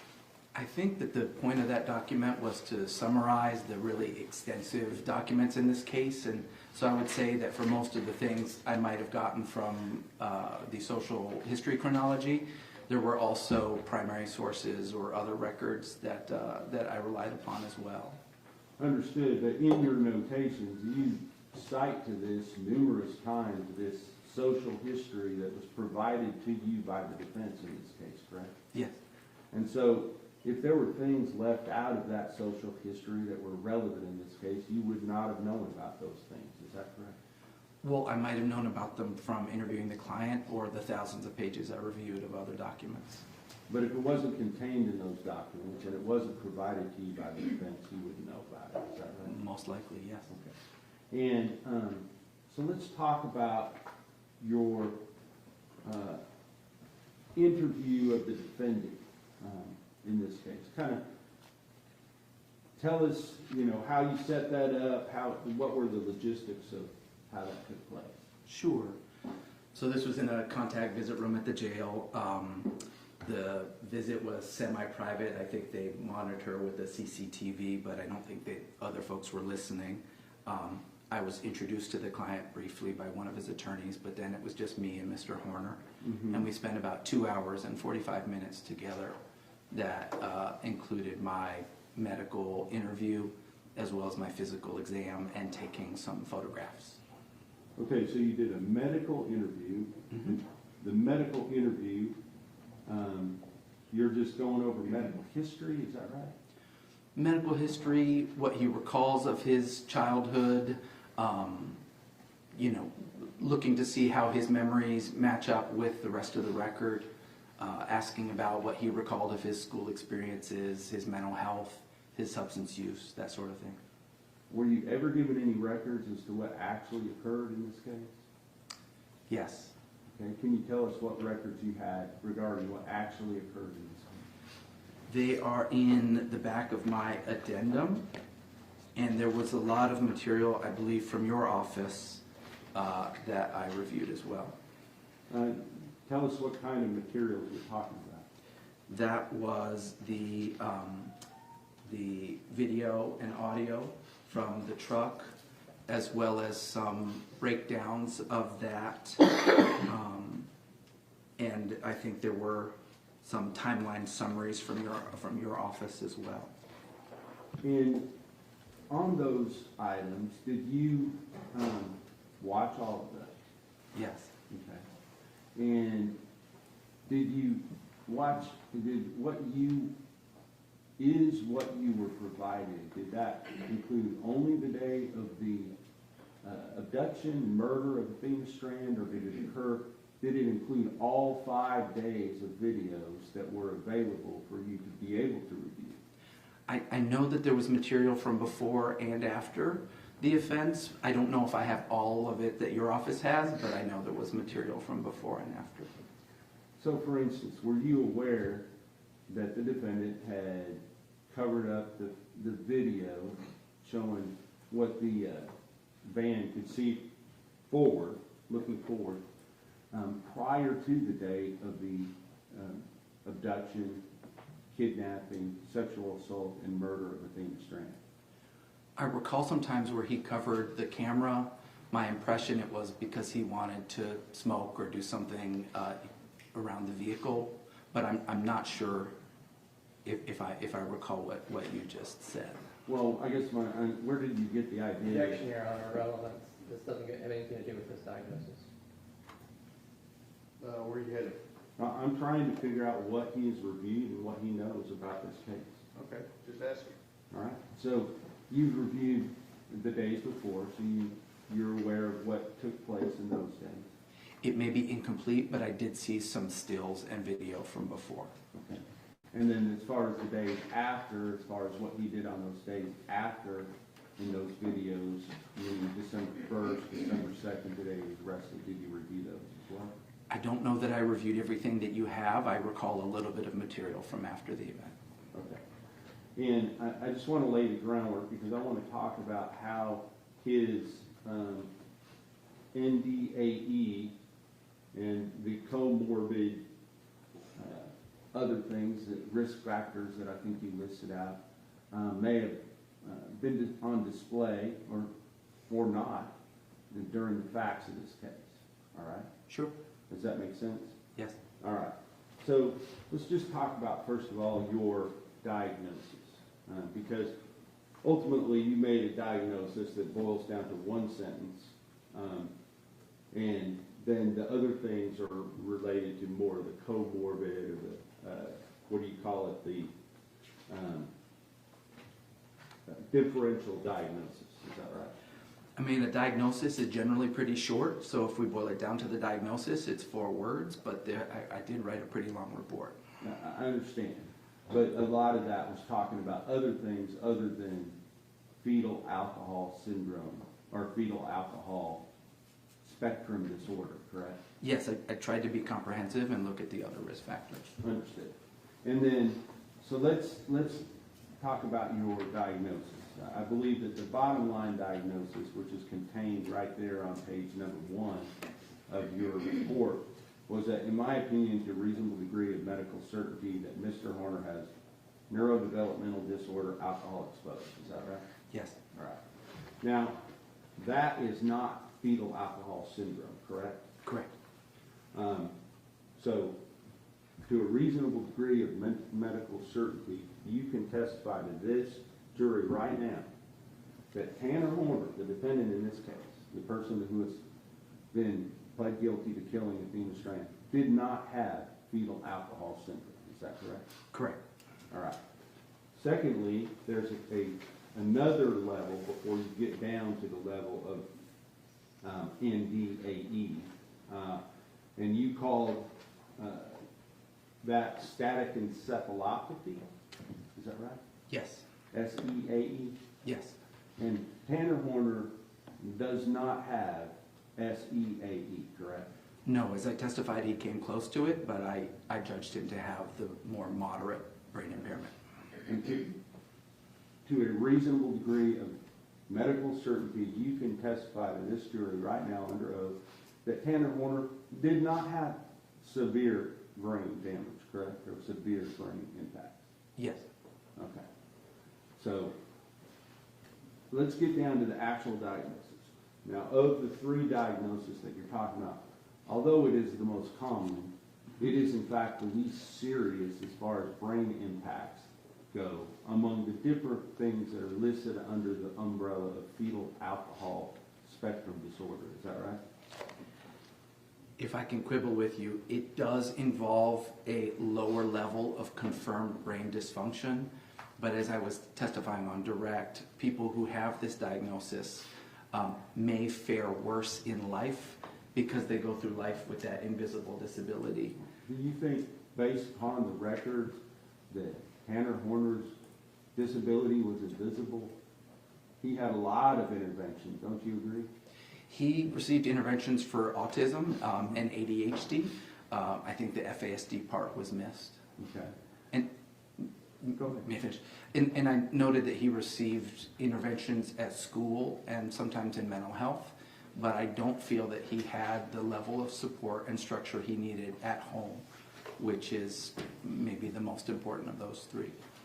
And I understand, but at least after the 6th grade, would you agree that he had a fairly stable home life compared to people that have this same sort of dysfunction? Would you agree? I think things got a lot better for him in 6th grade when he was essentially permanently with his grandmother and Bill. But I know that his mother was coming in and out of his life and that there was a fair bit of chaos with that was difficult for him. But you would agree that he had stability compared to a lot of people that you see that have these type of disabilities. Would you agree? Yes, from 6th grade on, things did get better. So, knowing that, let's just go into the idea of the different the areas of significant impact. Now, you talked several times about ADHD, and what does that stand for? Attention Deficit Hyperactivity Disorder. And do you have some experience with that? A lot. Okay. Personal and professional? You name it. Yes, I have a lot of children in my practice with ADHD, and I'm pretty familiar with it at home as well. Okay. And understanding that, that can be a significant impairment, but it also is not debilitating for most people. Would you agree? It depends. As I was saying earlier, if you have ADHD because of heavy drinking in the first trimester, it tends to be harder to manage. The meds don't work as well on average, and it can be more difficult into adulthood. Okay. So that's an area, but it's an area that there is lots of treatments and therapies and other things that are available. Would you agree that Tanner Horner availed himself to many treatments and therapies along the way to deal with his ADHD? He tried a number of medications, yes. Not just medications, but at school and at home, and had intervention of multiple different people to help him through that diagnosis. Would you agree? I wouldn't say that at home he got a lot of support for his neurodevelopmental differences. I got the impression that his grandparents maybe didn't understand or believe in that as much as Some other folks do. And where are you getting this from? The records. What records? Are saying that his parents didn't believe it, that he had ADHD or that he needed help. I recall that Mr. Horner told me that Bill, his grandmother's partner, husband, didn't really understand autism and thought he just needed to be different. And I think he also told me that his grandmother didn't really understand neurodiversity or autism. So this is coming from Tanner Horner, the person that you were examining, that you're getting these facts from? Yes, and if I may be recalling incorrectly, but I believe that Dr. Ryan had some interviews with family members that had similar information. Okay. So, but you didn't talk to any collateral sources? No. And what you had at your disposal, other than the records that you went through, was this social history written by the defense? I had lots of things, and that was one of many records. Okay. So with regard to the areas of significant impairment, Tanner Horner was tested for IQ when he was 18 or 19 years old, is that correct? Yes. All right, and at that time, would you agree that was part of a determination as to whether or not he was still going to be eligible to receive benefits based upon his previous diagnosis of Asperger's? Yes, it was a social security disability evaluation.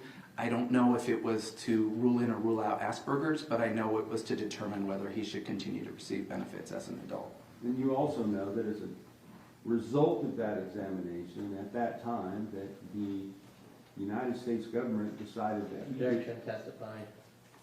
Let me hear the question. Do you know as to whether or not his benefits were denied based upon that evaluation? I did read that evaluation, yes. And were they denied? They were.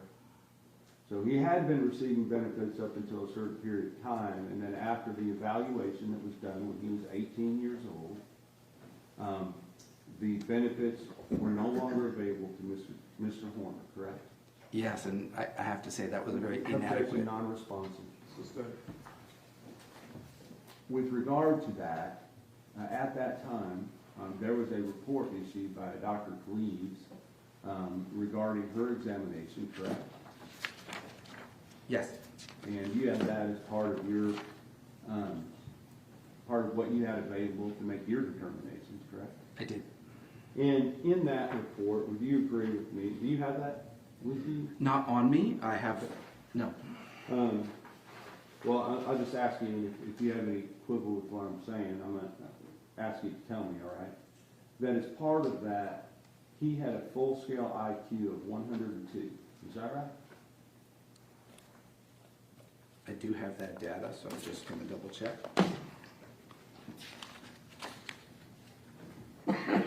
Yes. And can you tell us whether or not that is higher or lower than the average person? That is right in the middle. Okay. But it is, average is 100, is that right? Yes. So he had 102. Sure. Did you retest him? He was retested by Dr. Kaufman in 2025. Okay, so since between the time of this offense and today, he was retested again, did his IQ go up or down? The trouble with the summary score is the significant splits I talked about. Objection, non-responsive, Your Honor. All right, can we approach?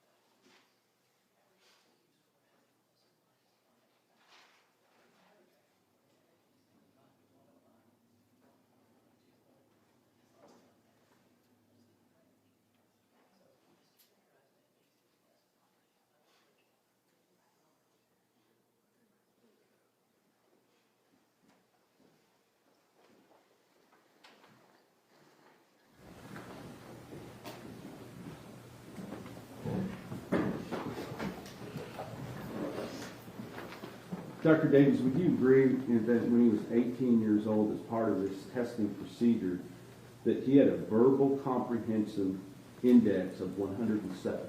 Yes. Right.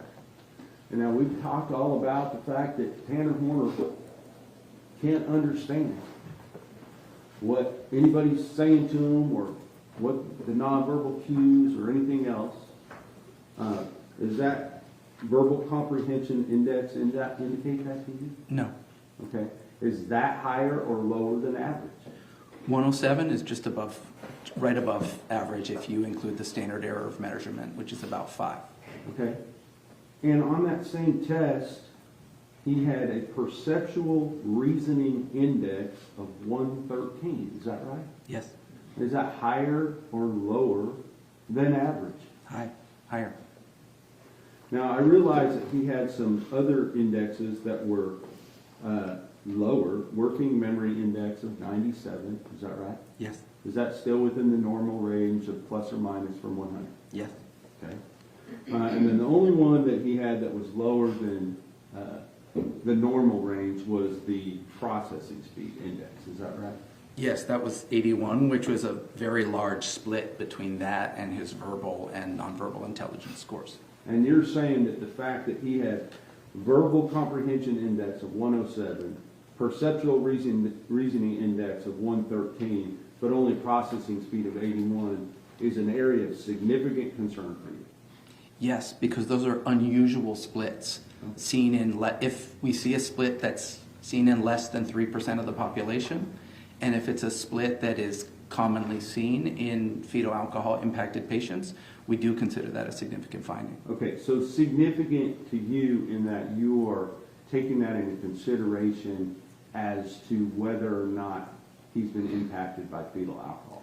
Is that right? Significant in that way, and just statistically significant. These are unusual splits. I understand they're unusual splits, but what I'm saying, you're not saying it's significant as to his behavior per se, just as to whether or not he's been affected by fetal alcohol. I think that if you have significant splits, and they are part of an FASD diagnosis, then yes, that diagnosis is significant to your behavior. Let's talk about Dr. Kaufman's report, because I don't have that in front of me. What kind of verbal comprehension did he have with Dr. Kaufman's? Well, first of all, what was his full-scale IQ with Dr. Kaufman? A full-scale IQ is listed. What is it? It's 103. Okay. I understand that's within the standard deviation of normal now. Is that right? Yes. All right. So he had normal IQ. Still 1 point higher than what he tested before. Is that right? I would have to say not really. Okay.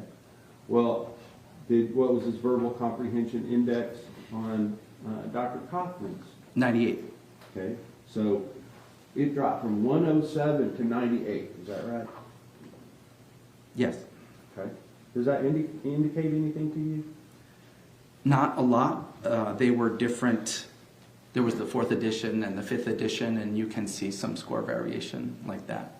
Is that sometimes also accountable to something called malingering? It could be, but I didn't have any indication of malingering on the malingering test that Dr. Kaufman did. Well, I'm asking you as a medical doctor, is the fact that this person's IQ is tested, and then later after they've committed some type of horrible crime, it tests almost 10 points lower, can that be evidence of malingering to you? I'll leave that as it could be. Okay. What about his perceptual reasoning index? That one, sorry, he had a visual, in this edition it's called the visual spatial index, and there it was 122. Okay, so that went way up. Is that right? Which would argue against malingering, yes. Okay. So, I understand what you're saying, it argues against malingering, but it's drastically different from the other one. Yes, on a different edition of the IQ test. Okay.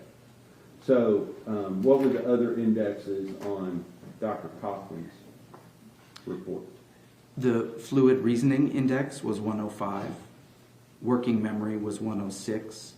processing speed was a lot lower, again at 89. Okay, so, but it was higher. It was 89 versus 81. Is that, could it be from the different tests? Is that right? Yes. But it's a lot closer to normal in that test than the other ones, right? Is that right? Yes, and again, I'm more focused on the very large and unusual splits. And I think you've explained that, but bottom line, the defendant has a normal, if not above average IQ. His IQ tests aren't normal because of the splits, and the psychologists that I work with routinely wouldn't give a full-scale IQ when you have a large difference between the verbal and nonverbal IQ. That's just what I've been trying to share. We have two different psychologists, Dr. Gleaves and Dr. Kaufman, that both have given a full-scale IQ. Is that right? Yes. Okay. So that was the next thing. Then those were the areas of significant impact. So ADHD and the unusual splits in his intellectual functioning test, but you amended that later. Is that right? Right, with the additional confirmation of autism by multiple experts and the additional in-depth language testing from Dr. Fritz. So you moved that one down from significant impairment, the multiple splits one, Yes. to borderline. Correct. All right. And then you moved up Asperger's / autism spectrum disorder level 1 to the more significant level, based upon Dr. Fritz's report. No, not just autism. It's autism and language. And it was based on Dr. Fritz's report and the reports of Dr. Spence and Imhoff, who also diagnosed autism. Did you put a notation in your report that Mr. Horner's functioning in the domains of ASD or Asperger's was not clearly impaired on neuropsychological testing? I don't recall writing it that way. What I was communicating in my original report was that we had records of autism diagnoses during many years during his childhood, but unfortunately the original diagnosis records no longer existed. And so I could tell that he'd been receiving services for autism through the school district for the second half of his school career, but I didn't yet have the adult autism evaluations that I now have when I wrote that. So, based upon those other experts' reports that were later provided to you, then you moved that one from borderline to significant for you. Yes, with the confirmation of autism and the additional language impairments. Okay. And so, with regard to some of the, what you said, areas of concern, you listed motor tasks. And there were two things that you listed, correct? Yes, finger tapping and grip strength scores. You understand that this defendant pled guilty to strangling a 7-year-old girl successfully. Is there some type of grip strength issue there? We've all heard the video, and I'm sorry to say this, but it took a long time.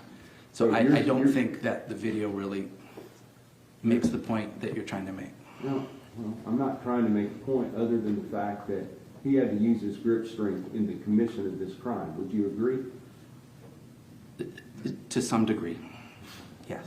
Now, you also said finger tapping. What kind of instruments does this guy play? Drums. Does it make sense someone would be tapping their fingers if they're a drummer?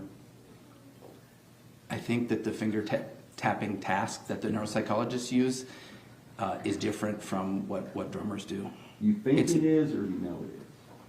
Well, it's more about rapid finger tapping, and I think that drumming skills are more about rhythm and using more of your arm, is my impression of that test. So, we already talked about NBAE being the least serious as far as brain damage, I guess I would say. It's in the moderate impairments, yes. Now, let's talk about the other, quickly, talk about the other neurodevelopment risk factors for the defendant. you said there was a parental history of addiction, use of other substances by Melissa Horner during gestation, which you don't have an opinion as to how that might have affected him, but you're saying it might have affected him. Is that right? I think I talked about how it might have affected him on direct. Well, you didn't have any clear delineation as to how that plays into all this. You just said that it was a factor. Is that A right? potential factor, but not generally as risky as alcohol. And childhood adversities, and then the diagnosis of autism. Now, you said autism in your report, and I just want to make sure, just like we have this umbrella term of FASD, and you have 3 different things. It could be fetal alcohol syndrome, which is very, very serious, correct? Yes. And then you have the other one, SEAE, right? Yes. And that one involves severe brain damage, correct? Yes. And then you have this latest one, NDAE, and that's just either mild or moderate, and you're saying it's moderate in this case? Yes. All right. But it's the least serious of the 3 as far as brain damage. As far as measurable neurofunction, yes. Okay. So does, you talked about head injuries and then substance abuse. There's a number of different substances that Mr. Horner, the defendant in this case, told you about. Alcohol, marijuana, K2, MDMA, LSD, mushrooms, cocaine. Is that right? Yes. Now, other than alcohol, are all of these commonly used illegal recreational drugs? I wouldn't say commonly, but they're certainly used. Do you consider the regular use of illegal drugs to be criminal activity? Yes. Okay. Is supplying illegal drugs to other individuals criminal activity? I'm not for legal conclusion, not a very proceeding. Well, in evaluating people as a physician for pathology and their personality, you have to know whether somebody is a good candidate for probation or parole, correct? I don't get it. This witness is a pediatrician. All right, so in using, with regard to, I'm going to just get to the part about the possible brain injuries that may have occurred as a result of fetal alcohol syndrome disorder. Is that right? I mean, is that what you call it, fetal alcohol? Fetal alcohol spectrum disorder. Because he does not have fetal alcohol syndrome. Correct. Right, okay. So the first thing you said was lower IQ. We've already dealt with that. He does not have a lower IQ, correct? No, he has significant splits on his IQ. Understood. So let's talk about ADHD. Does ADHD cause people to commit the act of murder? That's an unusual outcome for ADHD. Okay. Are you saying there's any causative effect to the murder of Athena Strand, in this case, by Tanner Horner? From ADHD? Yes. I can't use ADHD to explain what he did, but it's possible that impulsivity may have played a role. And that would have to be based upon the evidence in the case, correct? Whether it was impulsive or not impulsive. Judge, objection, legal conclusion again. I'll let him answer that. Yes, my consultative question was not what happened in that van. What it is, does he have a fetal alcohol spectrum disorder? And are people with ADHD able to have productive and fruitful and nonviolent lives? They are able to, yes. Okay. You also talked about language and social difficulties. You watched the videos. Does it take language and social skills to convince an unsuspecting gas station attendant to loan him some cleaning supplies to clean up the Objection, van? relevant. I'm sorry? Relevant, he's also calling for speculation and also calling for legal conclusion. Speculation is a statement. Okay. Would you agree with, on those videos, throughout them, all 5 days of it, that he exhibited multiple times of using his language and social skills correctly to accomplish goals that he wanted to accomplish? I didn't see a lot of evidence in that, in the videos. I don't think asking for towels is a high-level use of language or social interaction. What about calling your boss and making arrangements to make sure you still have control of the crime scene the next day? It uses language, but I don't know that taps some of his deficits. Now, you talk about learning disabilities. He did have the diagnosis of autism. What are the specific learning disabilities that you saw in the education records? Have I talked about learning disabilities? Well, yeah, I believe that it was mentioned in your report. Sure. In my report, what was notable from his school records is that his first category of qualification was for autism or Asperger's, but his special education services were also under learning disorder. And unfortunately, we didn't have enough detailed records. I think some were destroyed, that I don't know where that came from. So I included that in my report as, part of having learning being a possible area of concern, but I don't have the data that came from. And you talked to Tanner Horner about that, and he told you that he didn't have any learning disabilities, correct?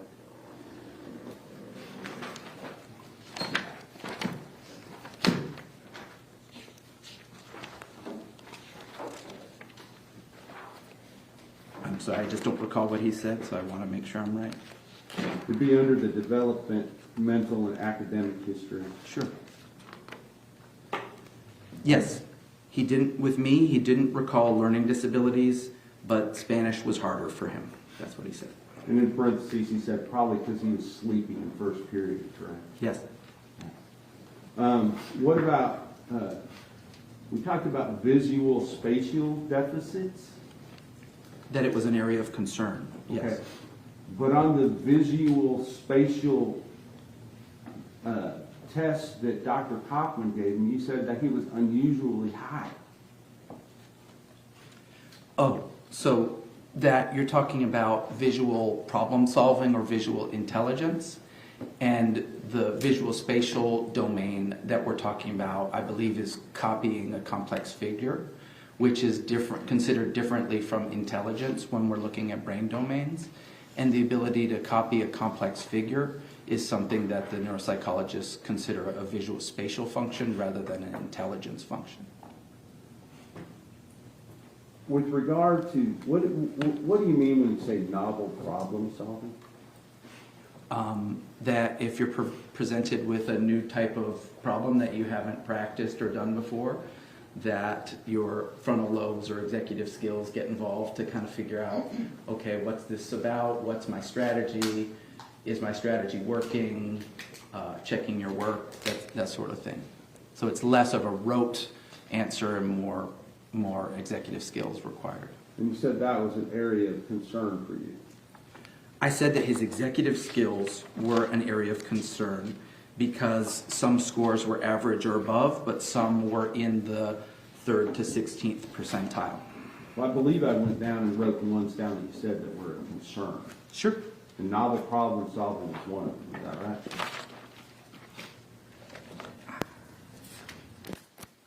I think you might be getting that from the FASD background part of my report, where I'm talking about general areas of difficulty. Okay, so this is not specific to Tanner Horner? No, he had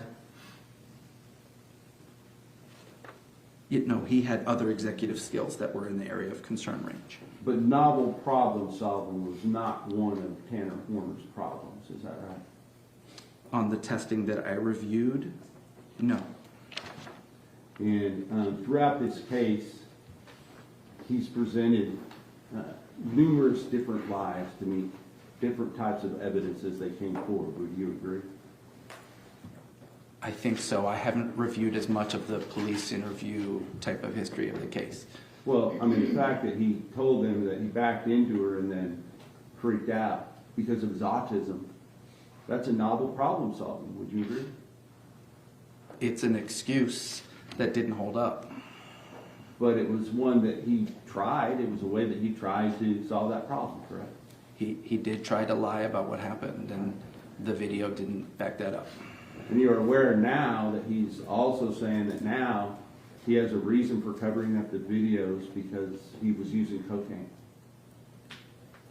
I'm not aware of that. Oh, I thought you said you had some indication that's why he was covering up the video. Oh, I thought he was smoking cannabis on one of those, but maybe I'm wrong. Well, you saw him smoking cannabis on one of those, correct? I think so. Yeah, so that was on the video, Okay. right? There was never any cocaine on the video, would you agree? Not that I recall, but smoking cannabis on video isn't great problem solving.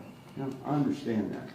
But making up a story to cover new evidence is problem solving, would you agree? It's lying or it's problem solving, and I think we're here today because it wasn't effective. The last thing I want to talk about is zero, because you're, as a physician, you know what malingering is, correct? Yes. And that is making up some type of psychosis as an excuse to mislead or gain some favor with the police. Is that right? Objection, Your Honor, testify. I don't think any of the experts have defined malingering that way. Well, you define malingering. Malingering is either exaggerating psychiatric symptoms for gain or faking bad on neuropsychological testing, things like that. So if you get caught for murdering a 7-year-old girl after you sexually assaulted her, and you make up this alternative personality to show that you're just crazy, so that maybe they might find you insane at some point, is that malingering? It's an attempt at malingering that I don't think was very effective. Okay, thank you. I'll pass it. Thank you, Your Honor. Dr. Davies, could you pull up the chart that Dr. Connor prepared? Sure. A couple of, let's start with kind of the basics of IQ. You mentioned something about a 5-point plus or minus. What were you talking about there? That when you do a psychological test and you get a score, there's usually a range of error where the psychologist might say he got a 102, but his score is probably somewhere between a 97 to a 107 type of thing. Okay, and a good example of that was we had two scores that were 9 points apart. Right. So the average IQ for someone from the United States would be 100 plus or minus. Right. So it's up to 105 and down to 95. And it depends on the test, how big that range of error is, but something like that, yes. And you mentioned that, but everyone might not understand. There's a newer version of that IQ test. Yes. When you said something about 4 and 5, just Right. make sure what that was. So the Wessler Adult Intelligence Scale, in 2009 it was the 4th edition, and in 2025 it was the 5th edition. And so there's new questions. They've organized the results differently. So I expect that when someone takes a new edition of a test that they're not going to get the exact same score that they got the last time. Now, we didn't read through them, but Mr. Berry had you reading through. Matt, approach on. Yes, sir. These little words down here that I'm sure you can't see from the other side of the room, were these the things that Mr. Berry was asking you to read the scores? Yes, those tiny bits of text are the individual tests that relate to the score that's plotted above. And so on the far left is the IQ, and those were the IQ subtest scores. Okay. So you get your IQ over here, and then each one of these is one of these dots, right? Right. And you said this green line is, Average. and this is, One standard deviation below the mean, which means the bottom 16th percentile of people who take that test. so for example here, when he's reading off these scores, you've got a score that's here, well below this red line, and then a score that's way up here. Yes. Is that what you're saying is unusual? That's a pretty big variability, and it's a hallmark pattern that we see in FASD. But there's no reason to think if he takes this test twice, would his IQ fall within that standard deviation? The overall IQ. I'm not sure I understand your question. I'm sorry, maybe a bad question. We're seeing that he has deficits. If Yeah. this is accurate, the next time he takes this test, he'll probably have a deficit in that area too. Yes, unless it's the same test and he's practiced it, so he's getting better. But in general, we expect these to show up over I time. was ignoring the practice effect, but yes, there's a practice effect, and Yeah. would you just tell the jury what that is? So practice effect is, you're not allowed to give someone a test within a certain time interval from when they've just taken it, because they've practiced it, and we expect that you're going to do better. Okay, so ignoring the practice effect, if this test is accurate, he's going to be within that range over and over again, and his IQ total is going to be within the range. Yes, plus or minus some points, because we expect some variation, but the overall pattern would likely hold. And in the AE is under that umbrella of FASD, correct? It is broadly considered under that umbrella term, fetal alcohol spectrum disorders. And you actually have a clinic to treat FASD, Yes. and you have patients that are only diagnosed with in the AE who are coming to that clinic for help. Yes, and the people who come to the FAS clinic are coming for diagnosis and recommendations. The treatment part is happening in the community, and I have a number of those patients in my practice. And you said about what percentage of your practice are in the AE? Of people that come to us for diagnosis, just over 50% have NDAE.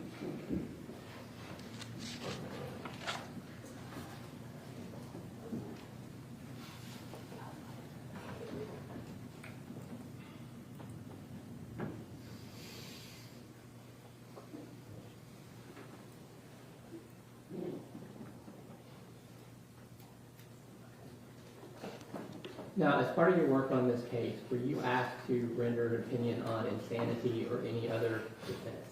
No. Were you asked to render an opinion on whether or not Tanner Horner has an FASD? Yes. That's what Mr. Reardon. No further questions, Your Honor. May Dr. Davies be finally excused? Yes, sir. Thank you, Doctor.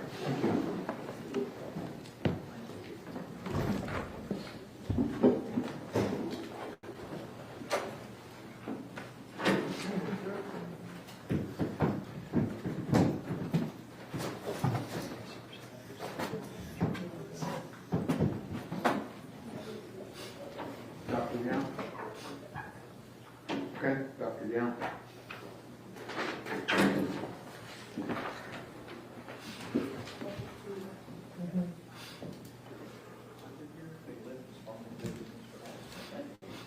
Come on in. Thanks. Ladies and gentlemen, this witness has been previously sworn to testify truthfully. Okay. Mr. Goldberg. Yes, sir. Good afternoon, Dr. Young. How are you? Good to see you. A couple of questions. Can you tell the jury your name, please? Stephen Lee Yont, DO, And what is your profession? physician. Pull the microphone a little bit closer. This one? So, there you go. Are we better? Yep. Yeah, thank you. Can you please review your educational background? Yes, I graduated at Texas College of Osteopathic Medicine in 1983. Did an internship at Riverside General Hospital in Wichita, Kansas. And am board certified in family practice. And I've been practicing medicine in Bastrop, Texas since 1991. And do you currently hold any faculty positions? Yes, clinical assistant professor adjunct at Texas College of Osteopathic Medicine here in Fort Worth. And were you provided records to review for your work in this case? Yes. And what records were you provided? Got a list of things. Do you need? Just give me the general topics. Okay. What was relevant to your, well, let's start there. What were you asked to do? Were you asked to examine Tanner Horner in this case? Yes. And that's as a physician? Yes. What records did you review that were relevant to that task? Some records that were involved with his history, medical history, history as a child, records from some testing that he has gone through since I saw him in 2023. And that's pretty much the important stuff. Now, you said you saw him in 2023. Did you do a physical exam of Yes, Tanner Horner? very And thorough what did that exam. consist of? Beg your pardon? What did that consist of, your examination? Very, very comprehensive history taking and a head-to-toe physical exam. These exams that I do in these cases are typically at least 3 hours, and we try to be as thorough as possible. As part of your examination, did you take any sort of samples? Yes, we had blood and urine. Blood and urine. Did you send those for processing in the normal course of your Yes, profession? through LabCorp. To LabCorp? Yes. Background check? Yes.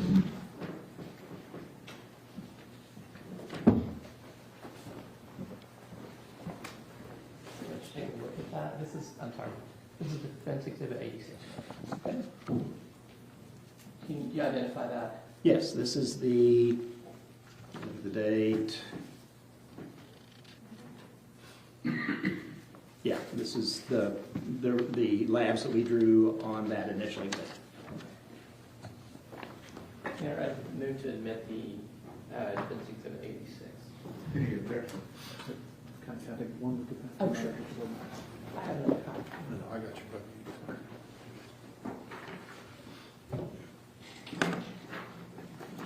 No objection. States that Defense 86 is in Now, Dr. Yon, can you tell me if any of the results of those lab tests were significant? Yes, there's significant abnormalities of his testosterone levels. Low, quite low. And does that include, now that includes testosterone level, we're going to talk about that one first. What is that? What numbers did you come up with, and what does that mean, and how does that differ from free testosterone? Total testosterone level is the circulating hormone that is protein bound and is not active. Okay. The level here was low at 199. The reference interval is 264 to 916. So low for at that time, 32-year-old man. And what about the free testosterone?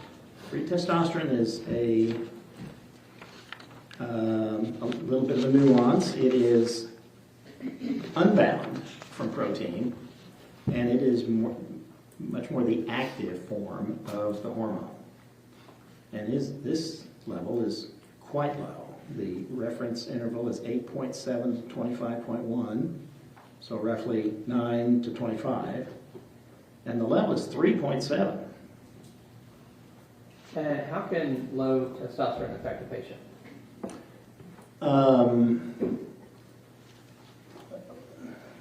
Can I approach that as to how high testosterone would affect a patient and then back up to low? Or would you? However you can best explain it, and you can Okay. tell the jury, because we talked about it. So testosterone is a hormone that is the male sex hormone, androgen. Men and women have levels of it. Testosterone has not only properties for developing adult male characteristics, but it also has properties that have to do with the brain and therefore emotion and therefore behavior. So testosterone creates aggression by its stimulation of some of the deeper structures inside the brain, in we call it the subcortex. And by creating that aggression, then aggression can find itself manifested as violent behavior. Now, high testosterone is what creates that. Low testosterone, therefore, would be less of an influence on those deeper structures to create violent behavior. Now, this is something that's, all mammals have testosterone, but we are humans. We share the biological effects of testosterone upon our brains with the lower animals. We all understand that if you dramatically reduce the testosterone to a bull and make him a steer, he's a lot less likely to hurt you. We all understand that if you take a stallion and you reduce the testosterone levels in that stallion and make him a gelding, he's much less likely to hurt you. If you neuter a dog and reduce those testosterone levels, he's much less likely to bite you. However, the steer still might hurt you, and the gelding might still hurt you, and the dog might still bite you if he is stimulated, fearful enough, panicked enough, whatever, or in pain enough. This can still happen. So, Dr. Young, yes. basically saying about the effect of testosterone on humans, it doesn't take away our brain. True. Our ability to think and reason. That's Very true. Now, you are familiar with the charges in this case. Yes. And you understand that Tanner pled guilty to kidnapping and murdering Athena Strand.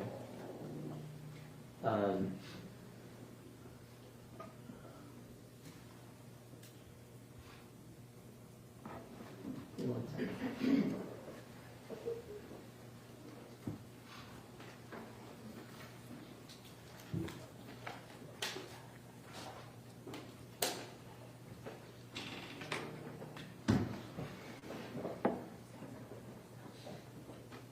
I'm going to go ahead and pass it. Thank you, Doctor. Cross-examination. Yes, quickly, Your Honor. Dr. Young, thank you for coming again. I think last time we saw you on Zoom, didn't we? Okay, well, you may have saw me, but I couldn't see you. But I remember your voice. It's that whole technology thing. Right? Amen. Amen. I just want to clarify a couple of things. From that lab test that you have from you, when did you do the draw on Mr. Horner? It was the day that we did the exam on him. Forgive me, I walked in here without my glasses. I want to say that was September of 23.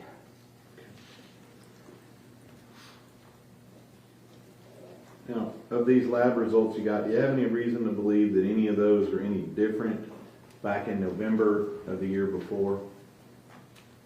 I'm sorry, say again? I mean, do you have any reason to believe that there are any significant differences if we had tested the defendant back in November of 22? Okay. Right? Do you have any reason to believe that those would not be exactly the same?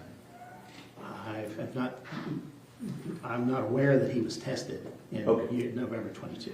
I guess what I'm trying to get at is, you don't have any type of medical opinion that any of the numbers in all the labs would be any different than they are now? That would be guessing. Okay. I'm just trying to ask in your medical opinion. Sure, but it would still be a guess. All right. And that's really the only thing that, as far as in this case, that you're providing, is that you did a physical exam. You say he's got, the lab say he's got low T. Yes. And that's pretty much it. Yes. That's the witness. Read the record. One second.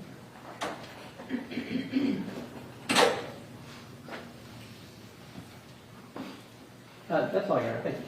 May he be excused finally? Yes, sir. Thank you, Doctor. All right. Thank you, sir.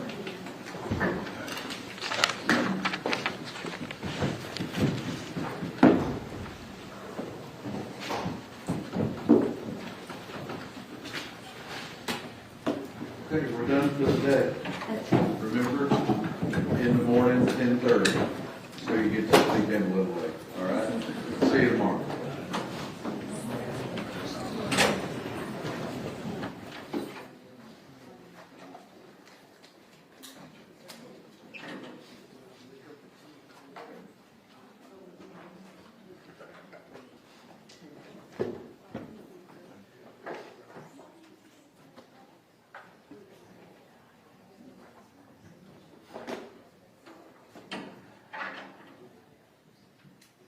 All right, thank you, everyone.